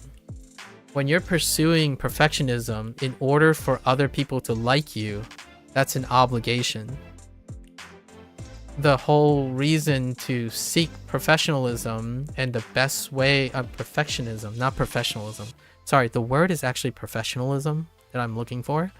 So perfectionism, especially amateur perfectionism, is the idea that you have to be perfect in order for people to like you or to get recognition for like things that are dependent outside of your control. Self-perfectionism is doing the best that you ever can no matter what, because it's unattainable. You can't possibly ever be the best you because tomorrow you're going to be better. And tomorrow, day after tomorrow, like any day, at any point in the future, you're going to be more perfect than your current self because it's your life keeps going. It doesn't just randomly stop when you say, oh, I've reached perfection. There it is. You're still here. This is where you are if you say suddenly one day, yeah, I reached perfection. Like, says who? You have to rest, and then what about tomorrow? What about the day after? So enlightenment is that comment. Hey, you gotta pray real quick. Mika should be able to fill my shoes and more. Be right back to a bit. Dunning-Kruger. Anyways, I'm done with, you know, I'll wrap it up. Oh gosh, you had me doing your homework. Well, hear me out, Abdul. take whatever it is working for you, like whatever I managed to do. I don't take credit for that. I think you already knew you were going to do your homework, in my opinion. Like, don't sell yourself short, right? Whatever it is that worked for me, now it's your turn to bridge whatever it is that's preventing Mika from doing her. He has deadlines due by tomorrow for time-consuming assignments. Yeah, so whatever that's working for you, you can always share it with Mika, and then, you know, we can encourage each other to do so. Myself, for the record, like, if you want to know, am I going to get my studies done today, my bottom line studies takes about an hour and a half at the least, and every day I set aside 4 to 5 hours to do a digression. I prepare most of these stories on a daily basis, so in the event that I meet someone new, I will have at least 7 to 8 talking topics prepped for conversation. So I want to say this in advance, because I say this to every single person who passed the 3-hour mark. While you're talking about and worrying about your time-consuming assignments, I've prepared for that as well, so you don't have to worry about it.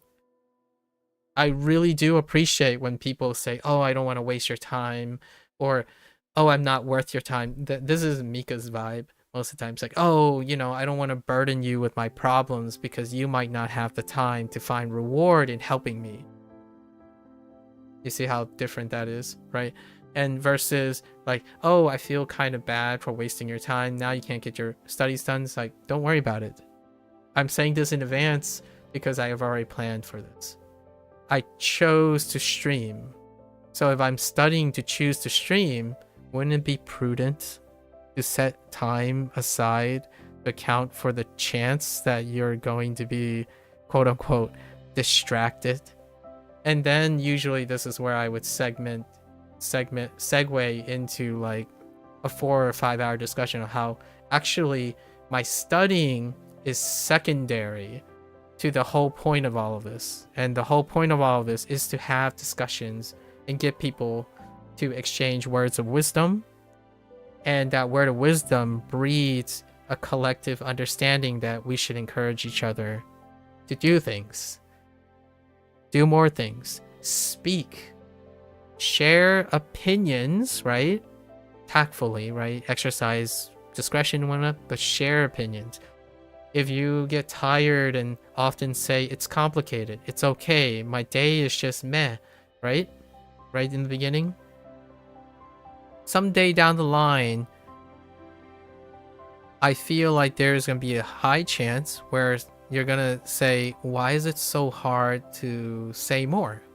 Why is it so hard and exhaustive to form a connection with someone else, regardless if it's a stranger or not? The short answer would be because you practiced it. It's convenient. What is very convenient, in my opinion, in this day and age, is to say that things are too complicated. Things are too, oh, it depends, right? It's complicated. It depends. And you're probably not going to meet a lot of people who say this anymore. Try me. Tell me what it depends on. If you know so much, you gotta prove to yourself, and by coincidence, I also get to learn about you. Right? It depends. Go for it. Let's start with the first topic, and let's do it, right? And that's where I end up talking to most of these people, like Beth. Sub is a good sport. And people go in and out most of the time. In fact, most of the time, in the period of 6 months, the people that I usually talk to, they cycle. Like, they no longer are around. And my thought is, in my head, I hope they're having good conversations with other people, right? The reason why they're not around is because they found other people to talk to. Or you can talk to ChatGPT, I suppose. That's a start. I do use AI as a punching bag a lot of times, largely because let's just accept that the ChatGPT doesn't have feelings yet. maybe you'll have feelings in the future. But for now, we're gonna use ChatGPT as a punching bag. Use AI to confer. Well, that's good.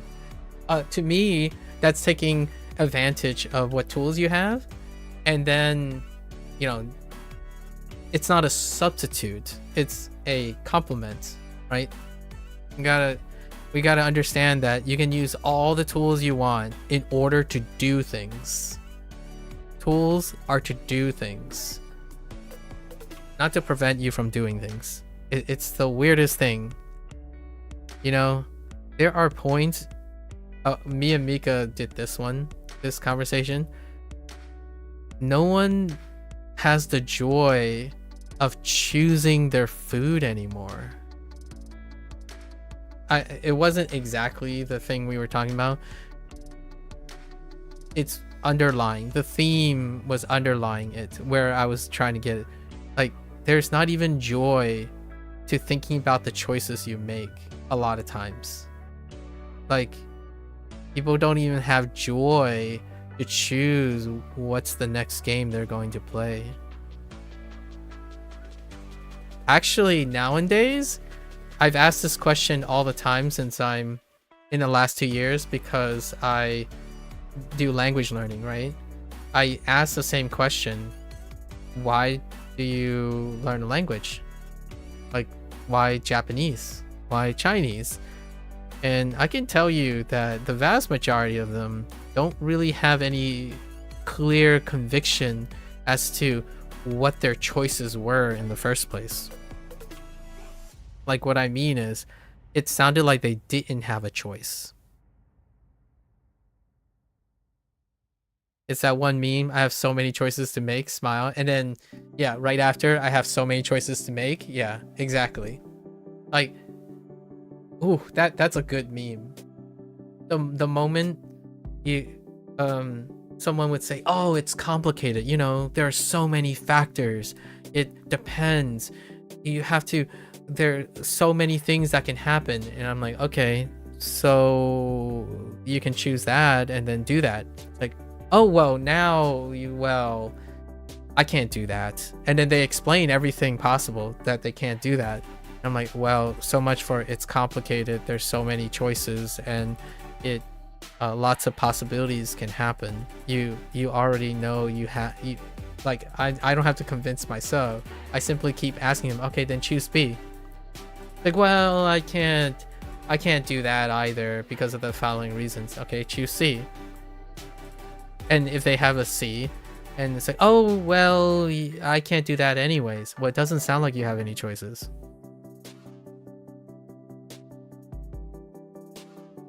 Right? Like, it really doesn't sound like you have any choices. So what's so complicated and complex and dependent if you're spending time arduously not having choices? Like, you just ruled out all the choices. So are you telling me, which I'm not trying to, like, you do not try, like, this is, you know, me reflecting on it. I would not try to gaslight them. This is a vulnerable spot, right? Because they're telling you your choice. They're already talking. You got them to talk. You got them to explain things. That's a great step in the self-awareness category. So instead of gaslighting them and saying, like, well, then go choose another thing. The idea is you don't want to press them hard enough. The clever thing, in my opinion, the safe thing to do is, okay, what is, out of the 3 choices, what are the ones that you are most sure of? And then they might come back and say, well, it depends, it's very complicated, so let's okay, all right, is it A? And then you can get them to say a bunch of things. It's like, all right, let's write that down. Is it B? We write that down. Is it C? We write that down. Okay, now I'm gonna ask you the same question again. Which one is the least disagreeable choice? Right? And now they can no longer say it's complicated and depends because they themselves has written out those things. Okay, let's go through them one at a time. I actually have literally done this exercise in many contexts already across, like, actually Mika and I had many of this. At this point, it's probably pretty routine to see what the steps are. The idea is I'm not providing any of the answers. There's no choice that I'm making. I'm not making the choice for the person because they have already made a choice. Like, what I mean is, when they say it's complicated, there's a lot of variables, it depends, they can make the choice. So try to convince them, like try to get them to make the choice themselves. The moment you say like, well, just do A, trust me, and they will fight against you the whole time because it's well studied. They know, they have a lot of knowledge. The timing of this is very interesting. I think this is more of a wait, hold up. What is that? What is that psychological effect?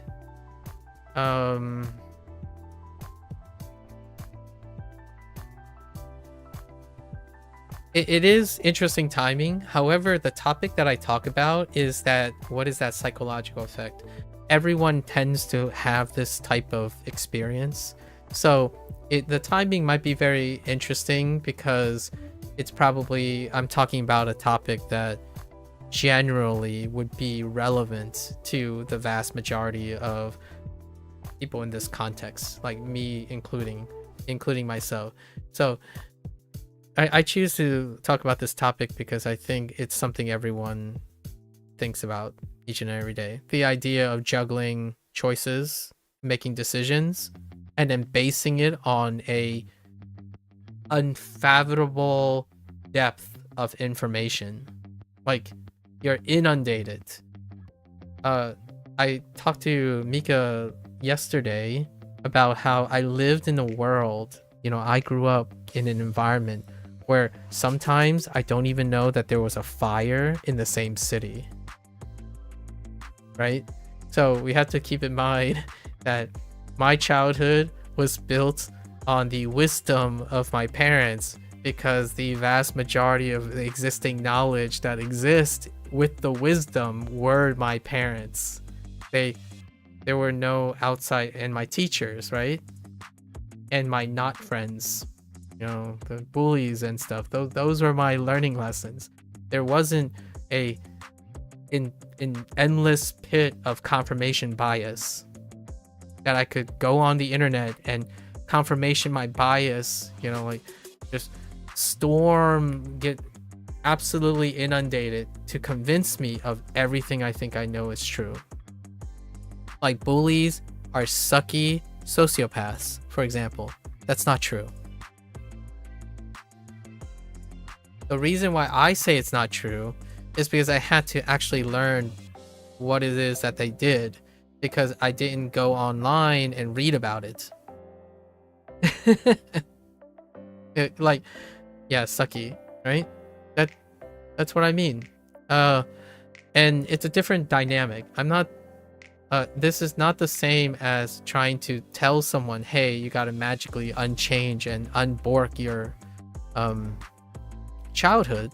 I'm mentioning these things to provide contrast. The disclaimer is many of my wisdoms or word of wisdoms and mindset is contextualized by I grew up without choices as well.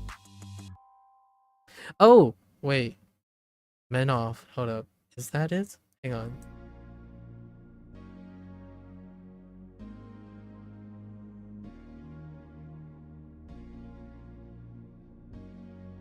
Oh no, it's not that one. It's related though. It's the one that deals with personality test.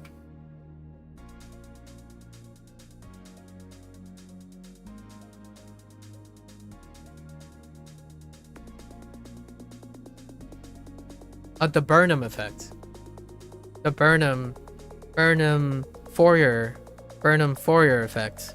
it's also related to the Bader-Meinhof phenomenon, where when you want to see something, you see it all the time, but the Burnham effect happens too. So basically, like, it is a lot of these topics that I talk about, it's consistently loosely related to all the things you see very often. So because you see it, and it is related to the mere exposure effect.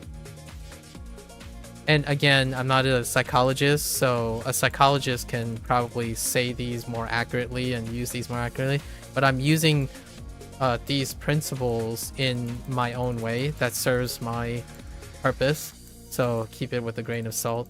I don't have very deep knowledge of this. However, I would say from what I understand, there's a classical synergistic effect. Synergistic effect online when you're an internet person and you're very young and impressionable. These things feed on each other. So the internet is very effective. Their algorithm is very effective because of the mere exposure effect. This is when you see something often enough, it becomes true, right? Targeted advertising, for example. And then because you see something often enough, it plays on the Bader-Meinhof effect. When you see it often enough, you think it's true, you look for it too. So when you look for it, you can still reinforce yourself to be true. And when you are confirmed, like the Burnham effect off like a personality exam, right? Like if I told someone, hey, let me say some vague things. Let me say some vague things that will apply to you, right? And then you can see those vague things everywhere else.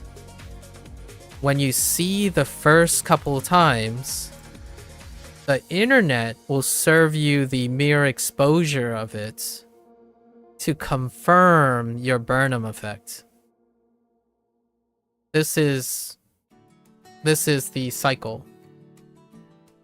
Yeah, and then the Pygmalion effect is also relevant. So this is a closed loop. And I really truly mean younger people. Because when you're talking about like me, for example, right? Me, it's not good or bad. I'm outside the loop because I lived before the internet. That doesn't mean it doesn't exist. The internet made this really fast, very relevant. It took longer before the internet for this to happen. So like, for example, you have a cough, right? And I'll tell you, oh man, that cough, the way you say you have your frequency of cough, that sounds like you might have lung cancer. The person will then describes like, oh, you know, lung cancer, some of the symptoms would be coughing, and there might be some phlegm, and then you might have some shortness of breath, and sometimes when you run, it can be harder to run because you're deep breathing. All this happens to normal people. Like that, what that person has described is something that is characteristic of a lot of things. So then this person will go and say, oh yeah, that's right. It kind of sounds like me, right? It's some generic, stereotypical, internet, glossy, hand-wavy type of information from someone. In comes the Burnham effect. It's like, oh, I think I'm a lung cancer patient now. Then you go and you look for lung cancer online. And the moment you look for lung cancer online, you'll be fed lung cancer evidence. So when you get that, the mere exposure effect then gets augmented by confirmation bias.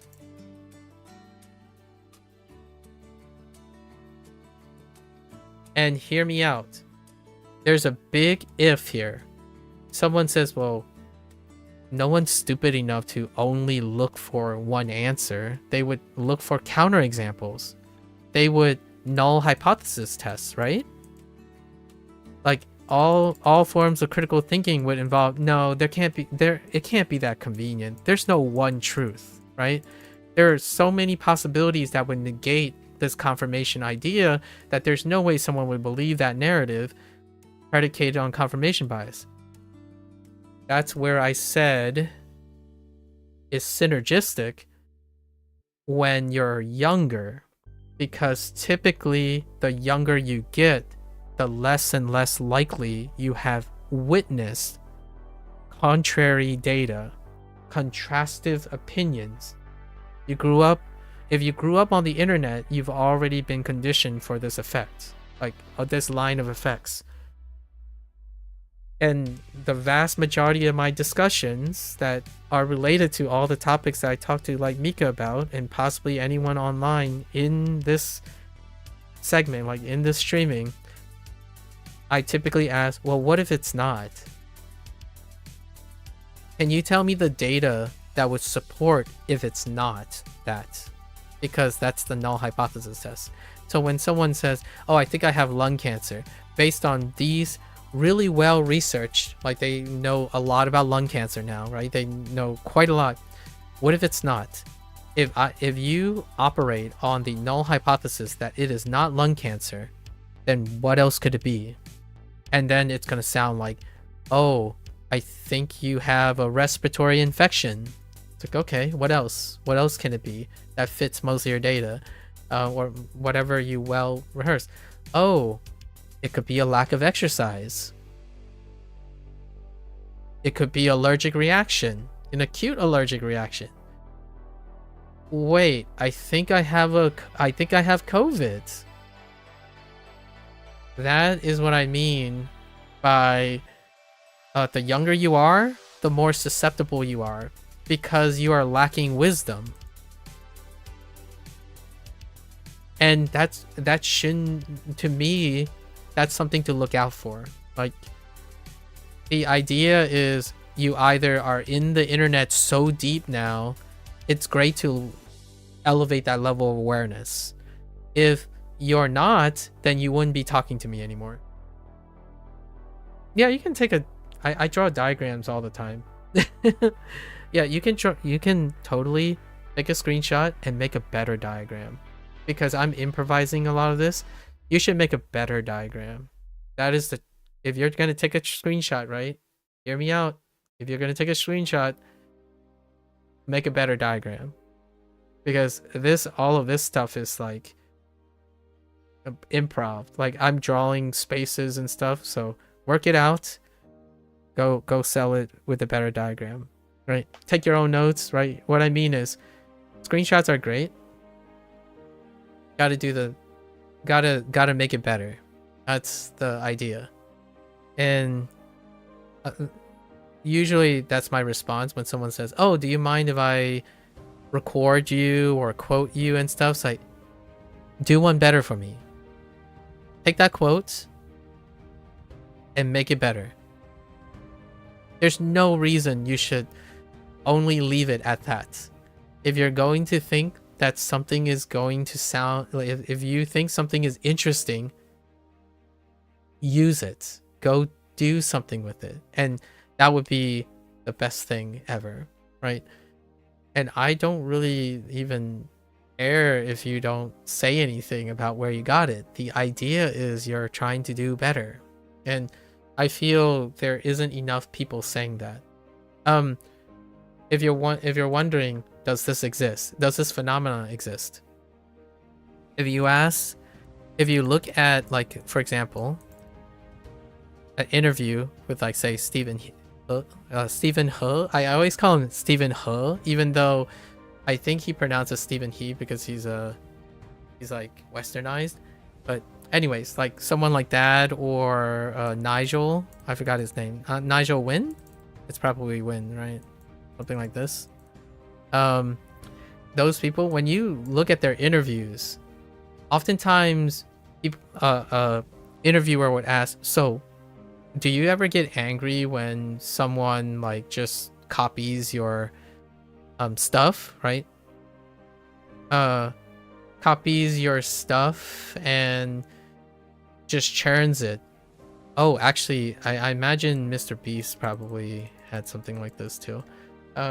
Obviously, I don't really watch these guys religiously. I do watch interviews though from specific hosts because I love different hosts.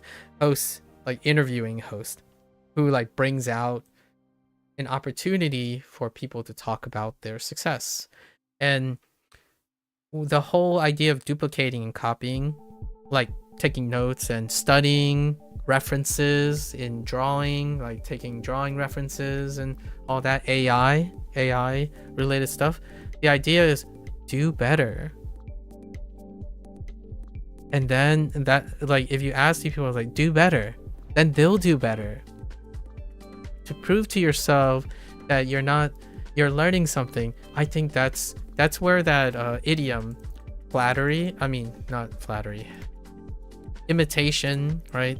I feel this idiom is misused sometimes too. Imitation is the best form of flattery, or maybe a form at this point, but I think it was said as it's the best form of flattery or something like that, or a form of flattery,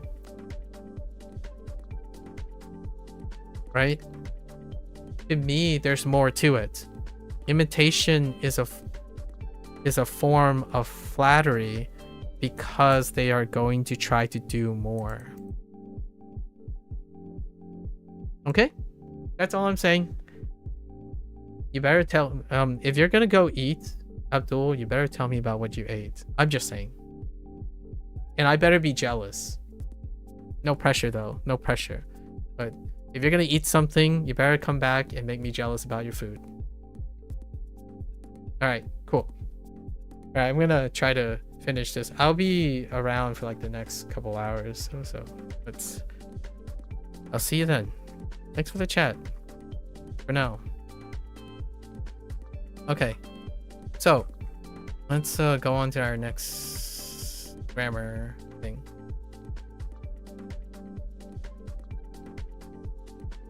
Oh, okay. So this is off like to you, right? To you it's to say something that is good, but now we're using a different tense. So I guess turning it into the te form gives us the could say, you might say, and we're using the da, right? Because we have to sort of like normalize this in a way. I don't know if I can distinguish between the difference between normalization via no and normalization via da, or maybe it's not even normalization. I'm probably gonna have to sort that out soon. Okay, so to ite mo ii, right, is a common expression in Japanese, which literally means even if you say a, it is good. Okay, like kind of don't worry. Oh no. This is translating more naturally as you could say a, or you might say a. Even if you say, what's that? I feel like these two things are different things. Let's say a. So it's still good if you could say, okay, fair enough. As the to at the beginning of the phrase is the quotation. Oh, this is the quotation to. I see. To ite mo ii may be used after almost any statement that the speaker wants to quote. あの人は1日に7食も食べているから、1日中食べていると言ってもいい。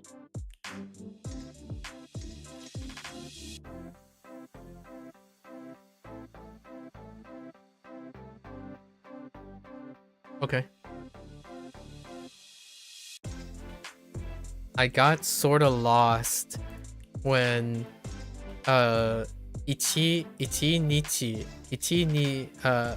wait, hold up. 1日にあの人は1日に7食も食べているから、1日中食べていると言ってもいい。Yeah, I got lost there the moment I heard this. It's so sharp. How does she speak so fast? I'm under the impression that most of the grammar ones are actually voice samples, so Man, that's so fast. あの人は1日に7食も食べているから1日中食べていると言ってもいい。 Yikes. Okay. そのスポーツは危ないと言ってもいい。 Oh, thank you. You slowed down a little there. I think the E column gets really fast. Like ichinichi is a full sequence of E's. The E row, I guess, the E row.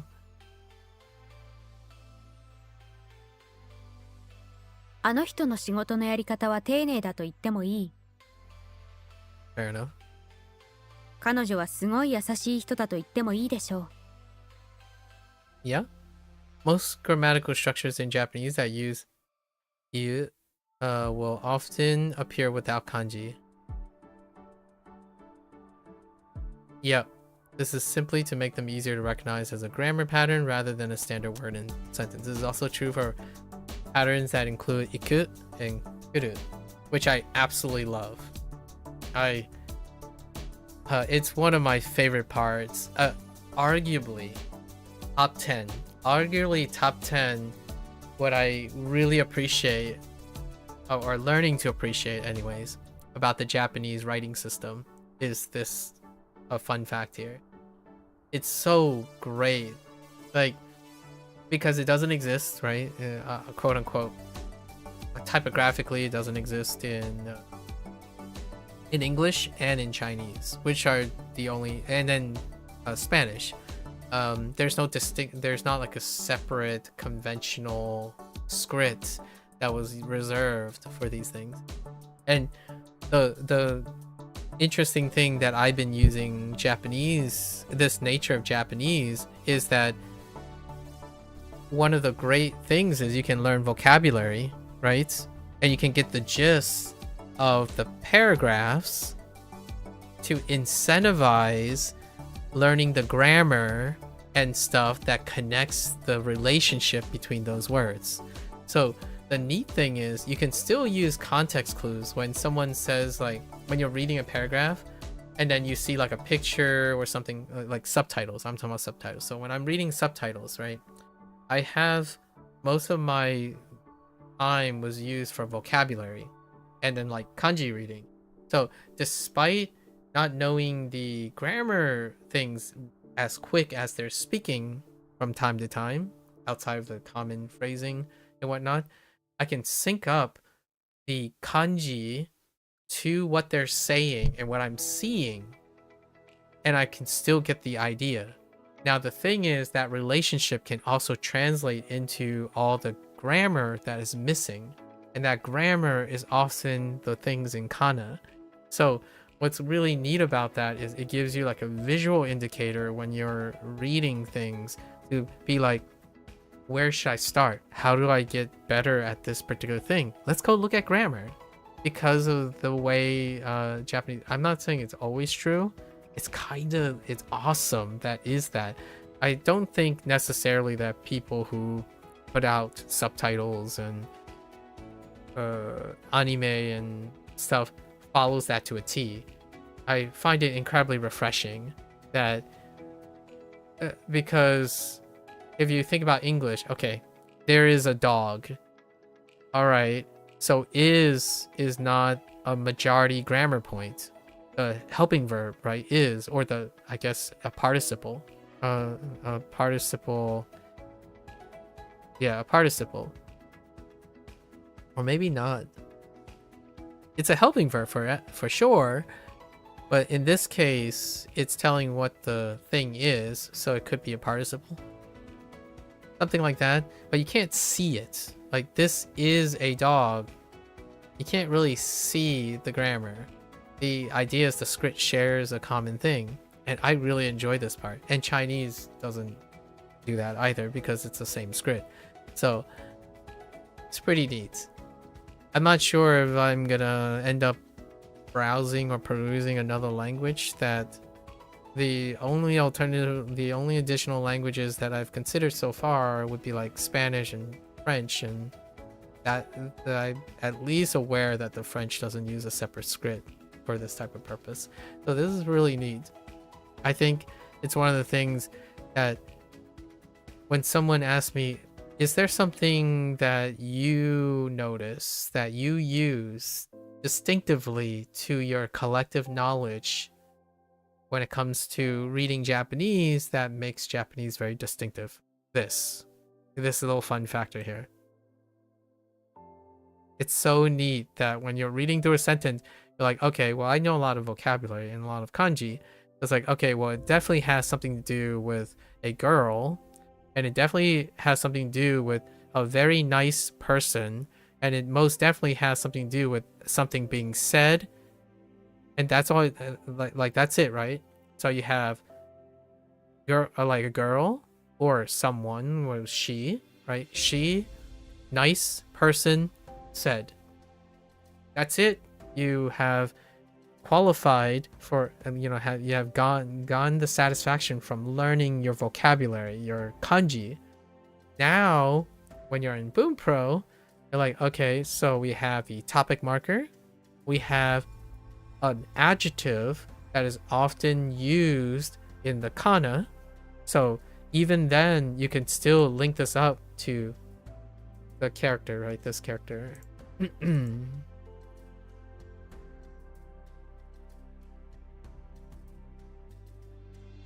Right, this character, Skoi, and then you can also find E. E is another technical character. You can technically view it as a character, and then actually I'm not sure if Desho can be replaced. That's fine.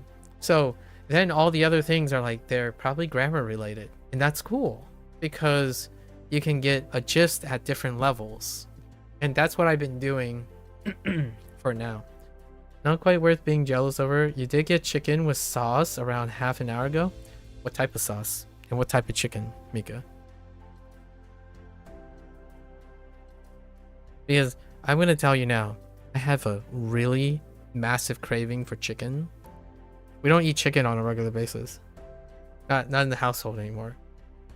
So occasionally my father would go and get like a fast food chicken, right? And I'm like, yo, chicken. You don't know what type of chicken? Okay. Like, what about what part of the, how was it prepared type of chicken? Like, there's something really interesting about biology where when you don't eat something for a very long time and then you eat it again, it tastes amazing. Rich chicken? Yeah, but how is it prepared? Is it boiled, microwaved, grilled? What do you come on. Help me with it. What type of sauce, by the way? Like, nowadays when I see a piece of like, right, why would you know? By the texture? By how it eats, how it chews. If it's grilled, it would probably have some sort of grill marks, I suppose. If it's baked, probably the outside's a lot drier than the inside. If it's boiled, it's just chicken. Alright, fine. It wasn't raw, great. Like, if it's stringy, it's probably... Oh, if it's stringy...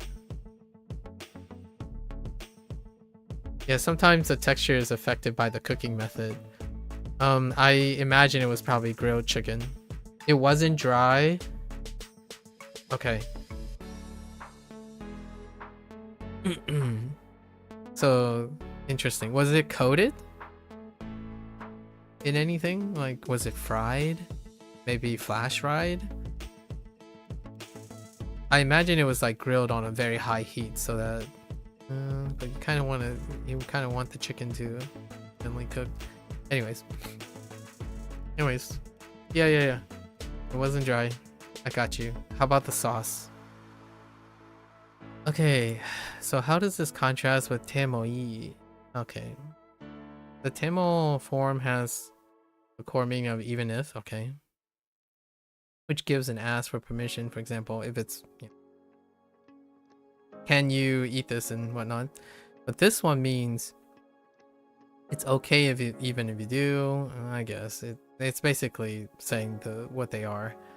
Fair enough. And then this is the quote. That's where the to is coming from. The to is the formal quote. Interestingly enough. Okay, they didn't quite differentiate between. Alright. It had sauce on it. It was like not barbecue sauce, but similar. You really don't know. It was some okay chicken. A vinaigrette. Not like barbecue sauce, but it's probably like tangy and acidic. Was it cold or was it warm? A vinaigrette, I would say maybe like cold, but tangy, not like barbecue sauce. Intriguing. You had it cold. Okay.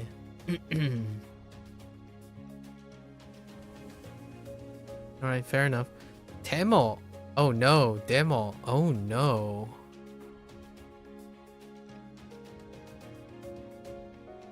Alright, so this is related to our last point. Okay, verb. Okay. Mo. Te after a verb and an e adjective, and de after a noun, sure. And then nakte, yeah, dewa nakte for the other ones for the negative. And janakte. Janakte, okay. The combination of the conjugation particles de or the case marking particle de with the adverbial particle mo. Okay, often has the nuance of even if a or even though a. Use the structure to simply conjugate a verb or e adjective into a de form and then add mo. For nouns and non-adjectives, right, demo will be used instead. How can you tell how chickens was cooked based on each popular method?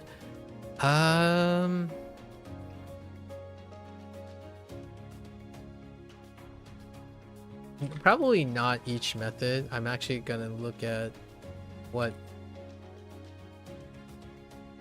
methods there are.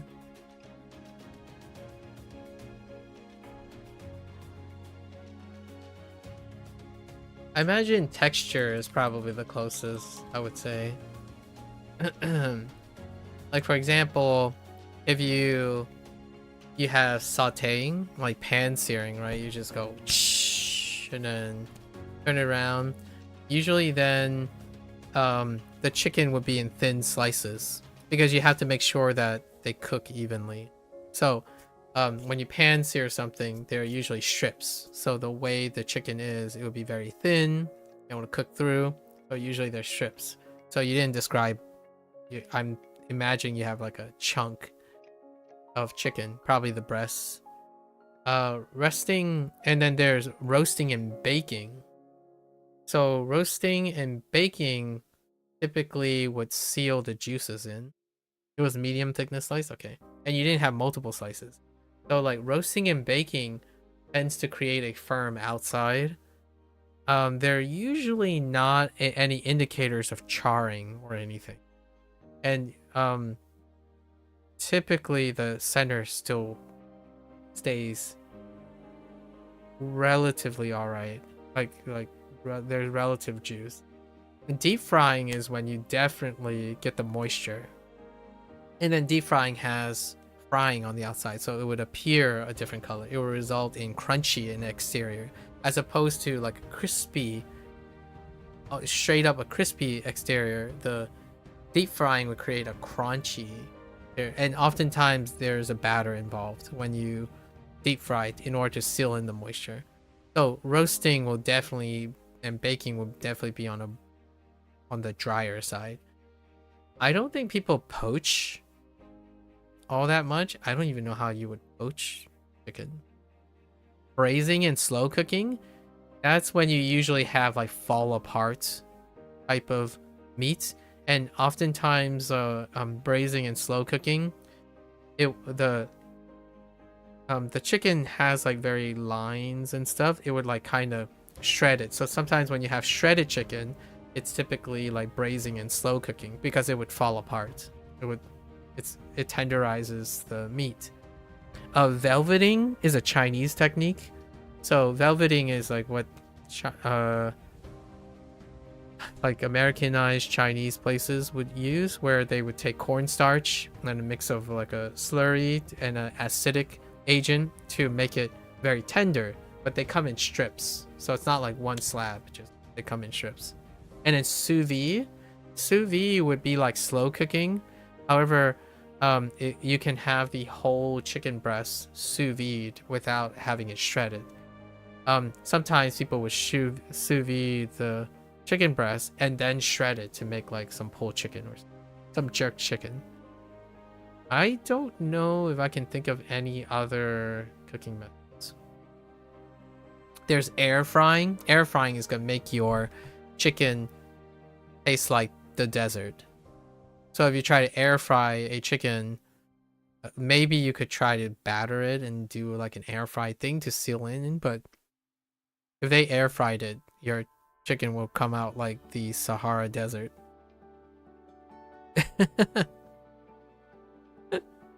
Don't air fry your chicken breast. Like, don't air fry your chicken breast whole.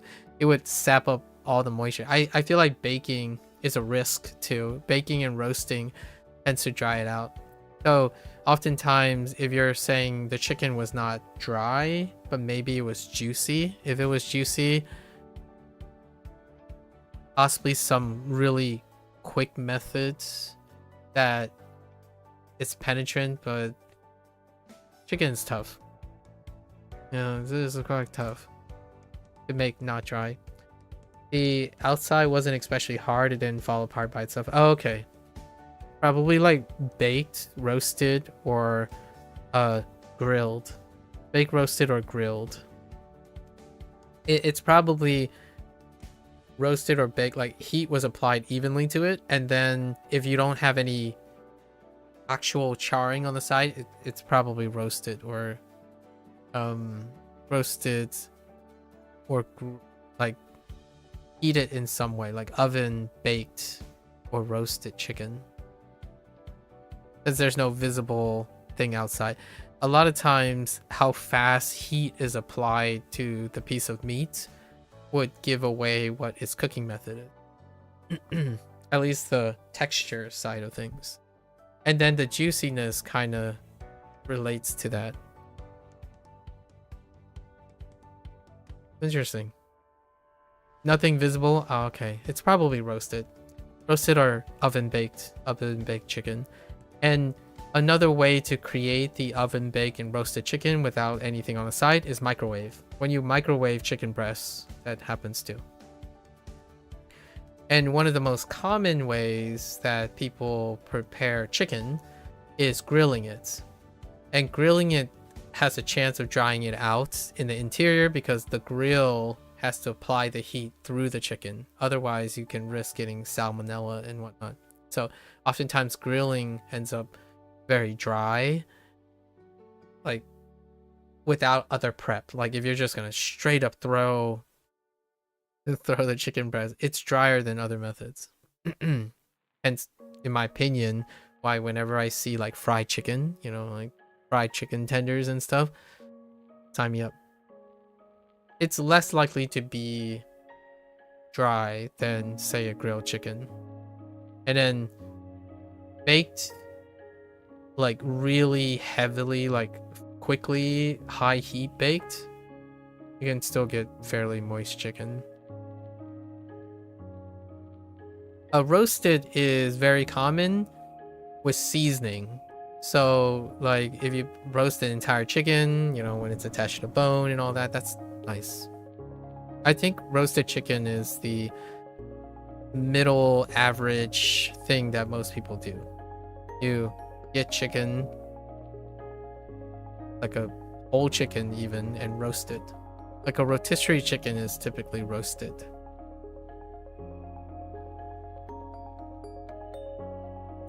I haven't had chicken in a while. Even chicken, to me, even chicken gets exciting when you haven't eaten chicken in a while.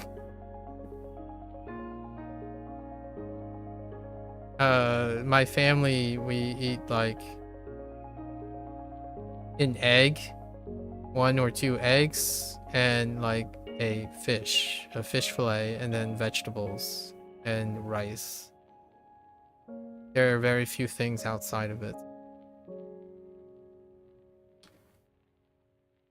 Okay. All right. あの人に言っても何も変わりません。 Interesting. Okay.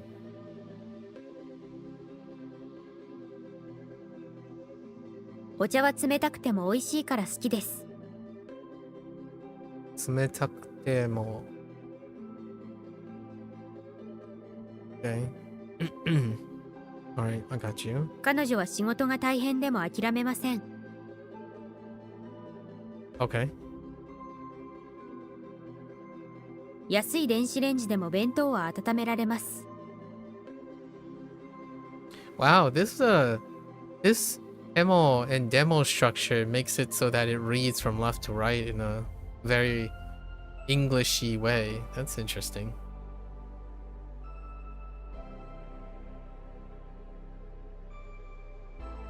Yeah, like Yasui, you know, Yasui Denchi oh man, Denchi Renji, right? Denchi Renji, right? Demo, even with a cheap microwave right here. Bento wa atata meraremasu, right? And then it is, oh well, no, it's still, this part still does the reverse thing. The clauses are in the same order, is I guess what I'm saying.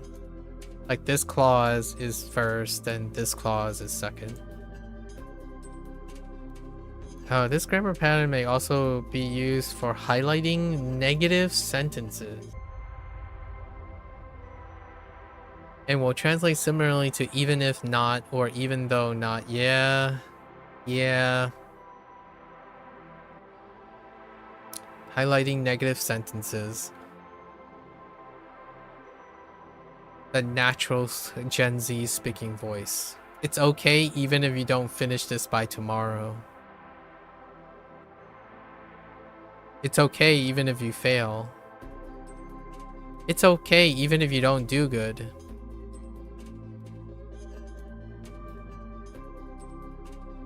Even if I had time, it's still bad. Even if I do it, I would still fail. Yep.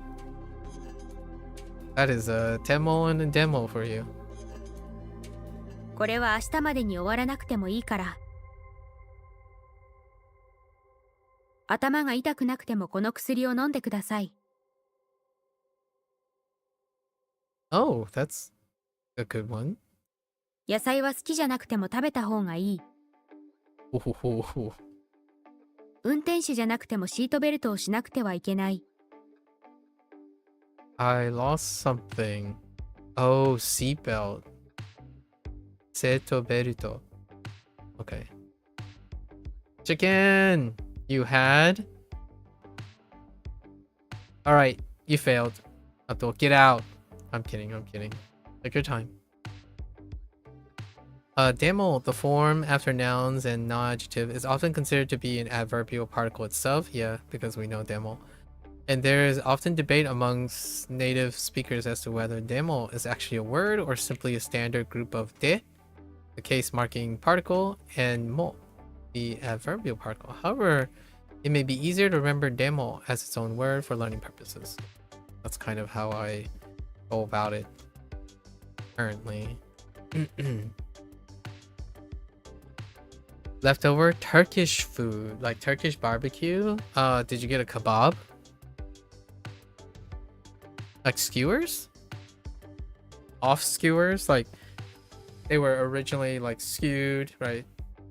And like open fire and then you just put it on, probably dice. No nose kebabs. Interesting. Off skewers. Well, what I mean is they were flamed, and then like, is it a smoked chicken or beef, or are we talking about sauced barbecue? Dry rub, wet? Are we talking about moist sauce or dry rubbed? Oh, they didn't show you? Oh, okay, fair enough. Okay. I need some details here. You just eat it? All right. I got you. I got you. What? How was it? How was your eating experience?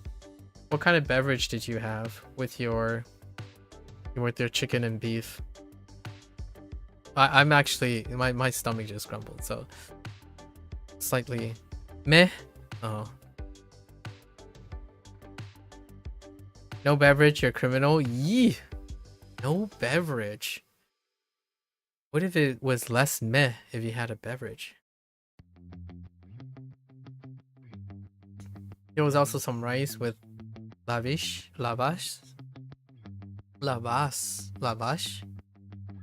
Which one? What is that?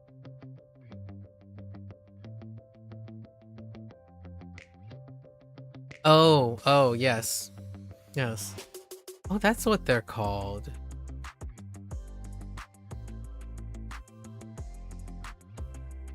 Interesting.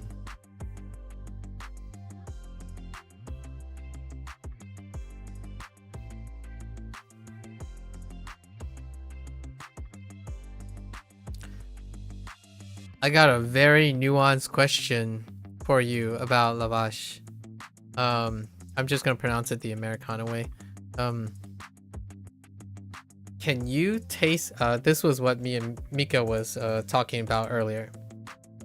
Can you taste the difference between the textural difference between naan and lavash?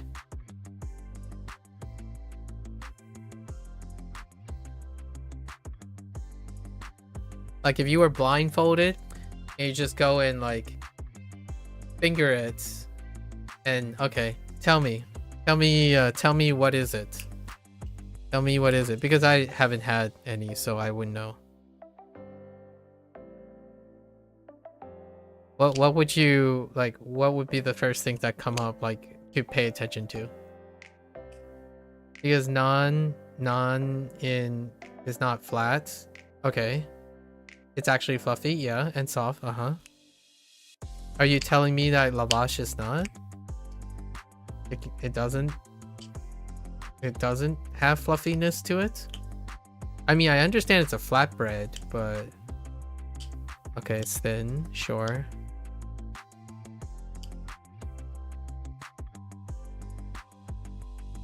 But it doesn't have leavening agent in it? I kind of thought it did.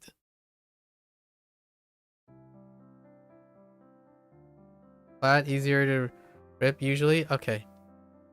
Now, do you know the different regional naans? Because not all of them are like a big pillow.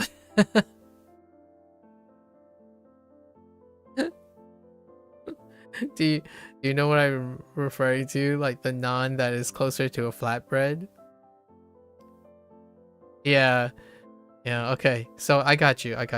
Less airy ones, yeah. They actually kind of look like leavened tortillas. Oh yeah, Xinjiang, yeah. Yeah, exactly. They kind of look like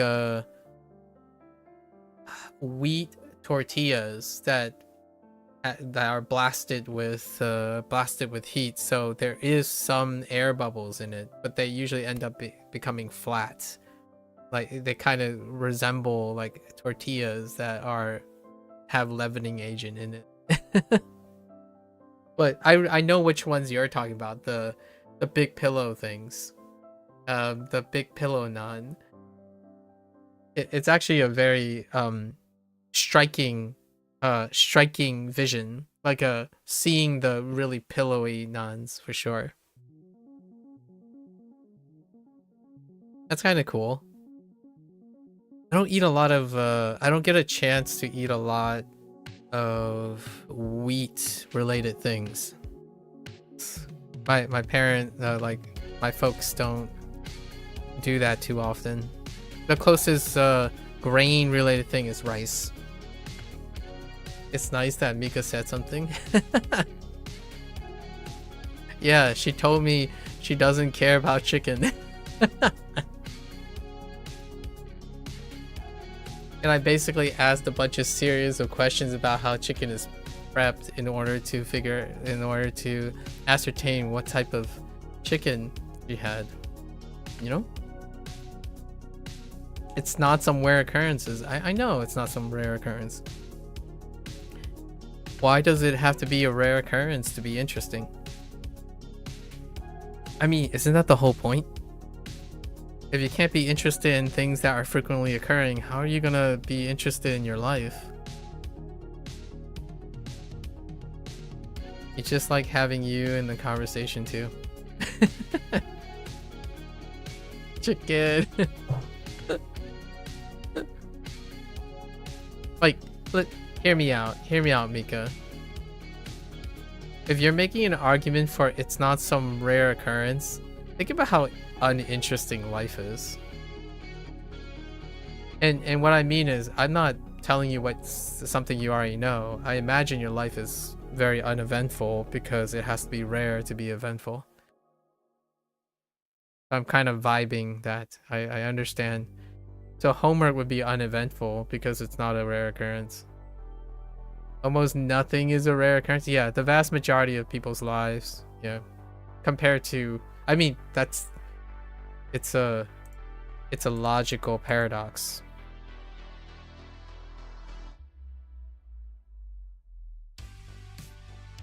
Even in syntax. Right? Almost nothing is a rare occurrence because a rare occurrence is rare. That's a cyclic, it's a logical paradox. A rare occurrence is almost nothing because it's rare.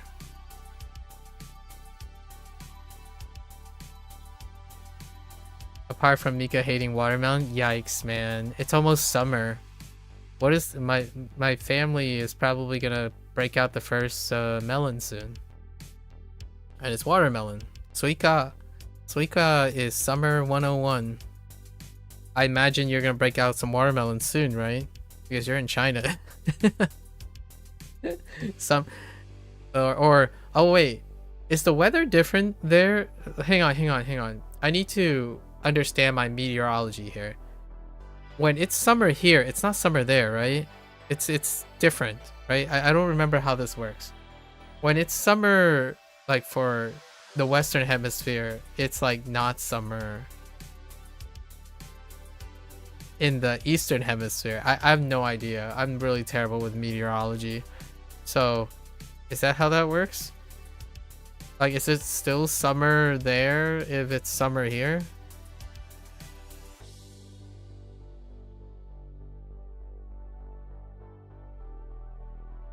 You can tell I don't think about these things very often. Oh, it's just north and south, I think. Oh, okay. Fair. Good. So, do you guys not practice eating watermelons? Watermelons during the summertime? That's kind of like your super stereotypical. If you wanted to think about like a really stereotypical Asian portrayal online. Well, everyone in Uzbekistan is no matter when. Oh yeah, I understand that. But what I'm talking about is the ceremony of watermelon. So, like, we don't just... I understand that you can eat watermelon throughout the year, and then importation and exportation can make it possible. But watermelon is symbolic. It's an Asian tradition to eat watermelon, because watermelon is in season in the summer, right? I know it doesn't matter anymore, like, oh, you can grow watermelon all over the years. I get it, you know, like, you know, what do you call it? You can have hydroponic plants, like greenhouses. All of them can make you grow watermelon. But you don't really think about that? Oh, okay. You don't go to the beach and crack open a watermelon with a stick while being blindfolded? I thought you loved anime. I'm kidding. I'm kidding.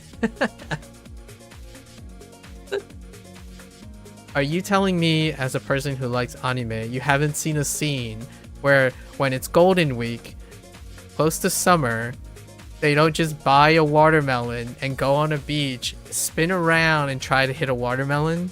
You haven't seen that? Actually, I've never seen a Chinese depiction of that. I don't think Chinese people do that in my head, personally. But we do eat watermelon, though. My father, we buy, like, watermelon's red, so it's very fortuitous as well, I imagine. So my father would buy watermelon when the summer season comes to light. It's one of those superstitious but traditional practices. Yeah. Like here. Oh, Mika, why do you hate watermelon? I know, right? Why do you hate a symbolism of fertility? I'm kidding, I'm kidding. Alright. So we better get on this. Let's see. So Temoi. How is this actually? Yeah, how is this related to Temo? Is it still the same Temo? At the core, okay. So Temoi is often translated "can I?" In English. The literal is "it is okay even if I." Okay, that's fine. Demo. How is this different? Attached to word to mean any, as in oh this demo. Okay, to add to something. Yes. Anything. What else we got? We got the actual verb, even like, can I do something? Okay.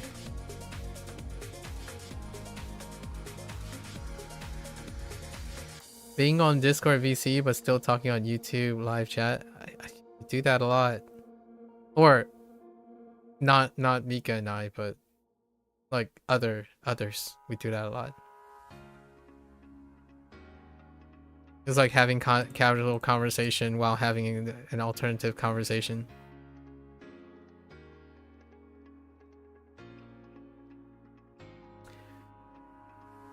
No, hear me out, Abdul.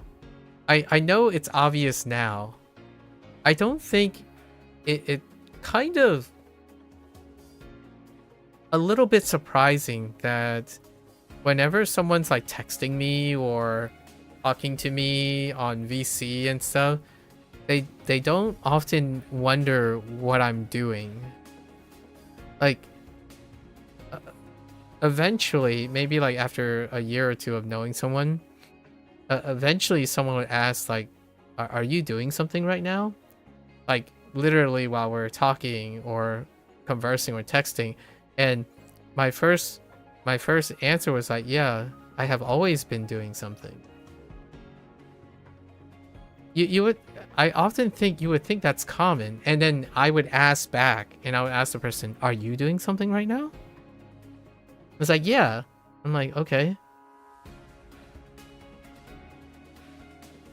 So what are you doing while we're talking? Where did etiquette go? So hear me out. Hear me out. So etiquette. So, you know, like etiquette, right? Etiquette was based on a social norm, right? Etiquettes are determined by a social norm.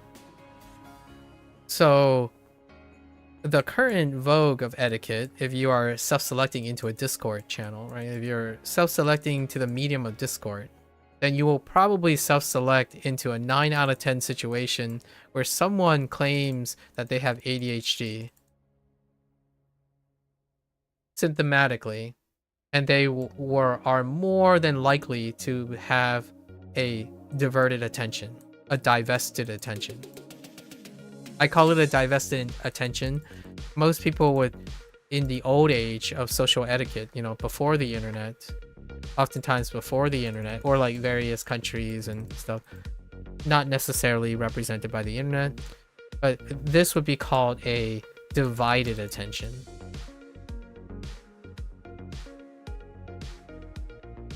And the reason why I'm calling it a divested attention is because this is by choice now.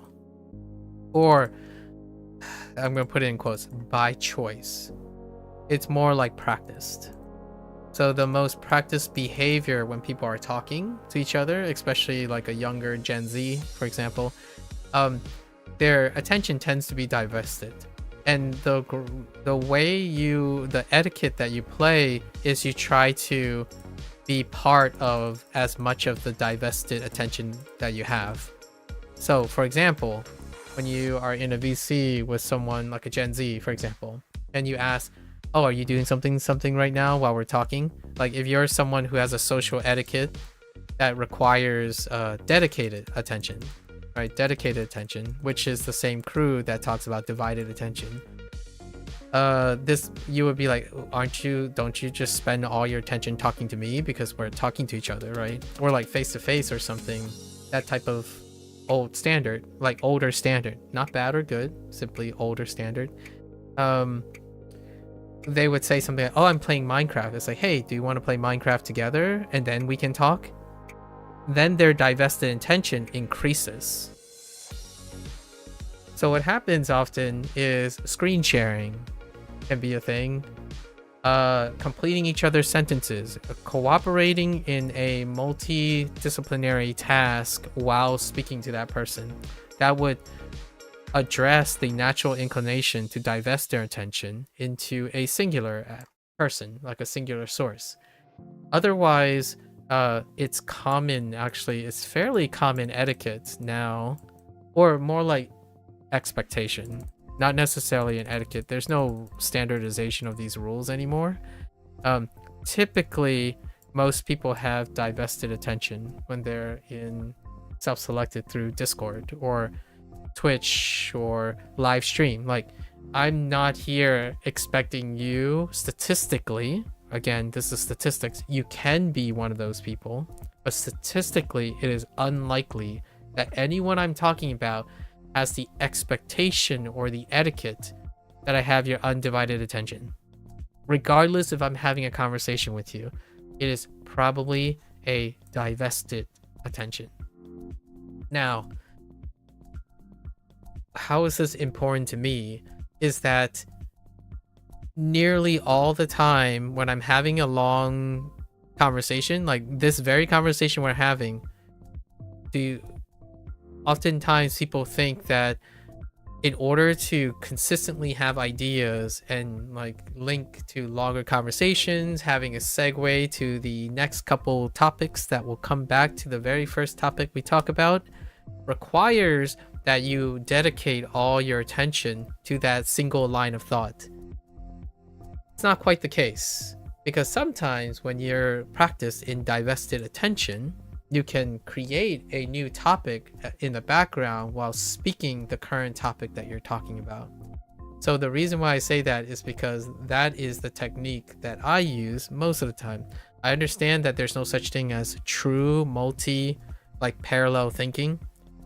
That's biology is a restriction on that. Like, you can't have parallel divergent line of thinking at once. You're snapping back and forth very rapidly.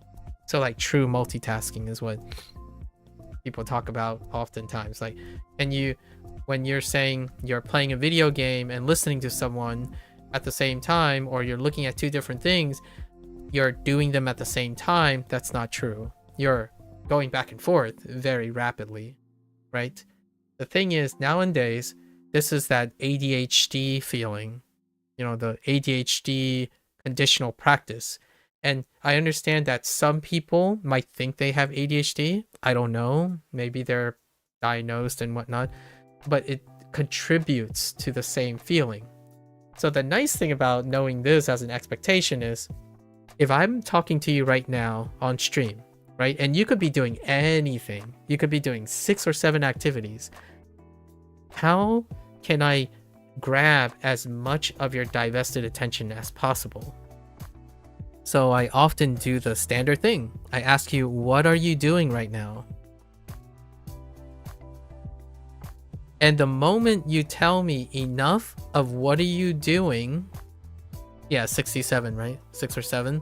I say 6 or 7 a lot as a range, by the way, just by coincidence. Like 6 or 7 things and 6 or 7, it does happen. So while you're doing that, right? Yeah, 6, 7. I understand, but most people say 6, 7 after I say 6 to 7 or 6 or 7, right? So for this, the reason why I ask questions about what did you eat, like when you came back, and what did you eat, right?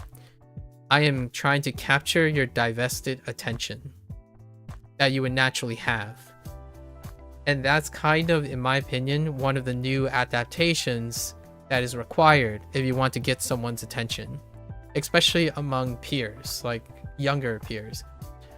When you're with an older person, like for example, if I go and talk to my friends, legitimately it's very difficult to do anything other than have our undivided attention. So whether that's common etiquette or not, it's an interesting topic. Usually it's pretty funny how it takes a really long time to realize that, hear me out, it's like a game of chicken where you know, you take one Gen Z person, like, oh, maybe I shouldn't reveal what I'm doing, you know, like your status, like your, maybe I should hide my Discord status or my Steam status while I'm in a VC with someone, because that could be seen as rude, right? Meanwhile, I'm like in the chat room with like 3 other people, and I'm like, all of you are doing the same thing.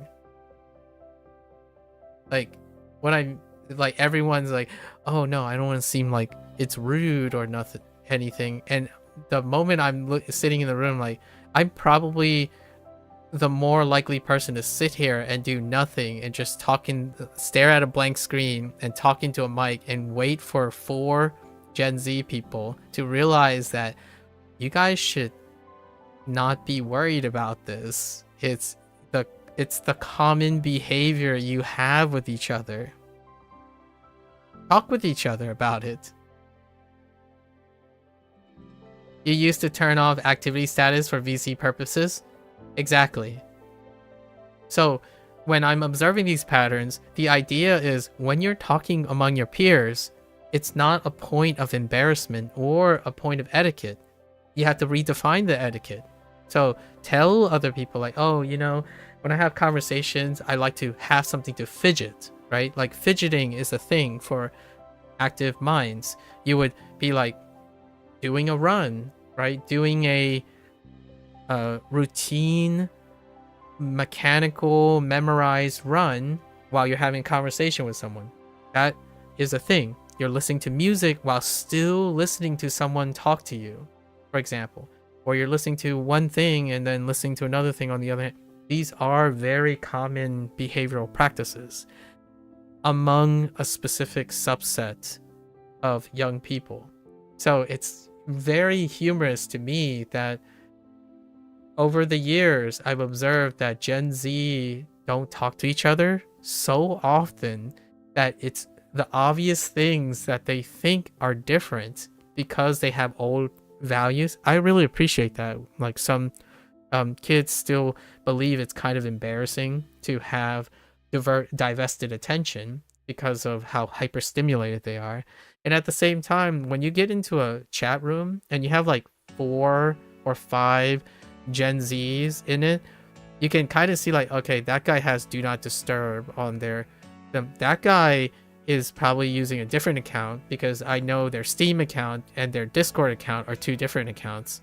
And that guy is definitely playing something that's not registered on Discord. They actually actively removed and delisted the app that they're using to engage in something. That person is definitely watching YouTube. And meanwhile, all of them are like talking and you can hear it. They're distracted. And the idea is that's normal when they're talking. They're distracted. The thing is, that's normal. However, it never clicked that all of them are distracted. Like all of them are doing something and like going back and forth between the topics. And they're also all, in my opinion, is kind of endearing that they're trying to mask being bored, for example, or being disinterested but they want to be together. They want to know that there's some virtual presence between each other. So oftentimes you go into a room and 9 people would be watching different programs. And the thing that gives them catharsis is that there are 9 people in the room. Not that they're sharing what they're doing, possibly 9 different things, or like 3 groups of 3 doing 3 groups of different things. It's the idea that they exist. Like they exist in a virtual space, and it creates comfort. So having someone who drones on, like me, for example, just in the background talking about things, it brings at least some semblance of closeness despite being divested in attention. That's one of the things that I feel like I've adjusted to over the years. Like the last 5 years, one of the classical patterns is to understand that this is the expectation, not the exception anymore, at least in my opinion. It's kind of interesting because Mika always does something while on VC, but you always stare at the VC room screen thing. Yeah, me too. Like, hear me out. Hear me out, Abdul. There are times where I'm like, all right. I really got to get this editing. I could do this editing at the same time that I'm going to talk to her, right?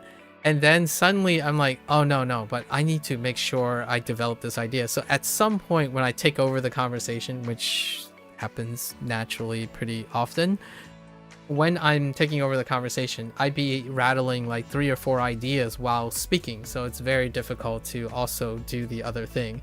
And that's usually the point where I realize like all I'm doing is I'm staring at the Discord page, like with the green light, like lighting up and dimming on the avatar. It does happen. Like it's a combination of the two. So it's a very interesting experience. Obviously, now what is the benefit of understanding this, like this behavioral pattern, right? The benefit is that you might not get angry, right? There's also a benefit of understanding how you can attract the attention, like grab the divested attention or diversified attention. Either divested or diversified attention would be the term I would use now. And that can be a way that you can kind of get around or understand what is it that goes on in their mind, so you can get connected with that. You can join in the activity. Sometimes you just watch it too. It bothers you how yours light up when you don't talk some days. Yeah, that's what we talked about yesterday. The reason I knew you were paying attention to your Discord thing is because you noticed the green loop, and the other 2 people that we spoke about, Mika, also noticed the green loop thing, because at some point all of us had a conversation that involved all of our divested attentions together, and we noticed green loop problems in Discord. So it is a very funny phenomenon. And you remember earlier you said it's a rare occurrence, right? Chicken is a rare occurrence. And yet, when you do something and you invested your intention to it, the most common thing that happens becomes an interesting notice in detail. Why is that? To echo what Abdul said earlier, most things in life are not rare occurrences. When you notice something, that's when it becomes either rare or important. So, despite being on Discord all the time, and that thing being a super not rare occurrence, you still remember that it happens and it bothers you. Interesting. Funny thing how the brain works, right? So, not rare things doesn't mean they're not notable. In fact, I would probably go even further, Mika, and say, if you're able to find interest in the things that are not rare, they are the things that likely to change your life. I know how counterintuitive that sounds. Those who believe that life, you're waiting for a windfall, like you're waiting to get lucky, Yeah, those things will definitely change your life. But remember, when you get lucky, it's a rare occurrence. What are the odds that that's going to happen? Rarely. How will green circles change your life? If you find a way to keep it not dim and light up, so then when you go and talk next time, you're just going to stare at the green circle and gain consistent grand satisfaction knowing that you solved the problem of the green circle. Because it occurs frequently, not rarely. Finding the solution might give you a slight dopamine hit one time, but then every single time you go look at that green circle, you realize, aha, I figured out the green circle problem. Which happens all the time. And the thing that happens all the time creates a habit. Why do you always change your profile pic every month? Because you're going to say, well, it's the rare occurrence of getting rid of something that is normal or consistent. Yeah, and you don't form an attachment to them at all, either. You don't form attachments to things that are rarely occurring. You form attachments to the things that are often occurring. And when you change something about something that is very frequently occurring, that's when you become attached to it. You are more likely to be attached to something that's frequently occurring than something that is rarely occurring. You could keep letting it... I think letting it be could be good too. Yes, so that you don't get annoyed at everything. Exactly! Because something frequently occurring can also be a source of acceptance. Tolerance. I'm gonna tell you now. What are the odds that you learn something from a rarely occurring thing versus a frequently occurring thing? And remember, learning involves the capacity to appreciate it, solve it, change it, benefit from it. The odds are very, very low when all your focus is on a rare occurrence. We're gonna go back to what Mika likes. She likes good art. But she confuses it, in my opinion, with the act of liking drawing. Drawing is the most frequent activity you use in the process of making good art. Good art is the rare occurrence.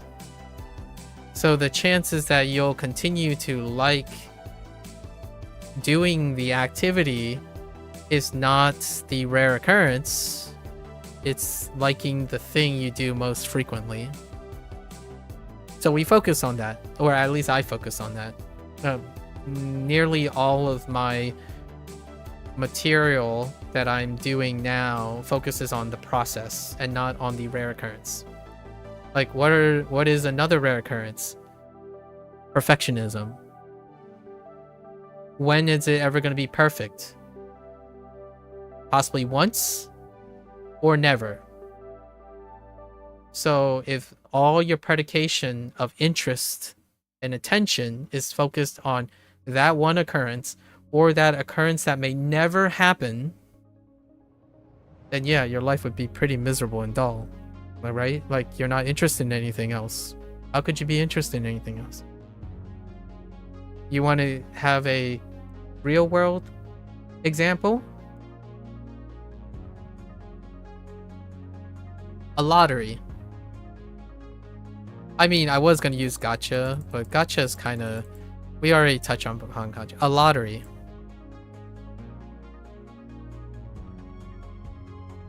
The rare occurrence is to win. The process of trying to win is all the time.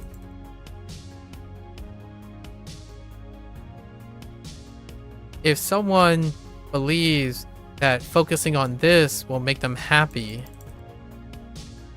about doing this 99% of the time, that is very naive possible, but highly, highly improbable that that's going to happen. Because every time they lose, this is not happening. And we were talking about this yesterday, Mika, about gacha. When you have 400 polls versus 30 polls. Despite the value of the rare occurrence, same value of the rare occurrence. Which one's more satisfying to Gen Zs? I said the opposite, actually. So this is more satisfying.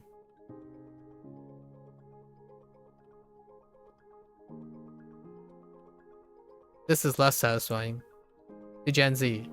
Because you're doing the activity of the chance. You think you're from the wrong generation. Yeah, so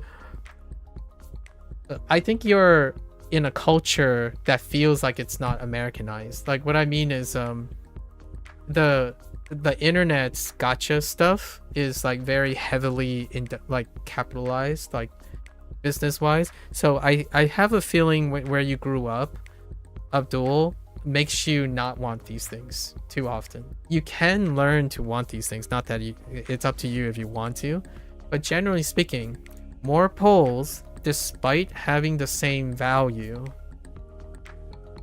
I also play a gacha game, by the way, Abdul. So like 400 polls will feel good because the activity is more frequent. Despite, hear me out, even despite the odds are lower. Isn't that crazy? Like, just think about it for a moment. I told, here's my hot take. Here's my hot take for Mika when I was saying I'm the opposite. Give me one poll and the same value, and I'll be on my way.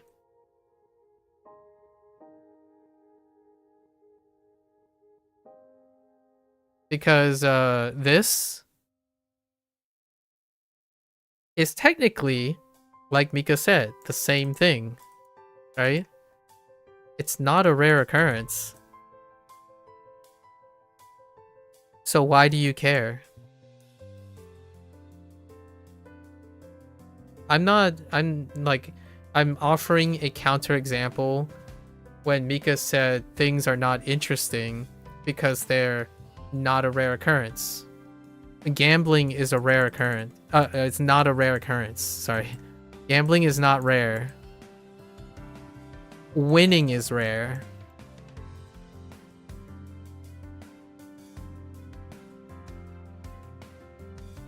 So if you wanted like an anecdotal example of things, maybe, yeah, I get it. Chicken is very boring. To me, I actually feel ya about the chicken thing, but it deals with gambling. I think gambling is boring.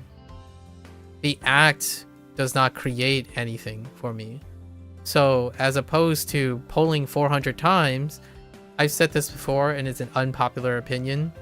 Give me one poll, and that one poll gives me the guaranteed banner. I'm good to go. Then I can spend the rest of the time playing the game or something, or doing something with the game. That's perfectly fine with me. The action, much like the way she said that chicken, it's not a rare occurrence, so it's disinteresting. It's like, I agree with you. The act of polling is disinteresting. Right? I'm kind of an old hat. I prefer to like buy something as long as a fair price for everyone.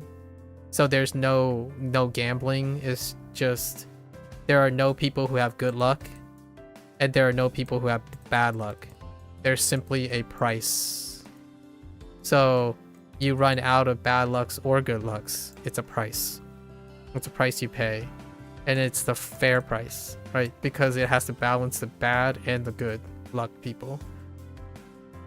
To me, the reason why I say this is because you don't have to gamble on gacha games. I feel like Gen Zs, they gamble on life. They think of life as gambling, which, if you're thinking about it, it's like, well, yeah, don't everyone think about life as gambling? It's like, no. Life is far from a strict gamble. Like, are you telling me that every time you eat, you think that you're gambling your life away? Or you expect your heart one day would just spend a 50-50 on whether it's going to beat or not? Or you expect that one day you're just suddenly gonna breathe heavily and then breathe light and breathe heavily? There are so many things that occur 99% of the time and they go underappreciated. And what I mean by this is, I'm not talking about getting lucky in life. A lot of times when people are talking about the game of life, they're talking about the gamble of how they can't predict the future, right? They can't predict the future, and how everything that they notice are rare things.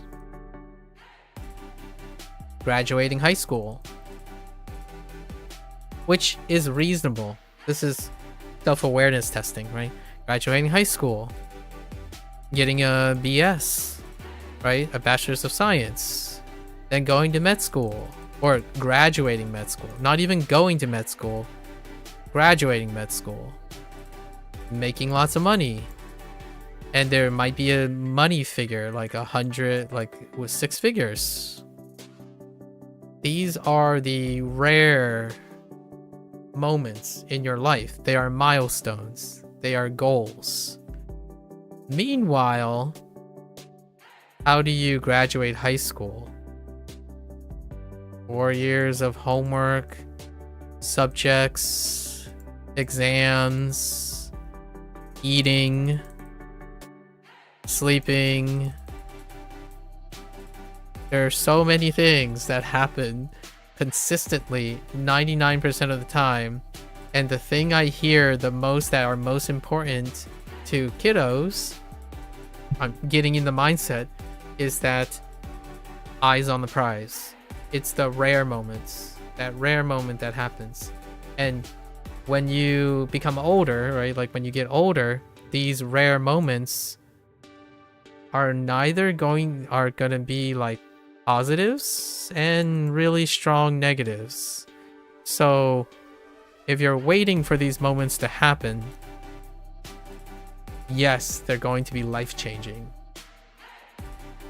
Meanwhile, are you gonna sit there and just wait on these moments? I'm not entirely sure. And I do have mixed answers. There are quite a lot that would wait. They would simply wait. Like, for example, playing a video game long enough until someone notices.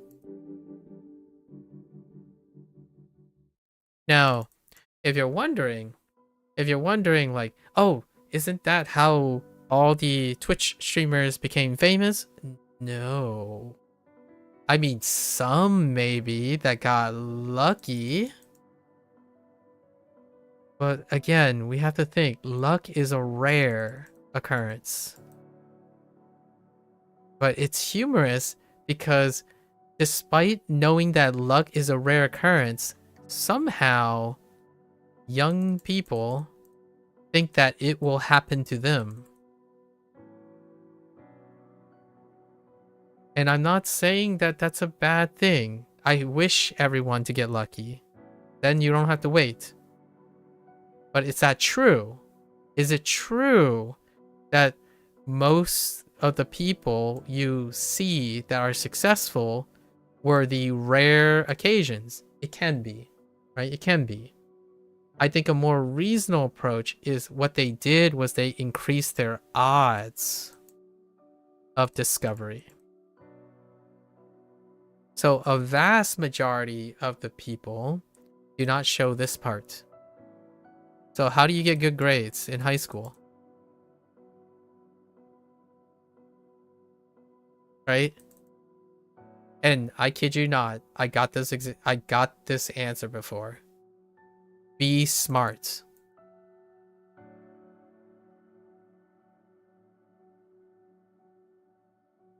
I'm like, wait,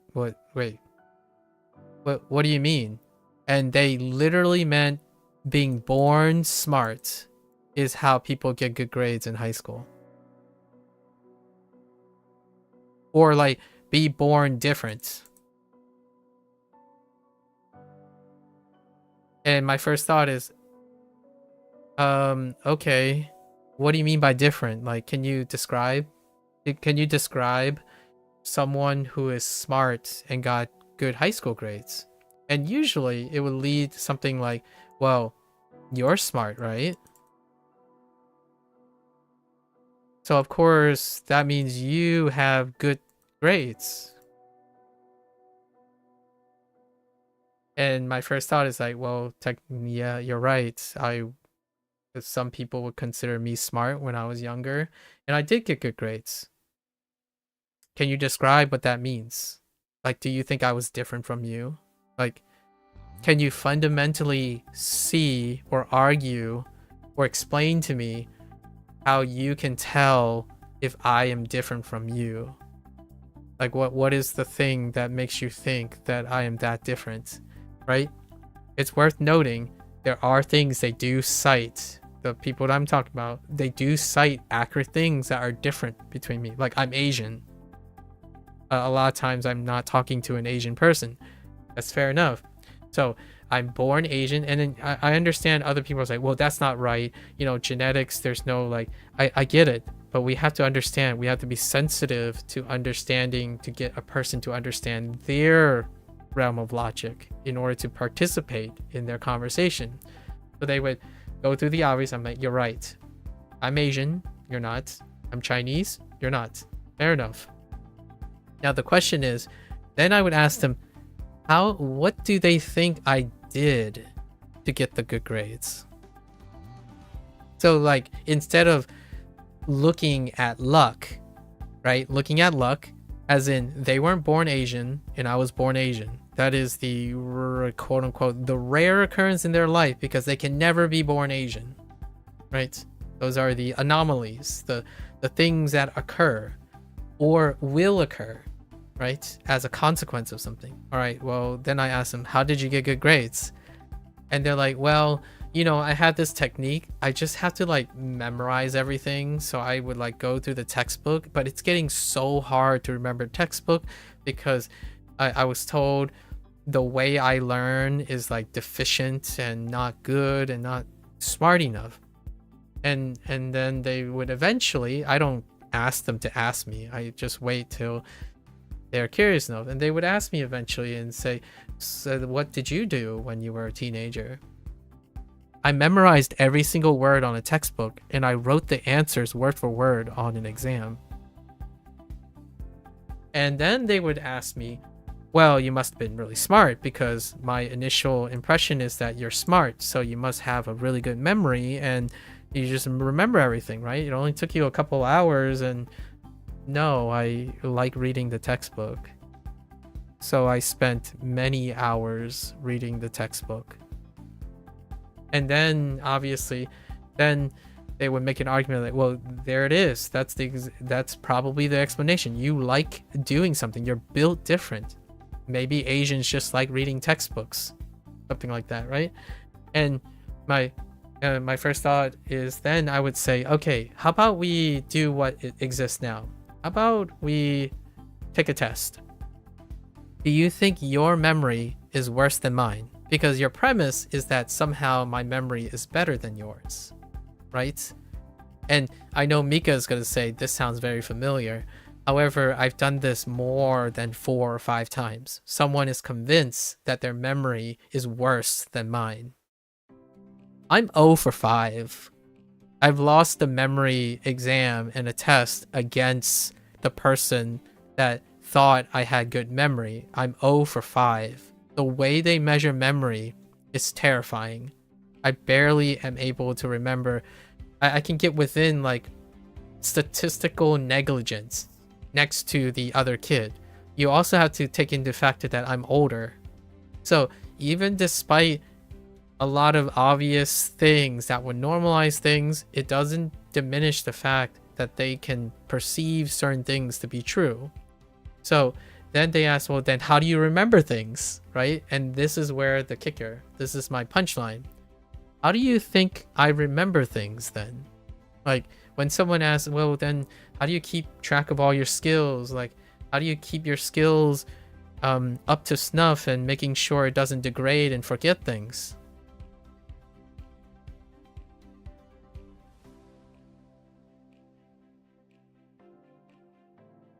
I focus on the things that happen 99% of the time in my life. I don't focus on rare occasions. Like, how do you remember things? I remember things that I use and do on a daily basis, on a weekly basis, on a monthly basis, for as long as I need to remember them. Now, the person would say like, well, you're just good at that. Right? You're good at that. You're not born good at doing this. This is insane. You're actually much more, in my opinion, a neurologist and a psychologist can probably try to create a counter argument to my statement here. And they are entitled to.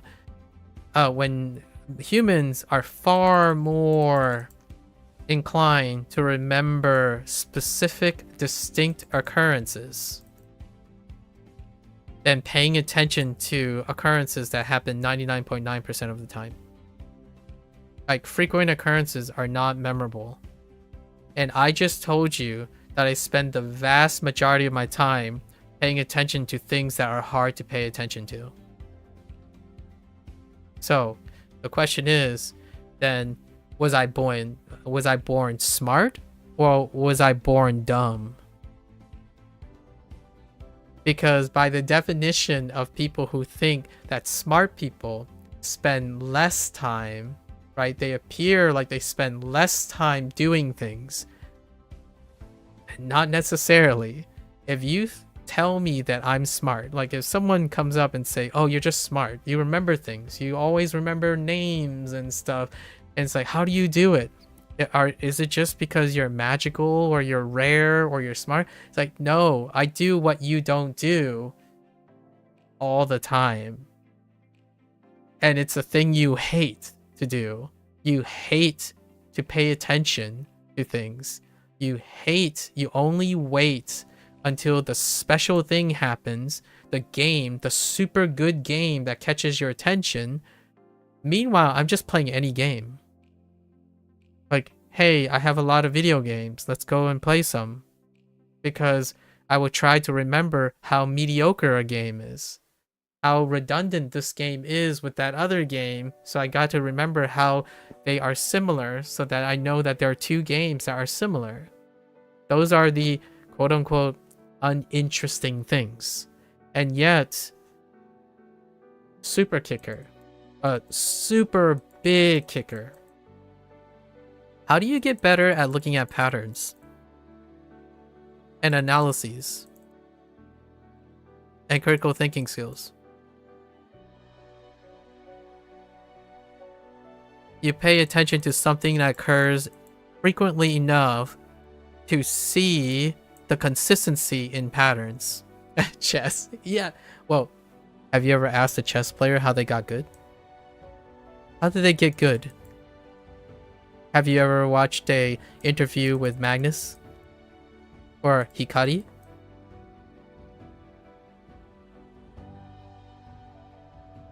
You play. You do it a lot. You observe and be enthralled by the 99.9%. You see the moves so often that you can literally anticipate the 0.1%, right? Their honing of their 99% is how you see the details in it. So they lose themselves in the moment over and over again. Like that's the bottom line. Successful people, even geniuses, are fixated. They are fixated on the 99.9%. Like, if you're thinking about, I don't know, well, Albert Einstein didn't do it, right? Dude, Albert Einstein was mad. Like, what I mean is not mad like crazy. He loved science. Like, if you're thinking about these characters, these people who are smart, what do? They think about 99.9 of their activity. Like, not the, oh, when do I get the Nobel Prize for relativity? When do I get the Nobel Prize for like Caspase 9 or like the discovery of antisense RNA? They were focused on the 99.9%, the thing that they keep on working on every single day, because the details are what leads to those moments in time. And it's a great honor. I would say, like, I'm never gonna, quote unquote, I'm never gonna receive a Nobel Prize for anything or anything like that. But does that matter? Interestingly enough, probably less than you think. Less than you think. I'm not saying it's not important. Like, it's not gonna be really elating and tear-jerking and like getting that, I don't know, that platinum YouTube play button for all your hard work. It's gonna feel great, that delayed gratification. It didn't come from focusing on when you get that play button. It focused on how you're going to get to that play button.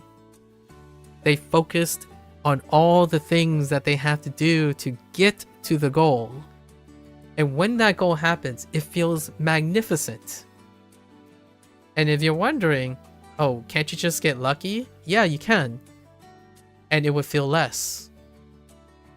Like, if you compared the same person, say like one person got like the same clone. We clone a person, and this is like theoretical thinking, so take it with a grain of salt. You clone a person. You have one person who planned their entire life, worked really, really hard, and just kept going and got to 7 years, right? This is the 400 pole situation versus the 30 pole situation, and then the same value. So this person decided to spread their poles, right? So like there's seven years. This gets a little bit of meta. Say the 7 years is locked in.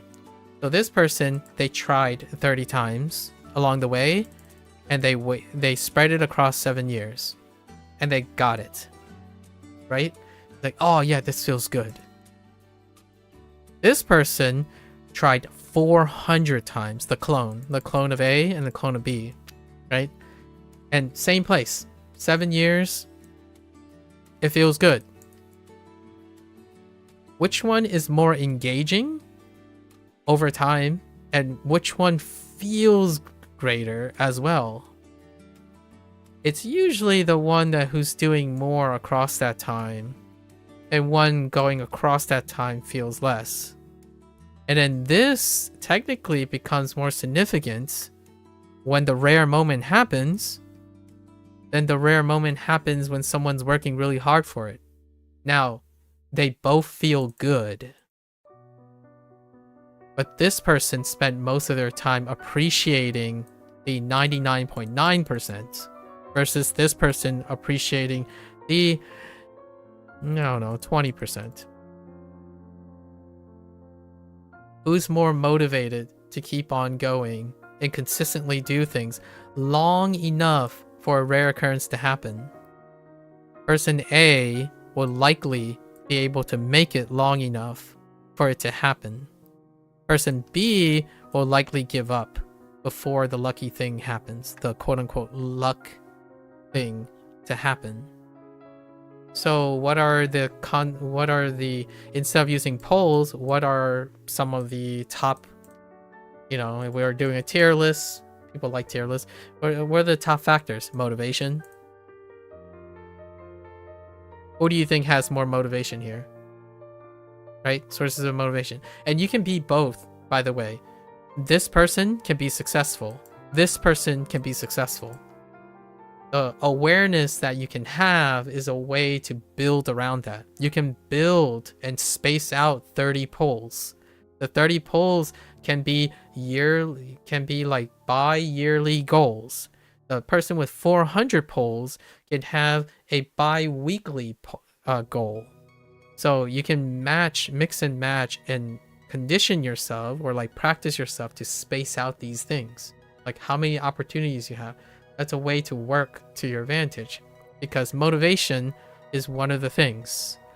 Do you need 400 polls to motivate yourself to get to the 7-year point in which you get a payout, or do you need 30 polls? You can call this opportunity. How many times are you opportunity seeking? This is linking to our opportunity costs, right? And guess what? Motivation is a passive cost. So now we have opportunity costs and passive costs in the form of motivation. Those are like among the top 10. So whenever someone says, oh, I'm only here because I used to like language learning, it's like, oh, why did you quit? I don't know, I just lost motivation. I'm like, are you saying that you had sufficient motivation when you started, or that you ran out of motivation because your opportunity costs got too great? Right? So, and I usually have different discussions based on the person's like context, like if they chose Japanese or Chinese, or they talked about video games, anime, immersion, and we would talk about these things. So, and if you're thinking, the reason why I said the thing I said earlier is because I chose B, by the way. I chose B for a gacha game. It doesn't have to be gacha. The idea is I understand what I'm getting into. I prefer to not wait on the same value for a gacha game. So don't give me 400 polls. Give me 1. Because I don't value what I'm gaining from that. So it doesn't mean that one is better than the other. The understanding is, which one do you have? So you could kind of say that from all of this, you could kind of argue and accuse me, which you'll be correct. You can accuse me or presume that I have low motivation and opportunity costs in gacha games. Yes, that is correct. I don't enjoy gacha games. Now, why do I still play the video game? Because I play the video game to find out if I like it. And the answer is no. The thing is, guess what the polling is? Now, here's the super meta. I do play a game called P5X since launch. Now, here's the gacha part. All puns intended, by the way. How much do you think the polling part takes up? Like, in my time playing, what do you think the polling part takes up in my time? Like, if I had 1,000 hours, which I almost have 1,000 hours, by the way. I know, weird flex. 1,000 hours. The polling part? In the 1,000 hours, the gacha part actually takes up less than 10 hours. If you combined everything I did in this game, the reason why I still play this game is that the gacha part that I dislike represents less, if even less than 10% of my game time. So I understand that regardless if I dislike, like if they reduce this down to 1 poll, it's actually 111 polls or something like that, you know, 111 and 70. Despite all that time, they could have reduced it down to 1, and this amount of time would be astronomically less than the amount of time I actually use playing the game. So to me, I understand that it's inconsequential. If they gave me one poll to give me the gacha banner that I want, just flat rate, like here's 100 or here's 16,500 gems. There you go. And they just call it one ticket. 16,500 gems to buy a ticket, and it'll instantly give me that banner. I'm good. Sold. What did I liberate? Like 9 hours. So not only is it inconsequential, it's less satisfying, I still liberate 9 hours. So I still gain 9 hours. What would I do? A developer and a publisher would say like, well, you wouldn't be playing our game, right? It's like, well, agree to disagree on that one. Because if you decided not to focus on extending the poll of your game, then I would still be playing your game with that time. Like, this is inconsequential, I already said. So this is independent of the amount of time that I actually play your game. If your game requires more time to play, then I would play it. And if you threw away the gacha mechanic, I would still play it. Now, obviously, this is oversimplifying things. We still have to think about no such thing as a free lunch, right? So we had to still weigh in no such thing as a free lunch. Where are they going to get their money? So most of the time, despite me preferring this, I'm not saying abolish gacha or change their things, because some people like this. And they're funding the game. I'm clearly not funding the game. Right? So, spin your wheels, tell yourself, where's your priorities? There are no, I'm not saying there are bad people and good people in this scenario. I'm stating observations and behavioral correlations that can help people make decisions, you know, decisions that allows them to be happy with themselves. So, if you want to bank your entire life, right? If your life is basically waiting for a windfall, wait better. I don't know what that is, but at least you understand that you're going to be waiting. I like, or the Gen Z, right? Get good, you know, get good at waiting, because waiting is 99.9% of the time. So if you're waiting for a windfall, get good at the other 99.9% of waiting. If you say 99% of the time you're bored, get good. Make your boredom go away. And if you think, wait, that just sounds like what you're doing, right? Isn't that what you're doing? And I would agree, yeah. But I don't see it that way. Isn't that interesting? Like, you could reframe all the things that I'm doing as I'm simply waiting for my windfall. It's like, yeah, that's a good way to think about it. How do you get yourself to be interested in the 99? If you think that what I'm doing is basically making sure that I don't get bored until my big break, right? Until my big break, then think of it that way. Try to think of it that way.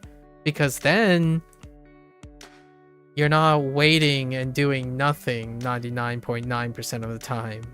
And what does that help? It stops boredom. You're not bored with your life. Also, by the way, Abdul, when I asked you about your food, and when Mika volunteered about her chicken, my whole goal and intent is try to get you excited about your normal day activities. Because I'm going to sound like a broken record. The longer you know about me, the longer you talk to me, I'm going to keep on trying to ask you what your meals are like. Because if someone cares, maybe you can care. And to me, that means, what does that mean? The next time you eat chicken or beef you're like, huh, maybe I should cook something and then tell Maku about how I cooked it. You never know. You never know when you start showing someone else that their life is interesting in the 99%, because I don't live your life. So despite Mika thinking her chicken is incredibly commonplace and normal and she does it all the time, I literally told her, despite all of this, I haven't had chicken in a very long time, and that's not interesting, right? Like, what I mean is, like, she didn't find the importance of, like, oh wait, it's interesting that other people don't have my experiences, so perhaps it's a rare occurrence. But it's not a rare occurrence in the natural sense of it's happening to you and only you. It's a rare occurrence that you get a chance to be sharing something about your life that happens to be a rare occurrence for someone else. And that is human experience, right? Then we tie it back to emotional intelligence, right? Emotional intelligence and human experience on how to create personal connections with everyone. When you say something about a specific time and period, your feelings, I also echo whether it's rare or common to the other person, and you form that connection. So we're back to all of the topics that we had today.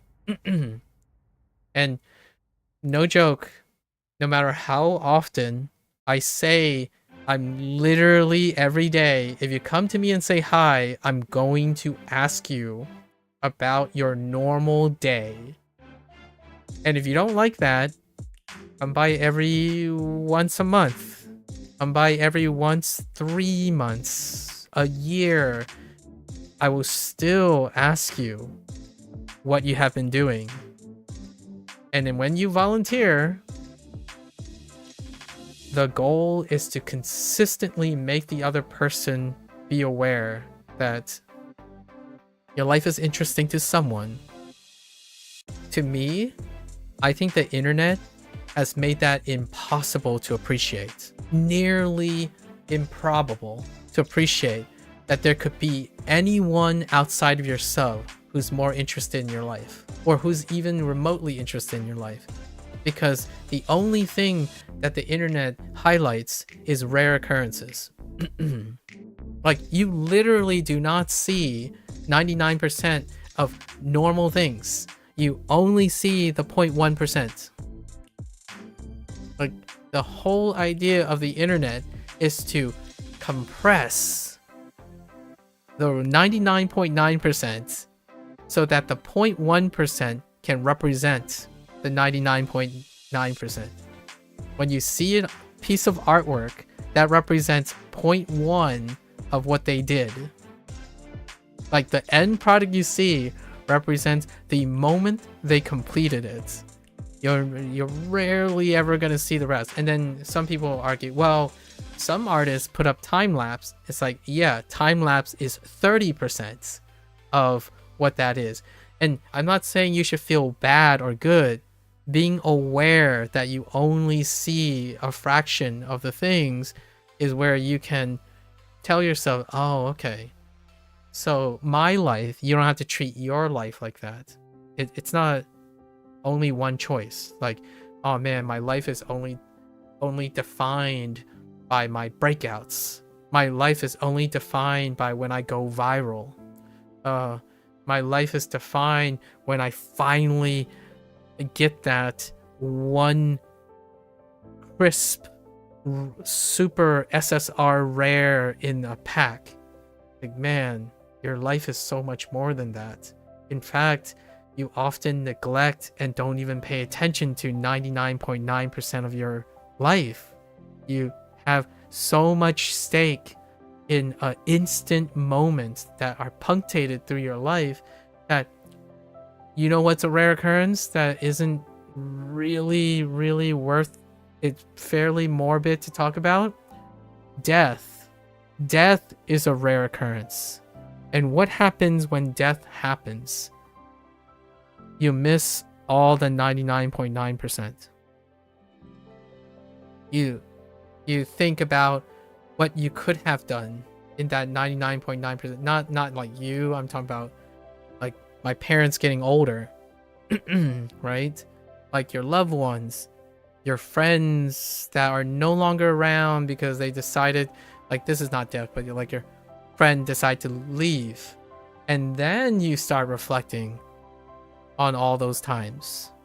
So this is, in my opinion, what I'm describing is not something unique to being born Chinese, being born Japanese.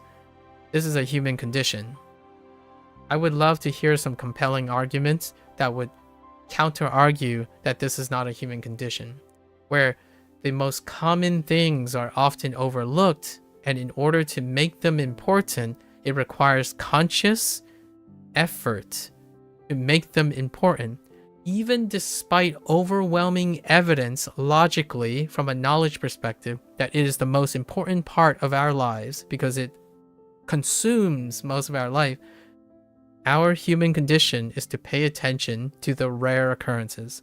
It is far easier, far cheaper to get the process and the satisfaction of focusing on the rare occurrences, both positive and negative. Grief, depression, acute depression, not chronic depression. Like, you keep rattling, just think about all the positive and negative things. Chronic depression is far deadlier than acute depression.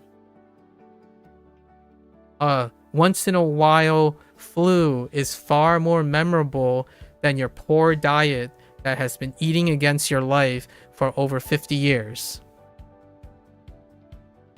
Rarely is it, easier to do consistent things. So in no way I'm saying this is going to be easier. The thing is, when someone says I'm smart and they look at me and they talk about it, they think I'm rare. Like it's a rare occurrence to be smart. And then yet, despite me describing what I do, they simply take disinterest and say, well, that sounds exhausting. Like, you're probably just smart. That's why you can do that. Like, it's probably the opposite. I'm probably not smart, and therefore I do that. I'm probably very negligibly different from you.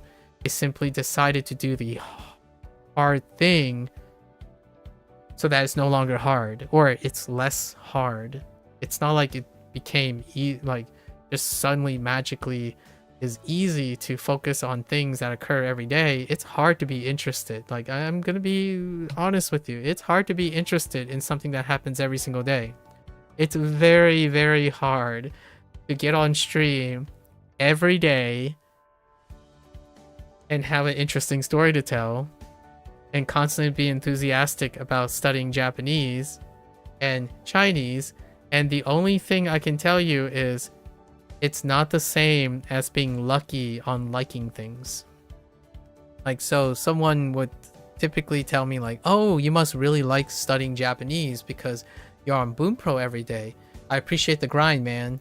I'm like, no. It's not about liking or disliking it. It's about what's important to me. I like things because I do things. The doing gets me to like it. I put a lot of effort into the thing, so therefore I like it. So if you need to like something before you do something, and the things you like are rare occurrences, you're not going to do anything. Like, think about how people make decisions right now. They have to like something. What do they like when you ask? Like, what do you like? Like, for your life to have a rare occurrence. Okay. So, when are you doing it? Rarely.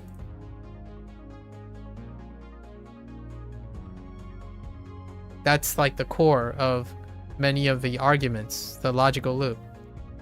You like rare things, so obviously it follows that you rarely ever do it. You rarely ever do something. you like. If you like good art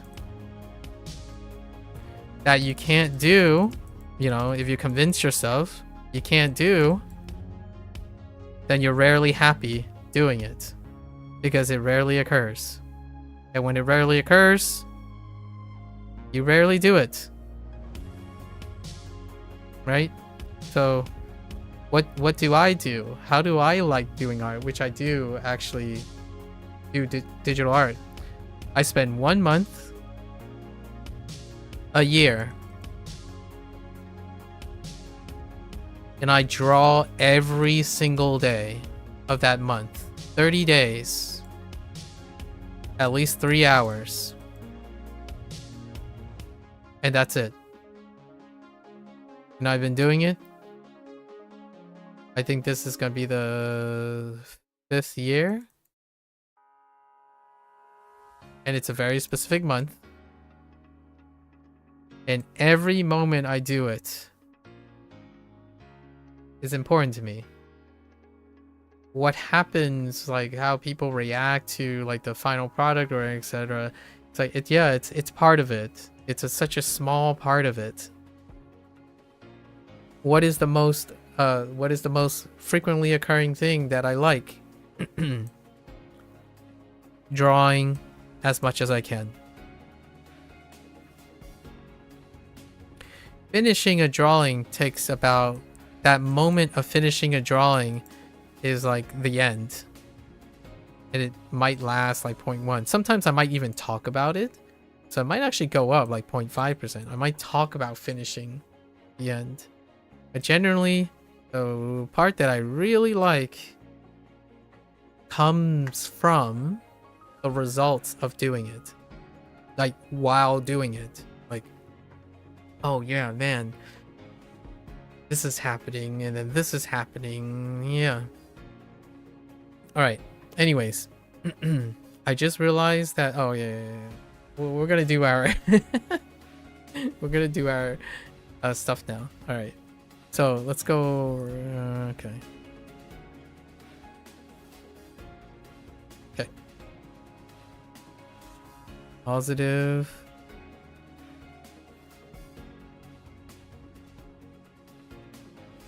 Okay.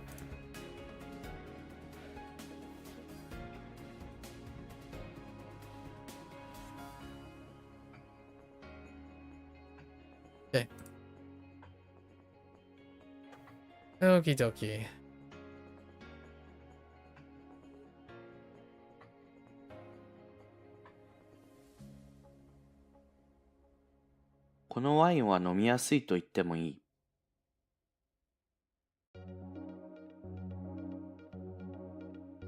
And then that's a knee though.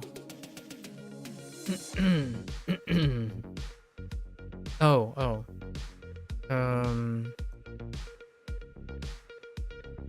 The makeru, dang it. Makeraseru?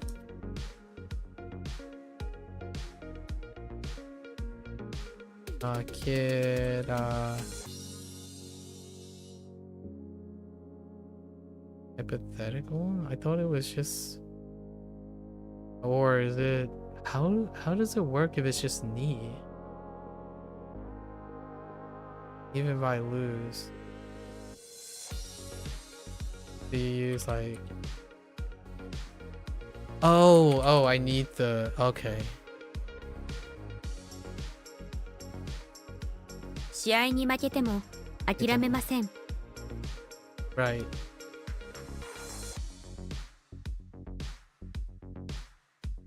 Oh, and then this is the passive, positive. So, okay, so we got Naku, the cry. So,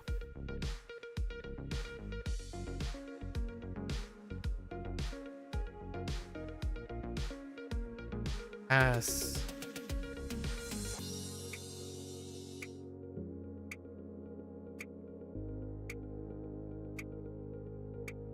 I've already lost it. Let's see. Naka? Naka se seru ichidan zeta? お兄ちゃんが妹を泣かせた。 Alright, cool. Alright, we're gonna have to like speed run this. Thank you again, by the way, Abdul.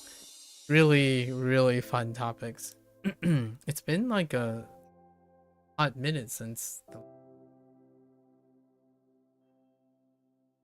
we gone that no problemo. I'll show you a problemo. Okay.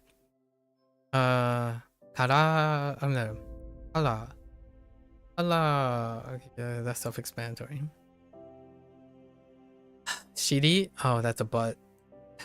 That's a butt right there.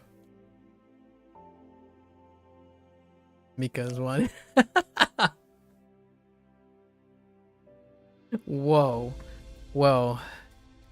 That's kind of a jab. Mika's just catching strays all over the place. City. Physiology. Yeah, okay. Okay, kocha.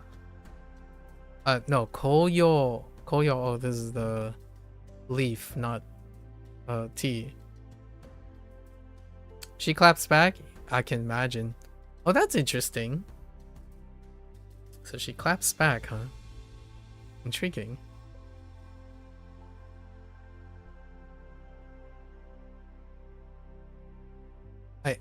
I was gonna say, maybe you're just weak. Oh no, this tit for tat is being contagious. We should be a little bit less cheeky. Dial down the cheekiness. Very saucy. All right. Kiho, kigo. Okay, because of the mark. Okay. Odori, fair enough. Oh, lecture. Ogi.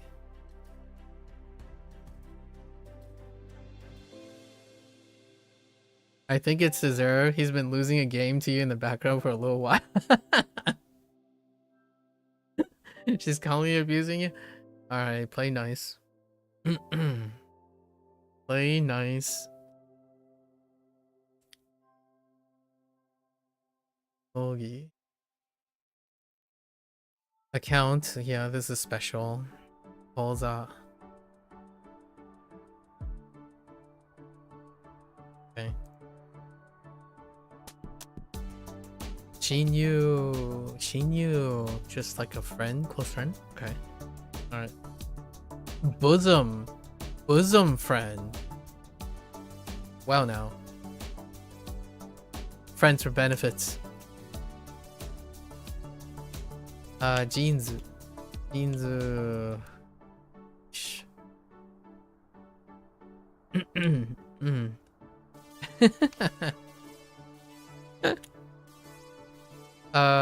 Sofa, okay. Chocolate, right? Chocolate is fine. Partner, banana, man. We only have kunyomi's fashion. We only have katakana today. What the Philippine? What? Eto, what is going? Benchy, what is going on today? Boto. Okay, I guess we're just going. Oh my gosh, Posto. The heck is today's wait, hold on. 1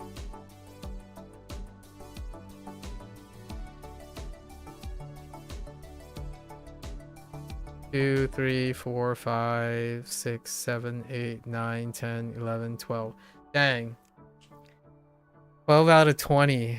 It's rarely not this crazy. Which, by the way, Abdul, I don't know you ever had this problem. I tend to have larger problems with these type of things than like kanji. Like kanji is I spend the vast majority of my time reading kanji and Hanzi. So like Chinese, when I read this, I'm reading it in Chinese and in Japanese. But when I'm reading this, I'm like, how do I spell chocolate in English? Okay. Because they convert, right? Japanese does mora. Right? Japanese does mora. So what happens is you have to remember that in English, I don't remember what the mora is. So re is 2 mora and to is 1 mora. So what they hear is they hear cho, and then ko, but it's 1 1 2 1. Chocoreto, right? Chocoreto. So what happens is I have a problem because sometimes I don't internalize the mora of the English word. So these words get really funky, like sofa, a sofa.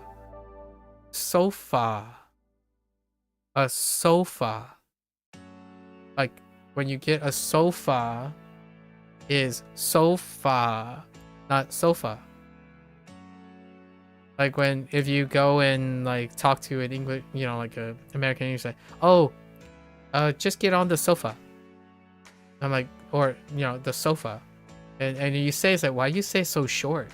Oh, the sofa. Oh, okay, that's fine. Like so, the like jeans, jeans,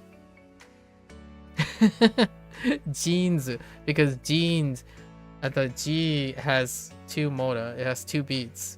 So jeans, which is tough because it actually has 3 beats because the is another beat.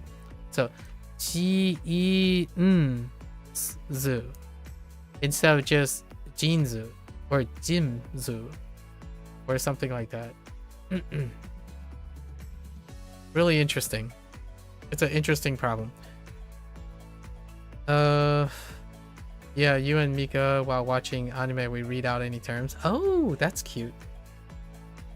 We see characters, then we say in Japanese and Chinese to compare. Oh, that's really cute. That's such a fun activity.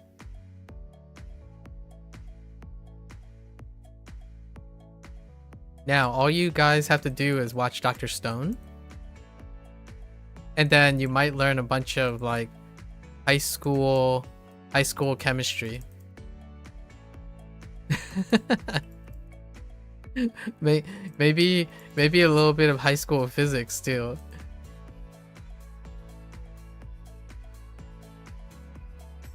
Yeah. And maybe some evolutionary biology. Yeah, like science. It's called Dr. Stone.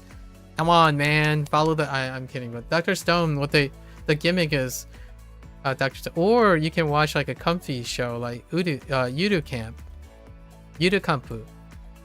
And you can learn all about camping. Or, like the vanilla camping, like camping 101.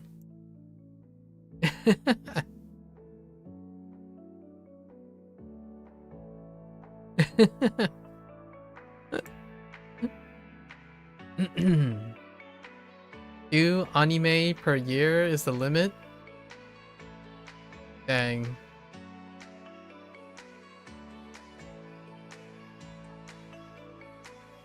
Alright. I'll let you two delegate.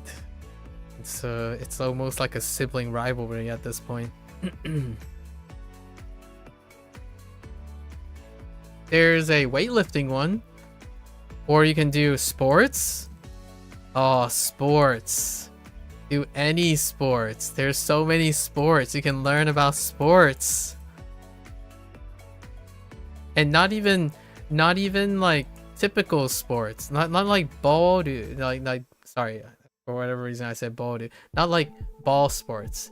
You can do like, you know, table tennis. Despite table tennis has a ball in it. Or like you know, running or track or something. What's the shortest anime? A day before us. It's good. Yeah, okay. You can watch a micro series, like a mini series. Any of the series that only run for 6 episodes or 12. There are a lot of those. The one shots. There's so many wonderful one shots. One shots are fantastic. I absolutely love the one shot format. Did you even watch Avengers? All right. I'm gonna lead you to bantering. Okay, so I'm going through all of this. Okay, so a non-Japanese word used to indicate the light, you know, the light spectrum at which something is seen. Also used to describe the act of dyeing hair. Oh, interesting. The backside of a body, specifically the area below the waist. Okay. The natural monthly process in females in which the uterine lining is shed. Oh, that also means, oh. Well, now. I only remember Sadie as physiology, but okay, I'm all right. Menstruation. The colorful foliage of trees during the autumn season. Oh, I see. Yep. Oh, yo. Great leaves. Hey, you gotta learn all the words, Abdul. You gotta learn all the words. A unique shape or design. Man, that's N4. That's interesting. A unique shape or design used in writing, mathematics, or communication, like letters, numbers, or punctuation marks, often conveys a special meaning. Right. Symbol. It uses go for recording. Go. The activity of moving rhythmically to music, typically involving coordinated body movements. Right. Tongli, right? Tongli. You feel me? Tongli. Oh no. Yongli. Yongli.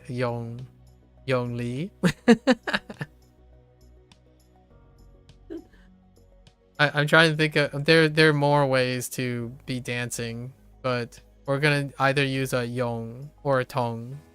Yong or tong. For dance, the character dance.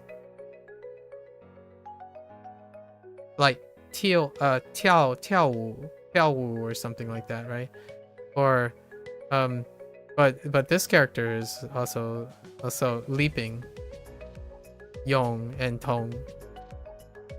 Yong tong are the read about this. So odori.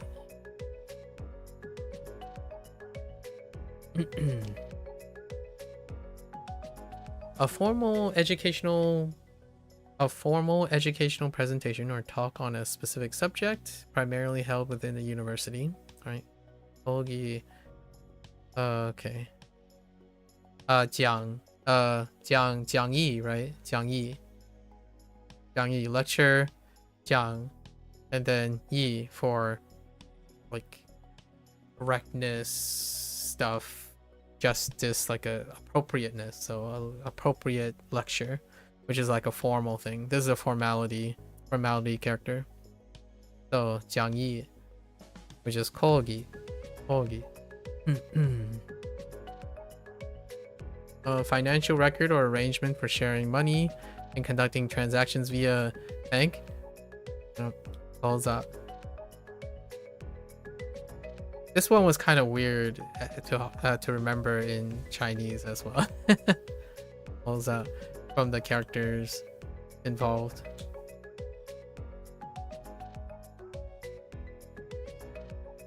A person who is very close and trusted as a friend, right? Shinyu. Shinyu. I don't think this is expressed too often. Qing. Qingyo. Yeah, Qingyo. It's fine. Qingyu.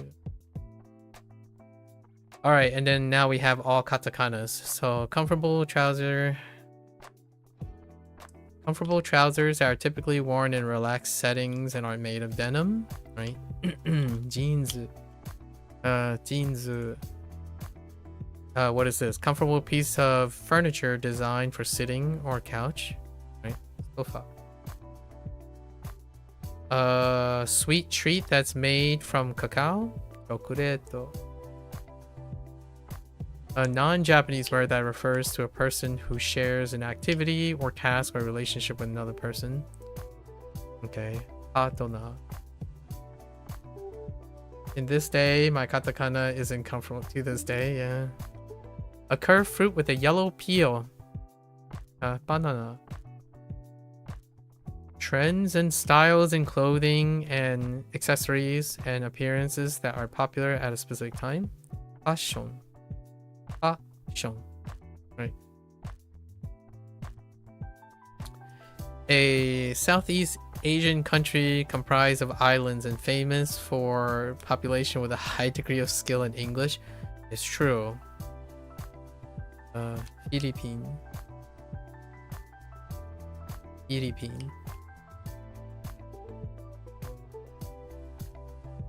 An animal kept for companionship or enjoyment, often living with humans in their homes.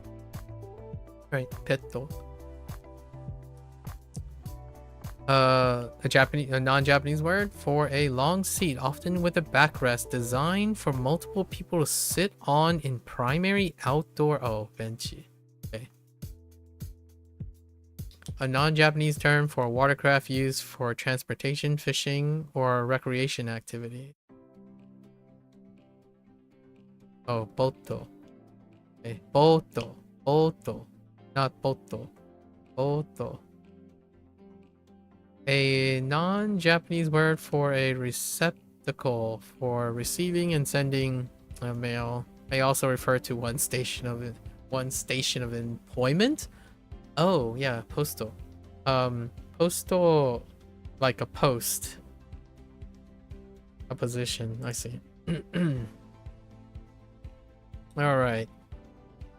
犬に尻を噛まれてしまいました。 Yikes.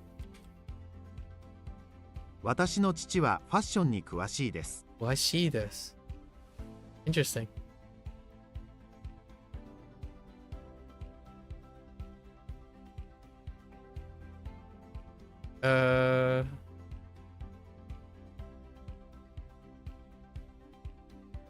I don't remember the color. Oh, it's red. Red. All I can think about is Hoang. Oh no. All I can think about is Hoang Die. What is Hoang Die?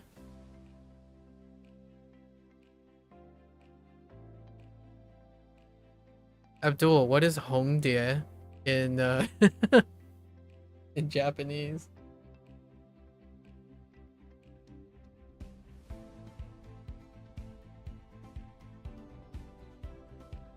Oh goodness. Hold up. Hold up. Oh. 紅葉を見にハイキングへ行く。紅葉。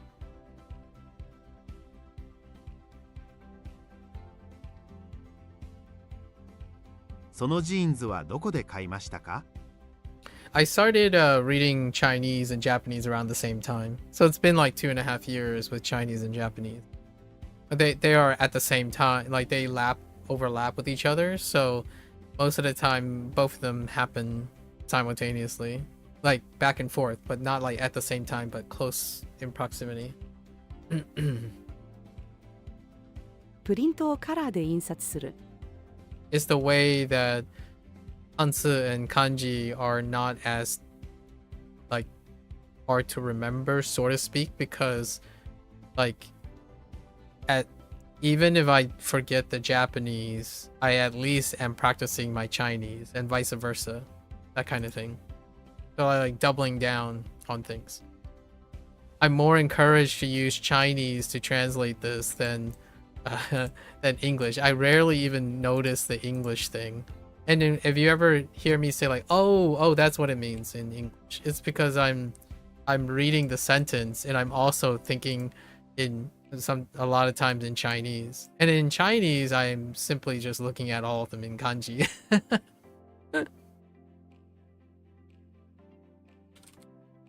この公園にはベンチが5つもあります。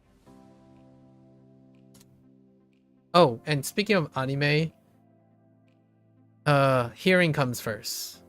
So like reading takes, like to me, reading takes a lot more effort. So like I chose to start with reading because reading is the is the hardest part. So even in Japanese, if I look away and not look at the sentence, I'm more likely to remember based on the sound now because of the vocabulary being voiced than reading the sentence. I would have to analyze the sentence like, oh, okay, this is this, and then I look at the kanji, right? I look at it, it's like, oh, okay, can I write that? So every time I'm looking at something, I'm thinking, can I write it? And when I look away, like in the vocabulary section, when I was studying the vocabulary section, I look away because I'm trying to think of writing it in my head. Sometimes I use my fingers, but I'm thinking about the actual characters because I eventually want to make sure that I can continue to write. I don't want to lose my writing skills as well.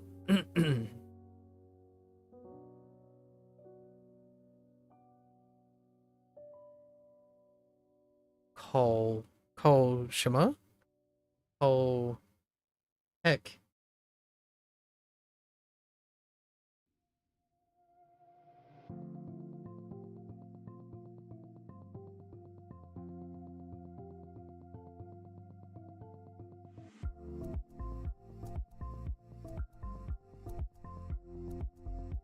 I just said this is a rough one. Dang it. I'm thinking of Jan, called Jan, instead of what they used. Dang it.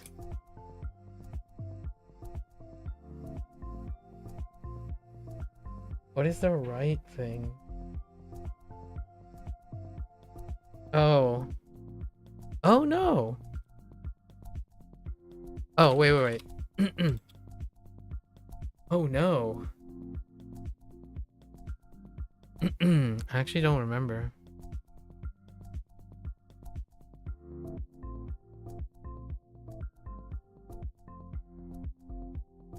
What character did you...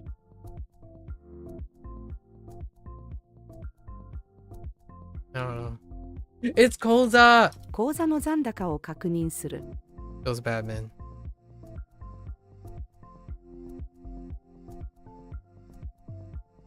Okay.「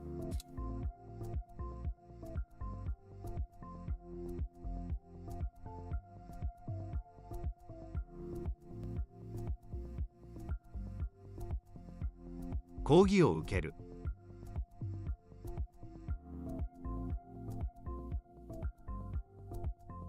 パートナーとはどこで出会いましたか？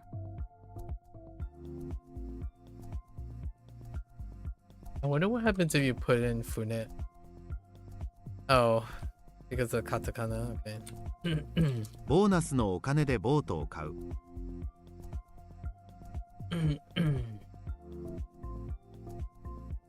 このバナナはどこで作られましたか？その踊りはどこから来ましたか？ Dansu. Dansu is an option.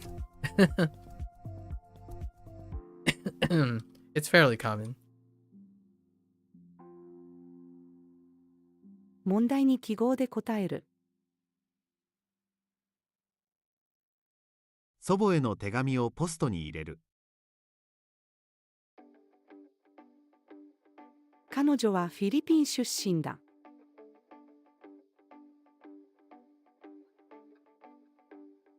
あなたはチョコレートが好きですか？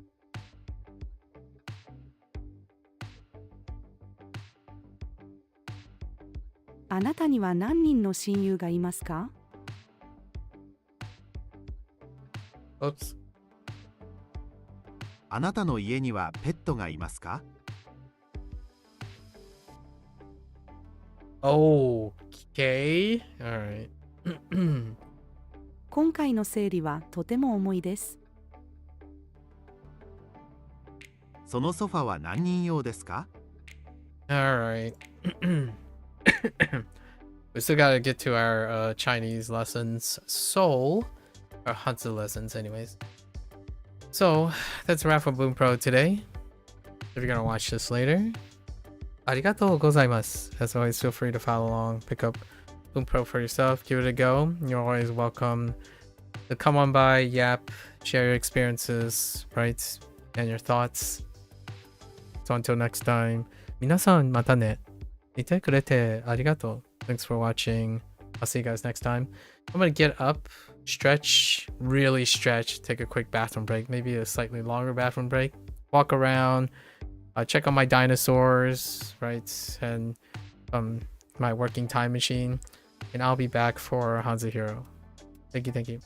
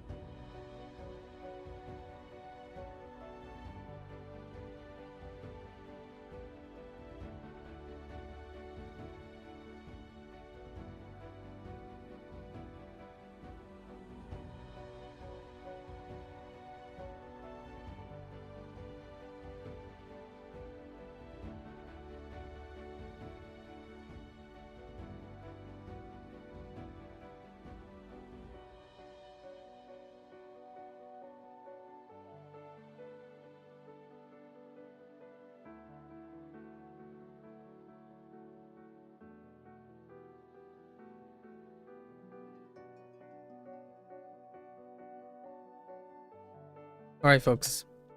Welcome back. 欢迎大家回来。今天是第476天 is day 476. Yeah, good luck, Nika. Sleep well, and then yeah, it's been a pleasure, Abdul. Been a pleasure. Good luck with your work. Okay, we gotta hit the fast lane today. Let's do our lessons.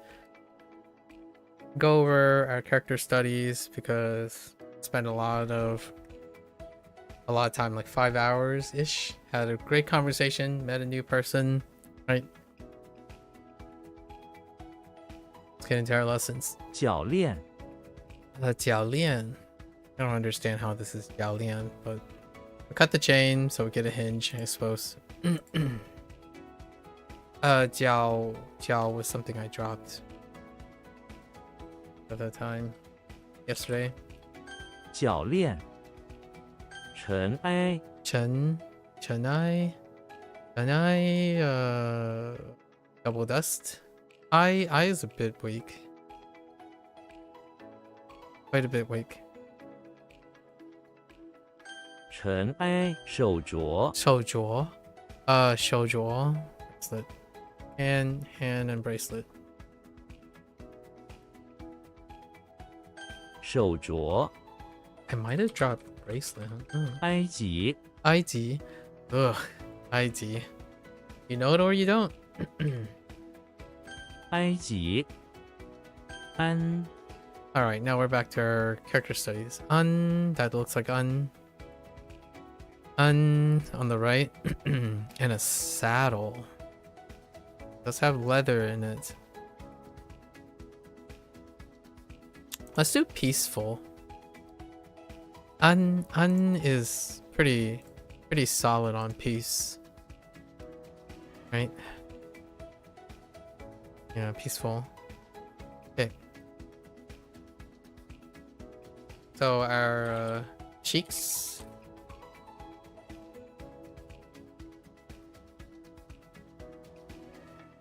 So Master Cheeks is in front of the pawn shop where he is basically on guard duty on a saddled horse, maintaining a peaceful environment in front of the pawn shop. Right? Deterring thief, thieves. On it is. Oh, I do need leather though. 安 On a leather saddle. Kind of by default. .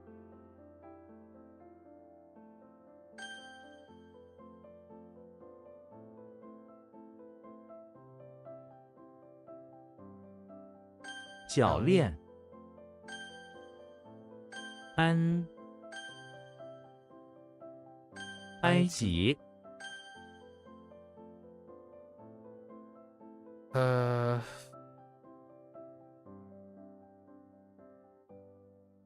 尘埃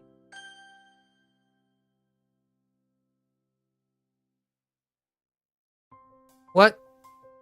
So, draw? Oh, whoops. The misspelling right there. 手 Alright. 镣 Liao. Does look like a Liao. A Liao. Tease. Ooh. With finger? That can be a tough one.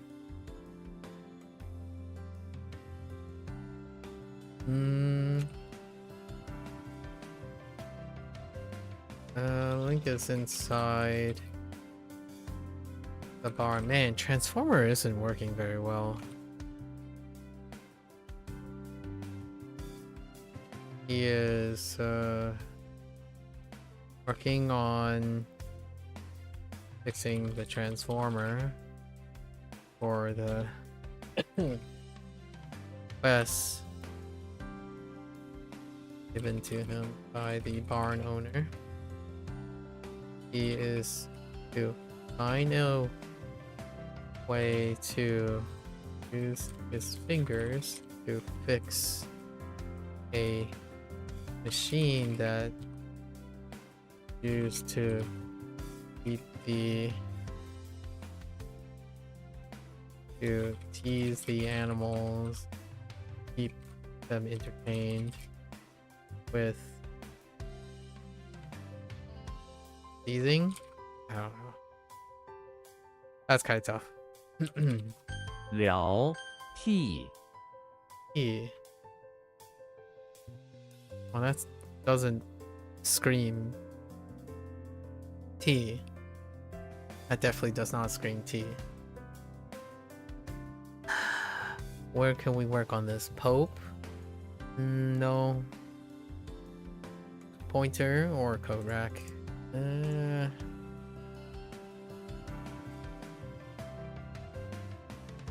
Oof, this one's rough. What about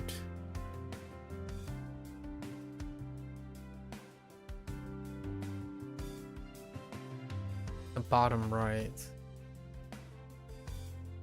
I feel like field and pointer could rack up something. No.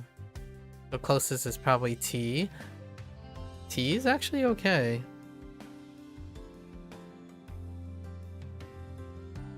Oh, actually, yeah. The day and pointer, sure ends up being T when combined. Interesting. I didn't even consider that. There's a sure in there.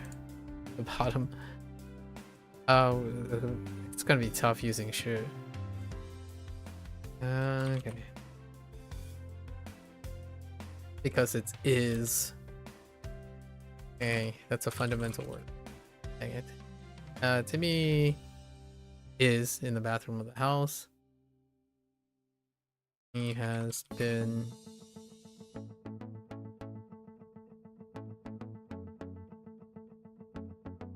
sneezing.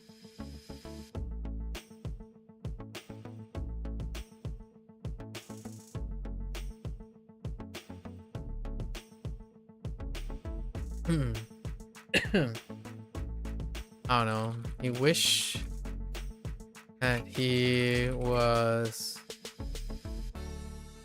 treated like the Pope. Hope that people will help him with a warm bath and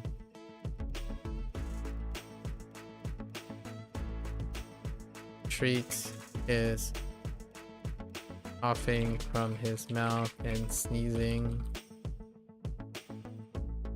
when he is sick.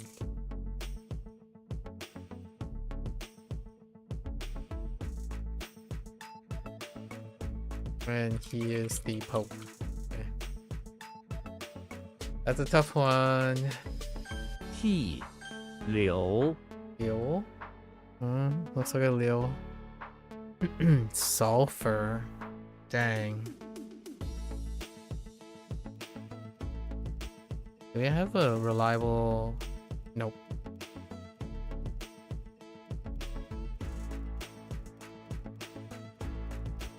Could use flow to separate, or gemstone. Could use a gemstone.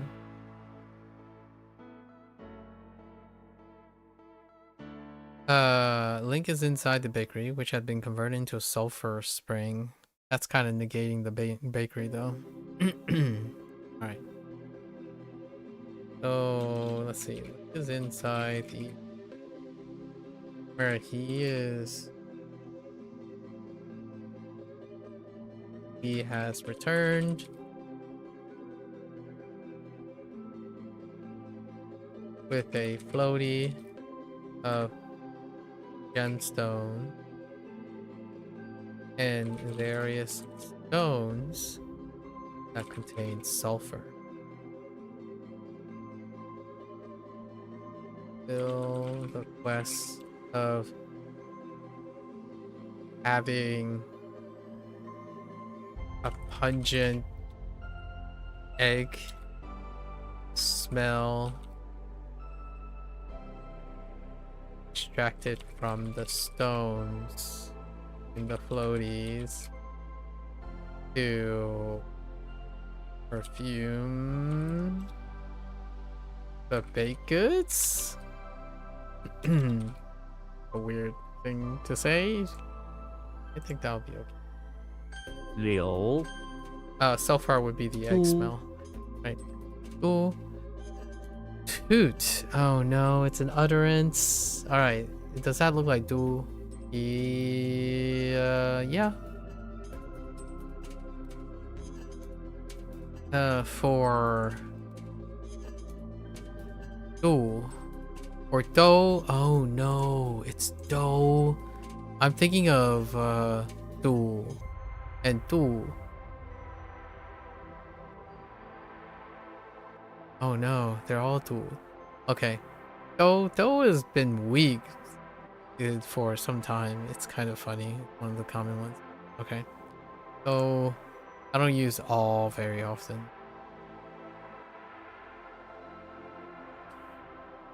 That's close to do. The middle is the dual. Alright.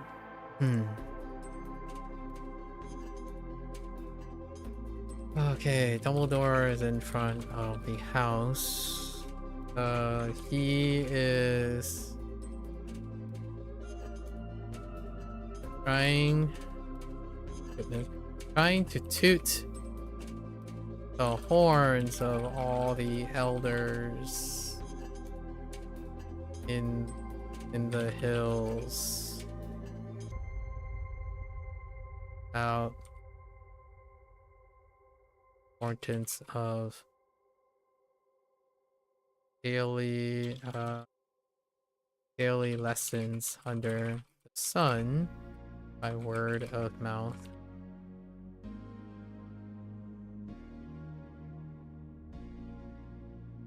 And the importance of all daily lessons under the sun for all the students.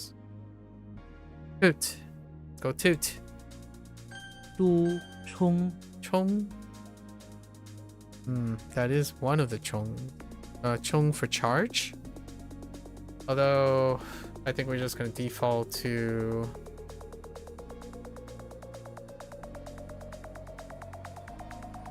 child Hong.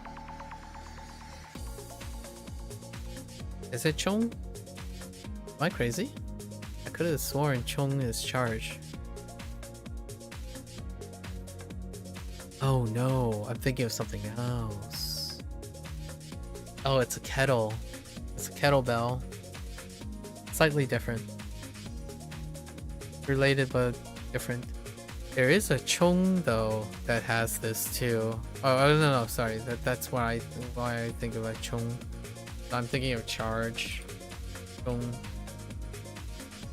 Which is oh, it also has the right hand. Okay. It's fine. Chong, so we're gonna use Tong for child. Irresolute. Irresolute? How do you pronounce it? Irresolute? Irresolutely. Irresolutely? No, irresolute. I don't think I've ever negated resolute like that.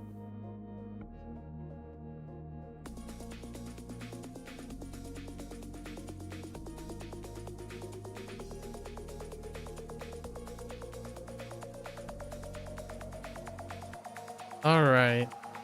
So Chong. Charlie Brown is in front of the temple.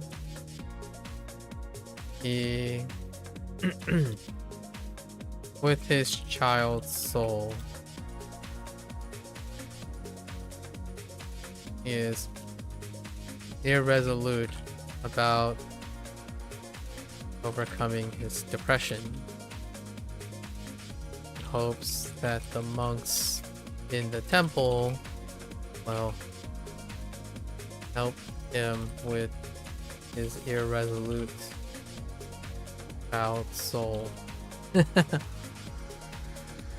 Okay. 冲了流都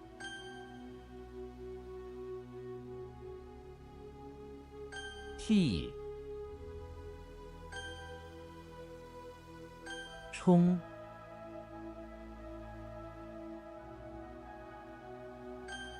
Okay, next one. 除 Chu. Yeah. There's a bit of Chu. What is that? Help? Assist? Chu, right? Yeah, Chu.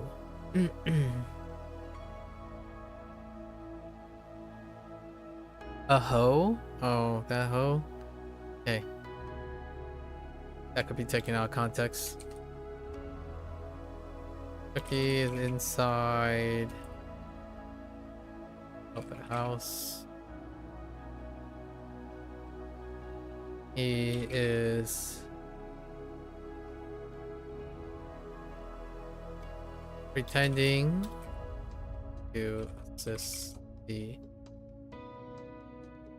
owners with farming when in reality he is using the is using the metal pole hoe to attack the owners. He is pretending. Okay. 除 Oops. 禅 Chan. Not quite by default, but I get it. Chan. I mean, John is more the default at the moment, but Chan would be okay.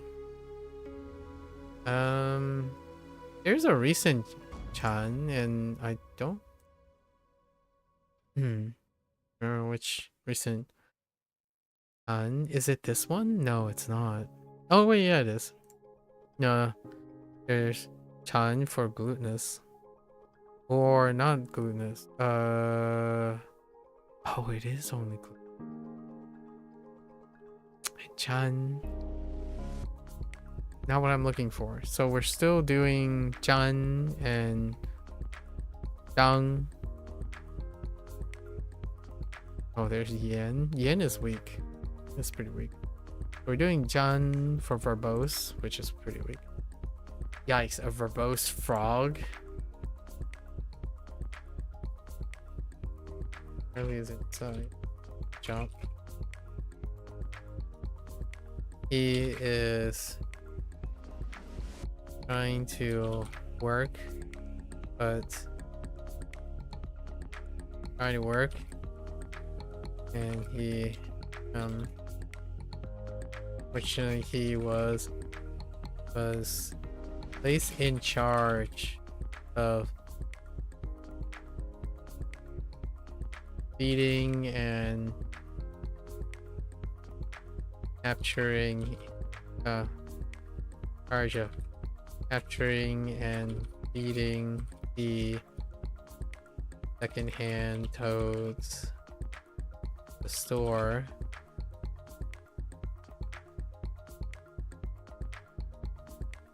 Next, the second-hand toads store, despite really disliking insects and toads. All right. 禅 Oh wait. Verbose.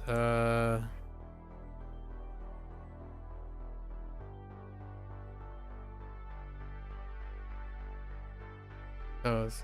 I liking toads. Insects and toads. Especially toads that are verbose and make a lot of noisy, make a noisy racket. Okay. Oops. Han, Done. Okay, done. Something about a cowboy and sunflowers trigger me. What is it? Shing. Right, Shing. What is cowboy and sunflower alone? Have I ever seen the cowboy and sunflower alone? No. Intriguing. Although it lines up with deep pool. Deep pool. I think we're gonna go with that, right?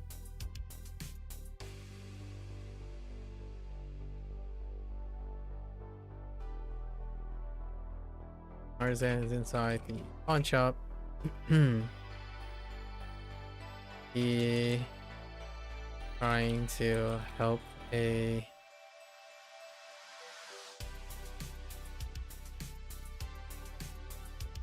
cowboy saying the words of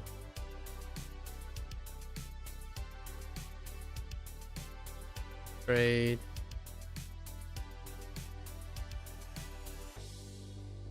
Nope. Mr. Tan, cowboy, who is saying the words of special sunflowers down in deep pool.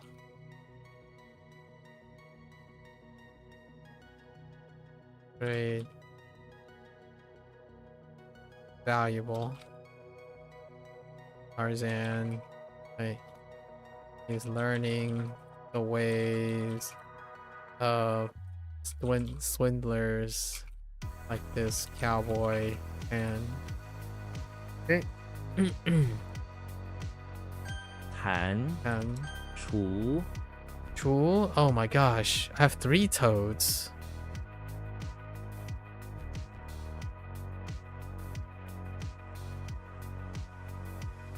Yeah, what was the other toad?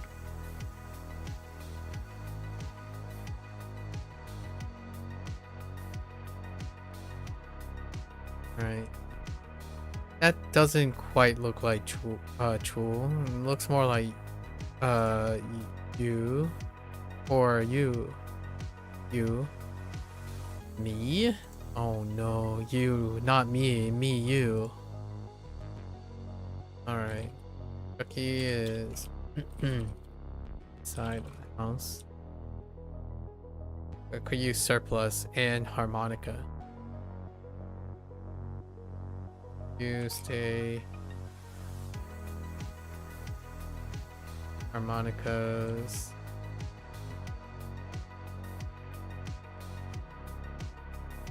You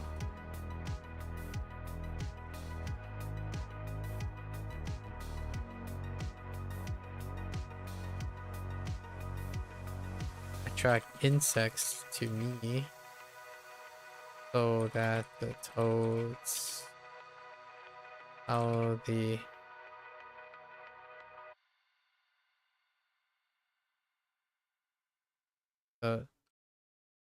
surplus of insects drawn by the harmonica.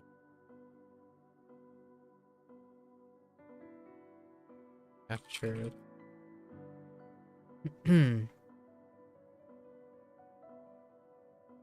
Chu, Dun, Twin. Blunt. Oh hey, twin. Dong. Dong like donkey. Blood. For blunt weapon. Intriguing. Twin. I feel like I can use Earthworm. Earthworm definitely stands alone, right? Twin? Twin? Twin is weak. So weak that I instantly forgot what twin is. Is it stock up or pile up? Okay. Stockpile. Alright. Stockpile it is. Let's see. Dumbledore is in the infirmary.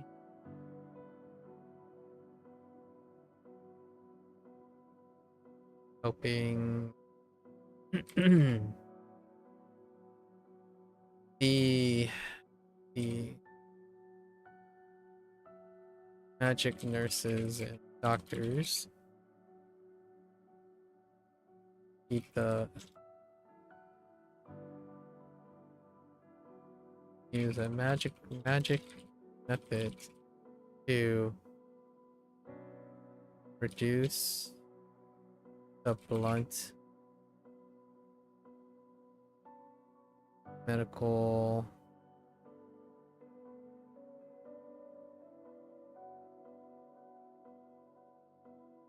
number of blunt medical supplies, metal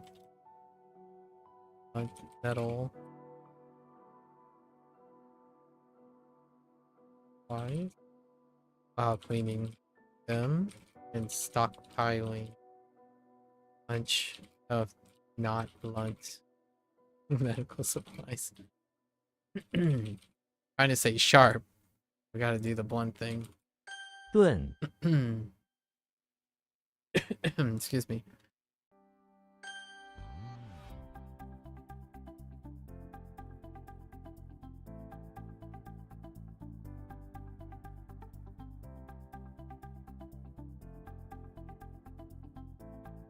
Chu That one's rough. Pretty rough.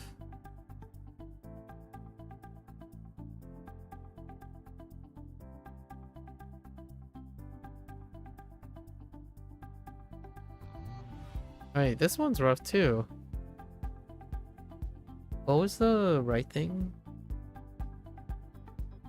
How did I make it about gem?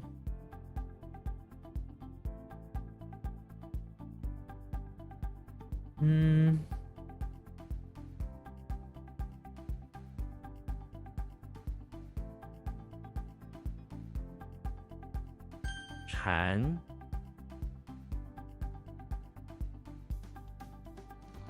Oh, yeah, toad, not verbose. Toad. Chu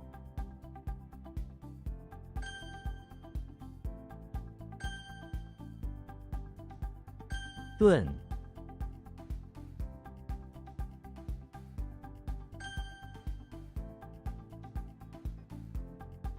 弹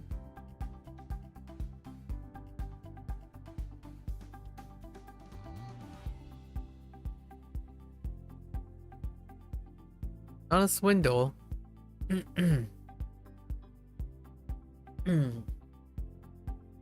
uh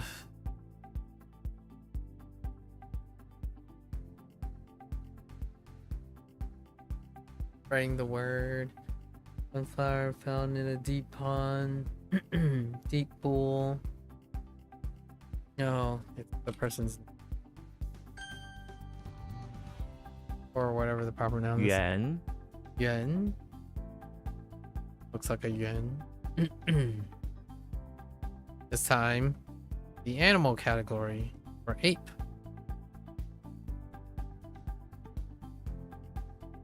This one's fine. Oh, it's not. We can use distance. Oh no, wait, distance has a way. It's just cloak.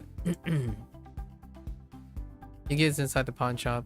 Board, a poodle comes in and Yugi throws a second hand cloak on it, on top of it, and then lays a special card on top of the cloak. A puff of smoke occurs, and an ape emerges, which then starts destroying the inside of the pawn shop. Uh,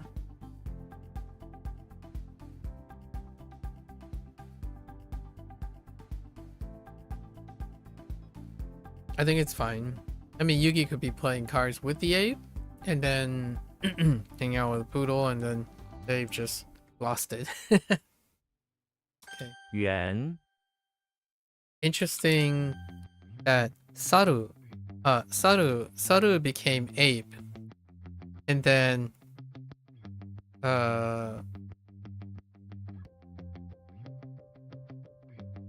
Ho is monkey. Because Saru is monkey. I guess it's both monkey and ape.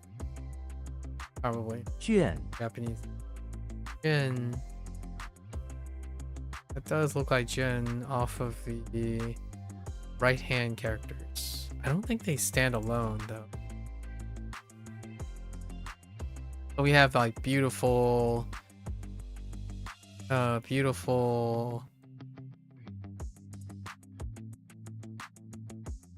like possibly recruitment or donation or something. Oh my gosh, those are so nondescript. I think we're just gonna go with Jin over here.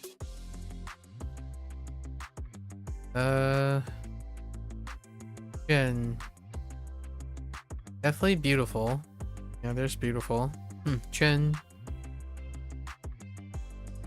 And there's one other. Jin to donate, yeah.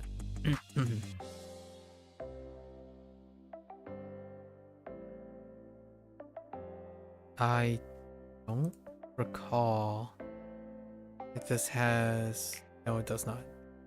So I think we're gonna do donate and beautiful with the silk. Thin, strong silk. Either combination.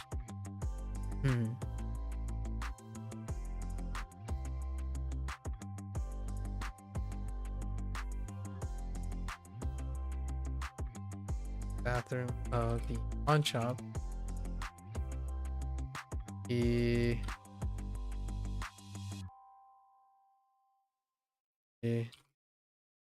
Trying to wash the thin strong silk. Donate pawn shop. A beautiful thin strong silk. Donate to his pawn shop.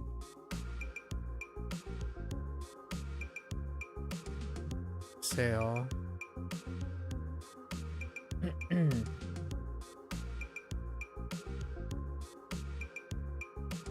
From his conquered foes.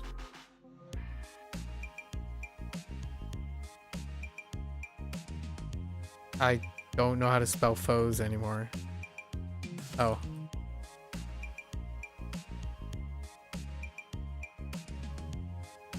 Juan.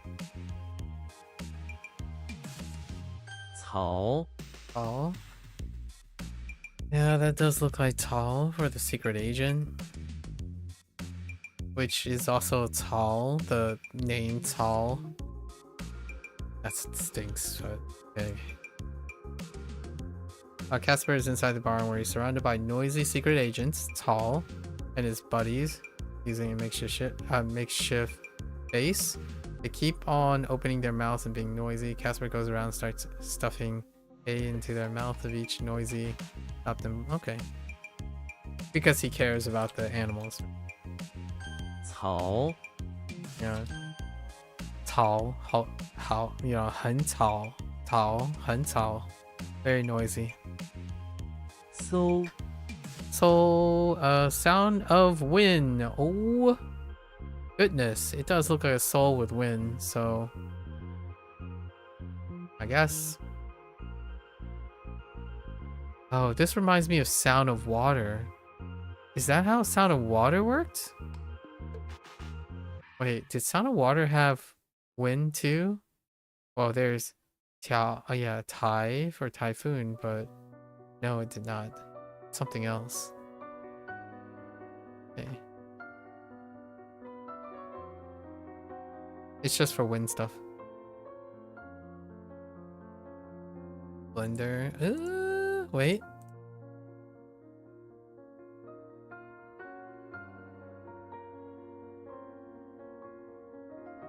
Okay, no, wish is not gonna work. Or search. Okay.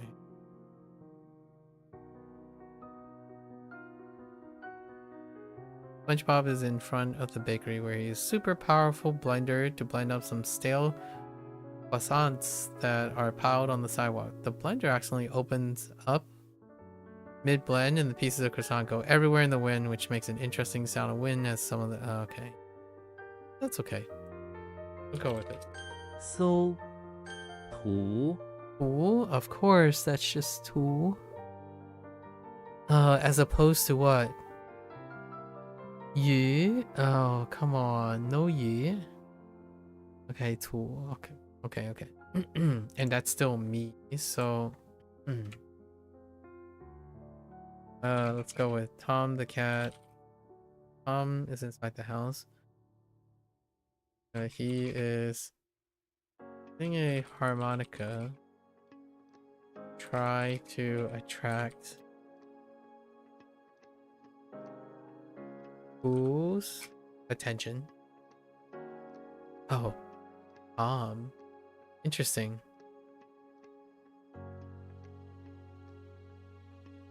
Ooh, the mouse attention. Whose attention? Who is a buddy of Jerry. He attracts who he will spray the spray tool to get to me.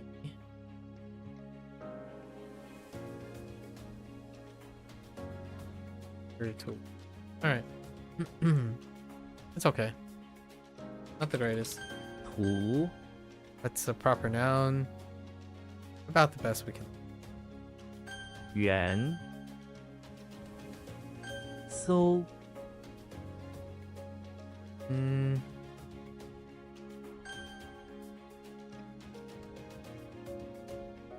图 It's already begun. 草 Excuse me.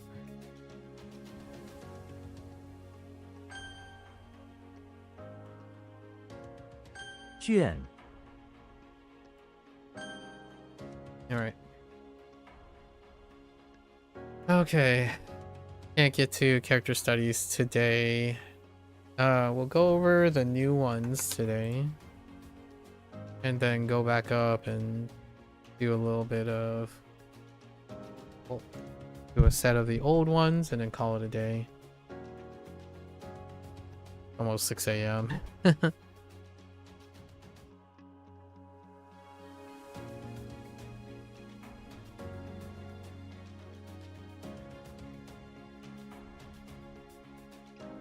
Alright, so what do we have?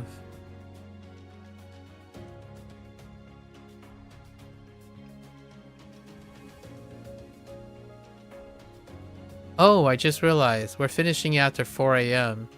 So technically tomorrow we don't have any lessons because it's after 4 a.m. So we'll do character studies tomorrow.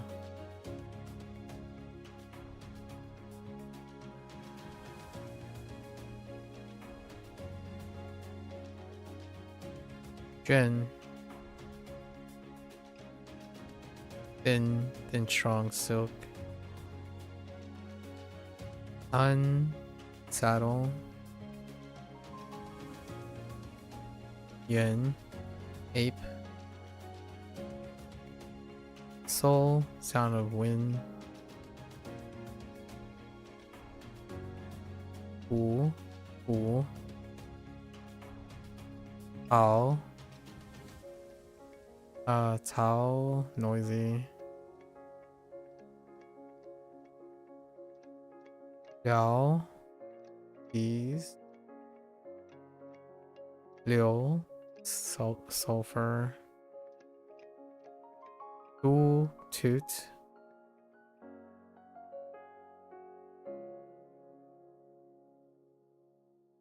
E. Sneezing. Chong.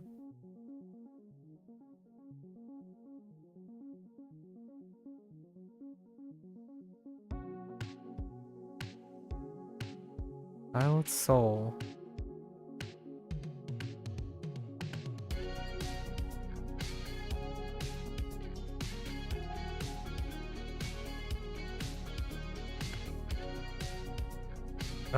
Irresolute. Yikes.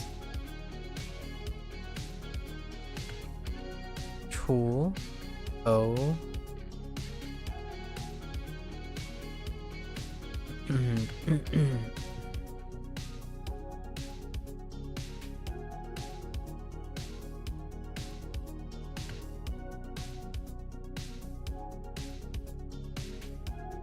That's not tool.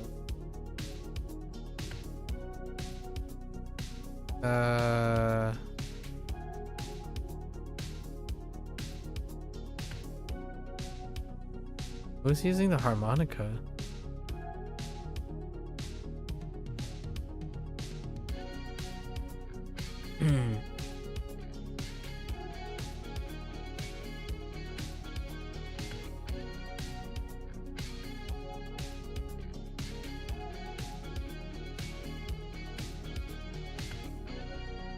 Oh, wait. Oh yeah, that's tool for sure. The insect with the harmonica.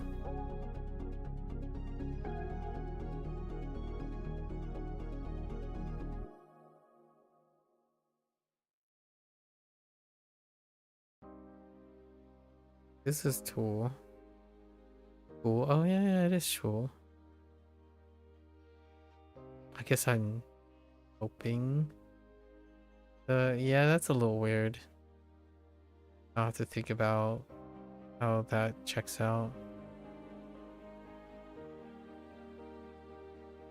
On. Ode. Well. Good. Blunt. On.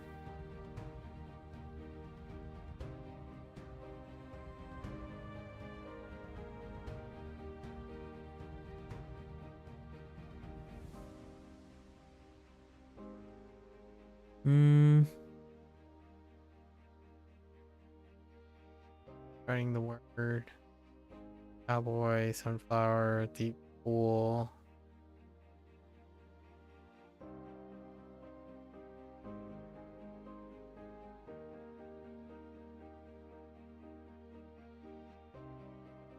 No, it's just ton.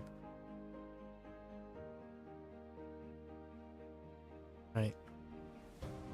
Let's do these. Yeah, this list is definitely not updating. Need to do character studies to update it. You gotta at least crush out these in order to... There's 325, so even crushing out these would not technically liberate the list. I'm guessing their IDs are...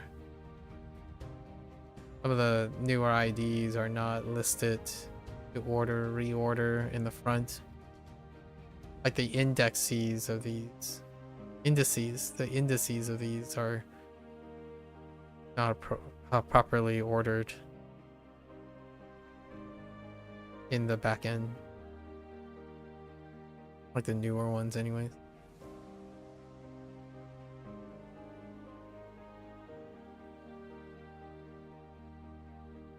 The double-edged comb.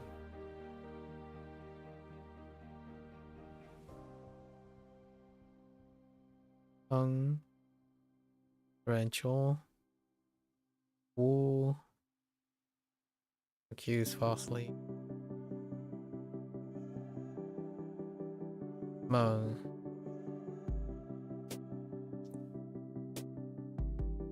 Ignorant.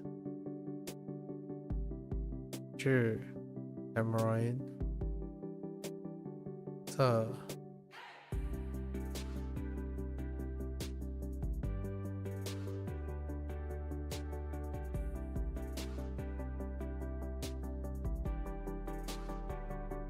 Stingy. One. Smile.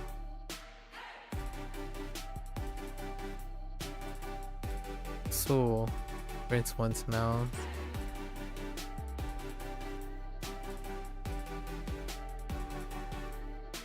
Ren. Look. So. Russell.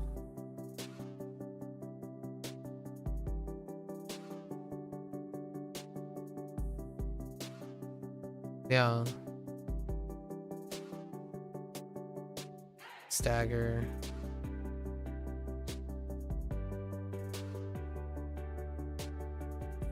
Ooh. Winless. On. Curtain.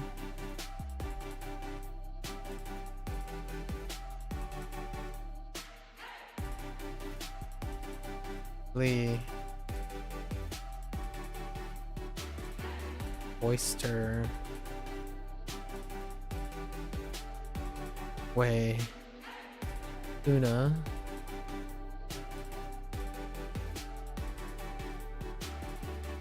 Nah.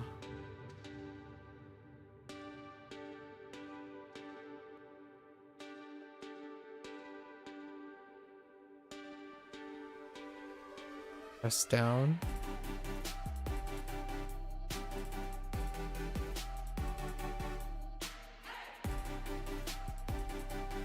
Ooh. Ooh.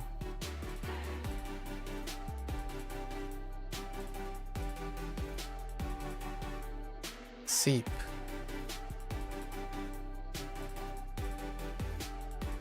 So relieve.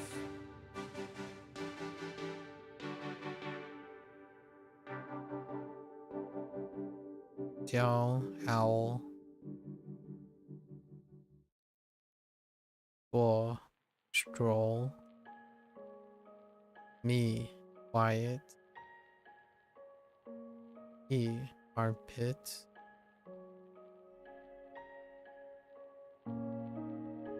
Ow. Flog.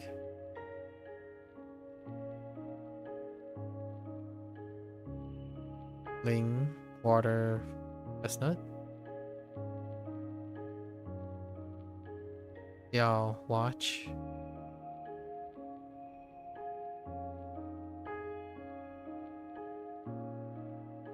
Ooh, annotate.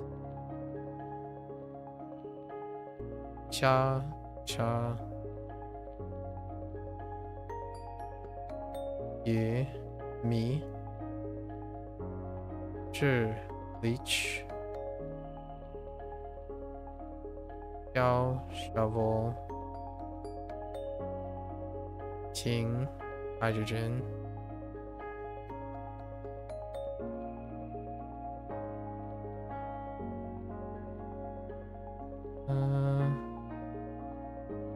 Yeah. Tongue, crotch. Ju, beech tree. Wei, raise. Yeah. Castrated sheep. Lump. Young. Discontent. Nian, twist. La.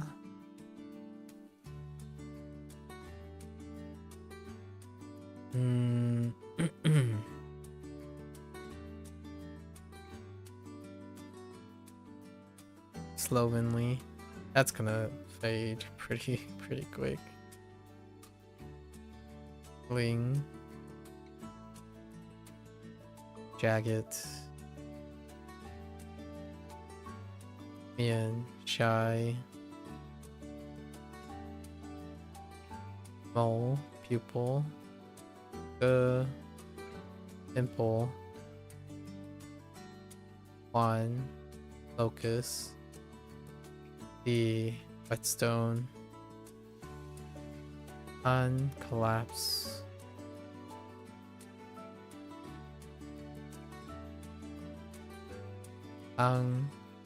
Dirty.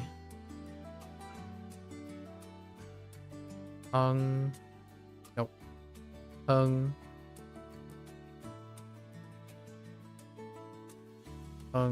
Bang.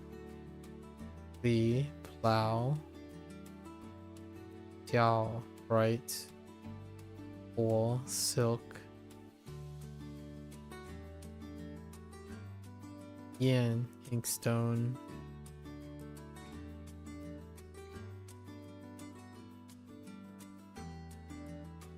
Xie. Yeah, a company. Yao. Be lucky. Hoang. Fine jade. Oh, that's not Chong. Chong.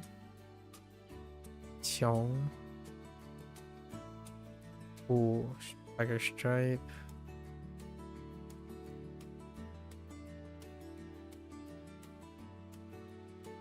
You tilt.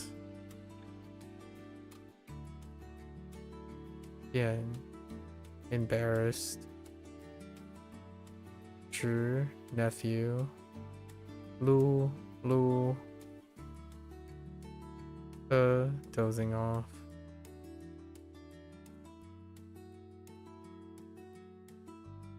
T, urban.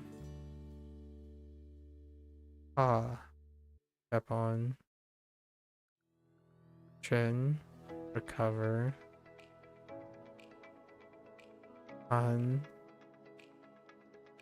Snore. Xiao, saltpeter. Yo, remorse. Ga.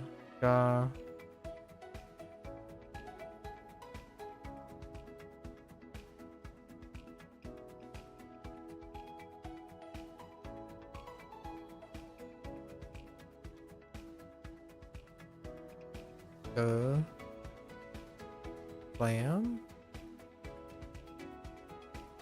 Nope. Yes? Yeah, okay.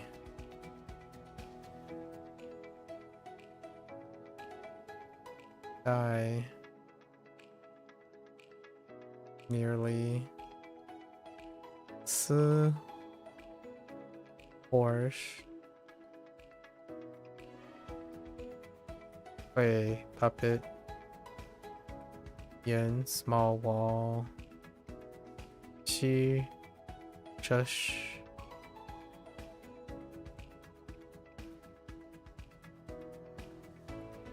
May, sleep. King, graceful.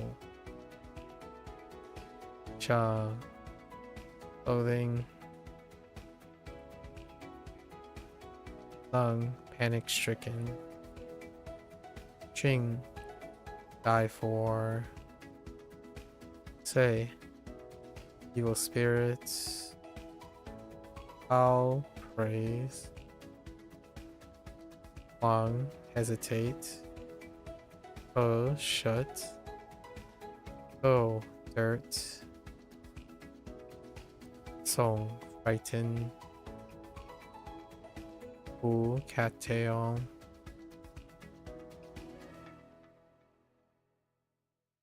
Yeah, eyelash. Way. Rose. Rose. Actually, I gotta make sure. This is Rose, right? Yeah, okay.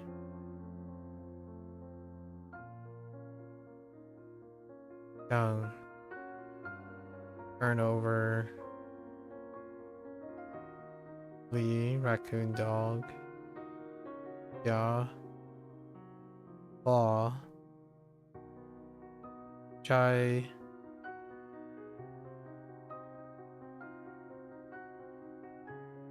Abstain.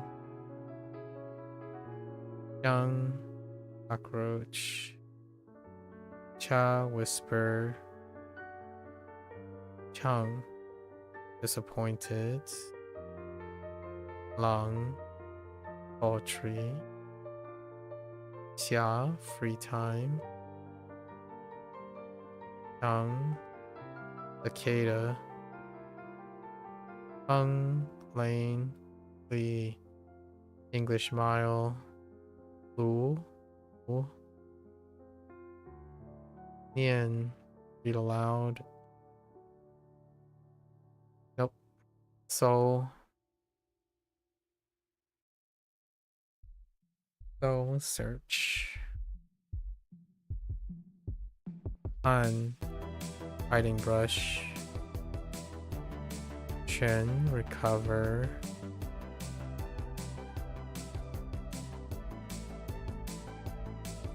Gun. Imp rash. Dung. Oh wait, this is Chong. Refine jade. What is? Oh wait, this is correct. Oh no, it's not correct. That's Ray. Ray. Farsighted.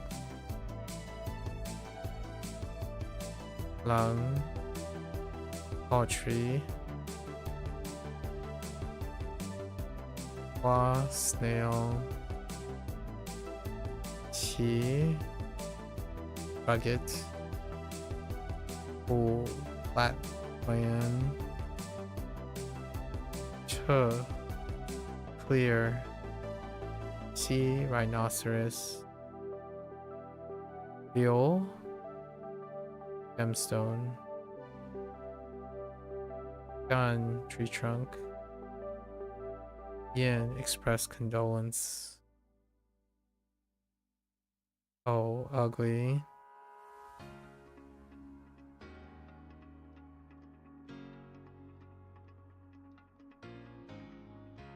That's not you, it's Yin.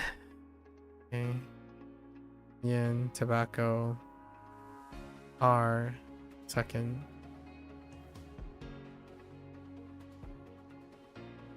Gun, swindle. One.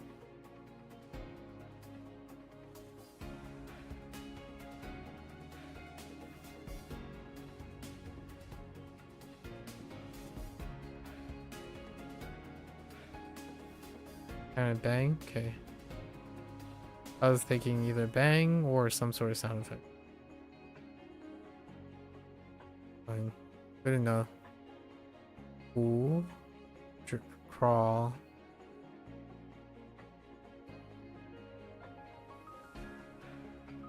Guy. Waddle. Yo. War. Yin. Beautiful. On. Fence.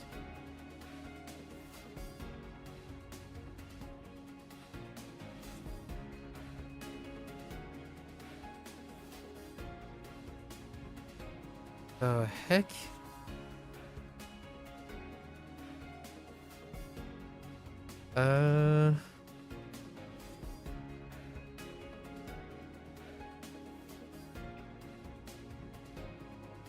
So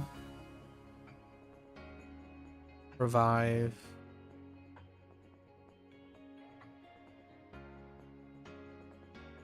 Good. Panels. Mongoose. Press against.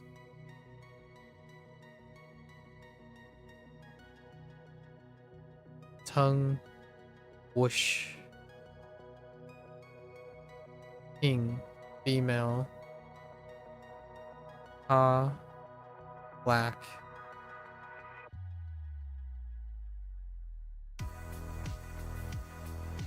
Liao, put down. Yin, Mole. U. Echo.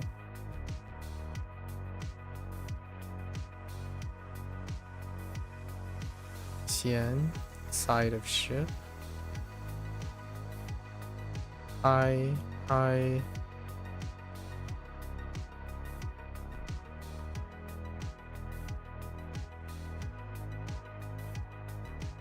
Way. Stare. Bow. Air.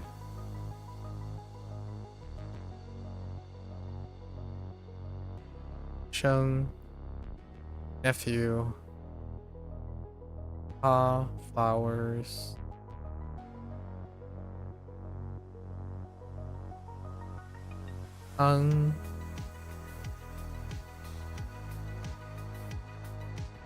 Chafe. Bay, heat rash.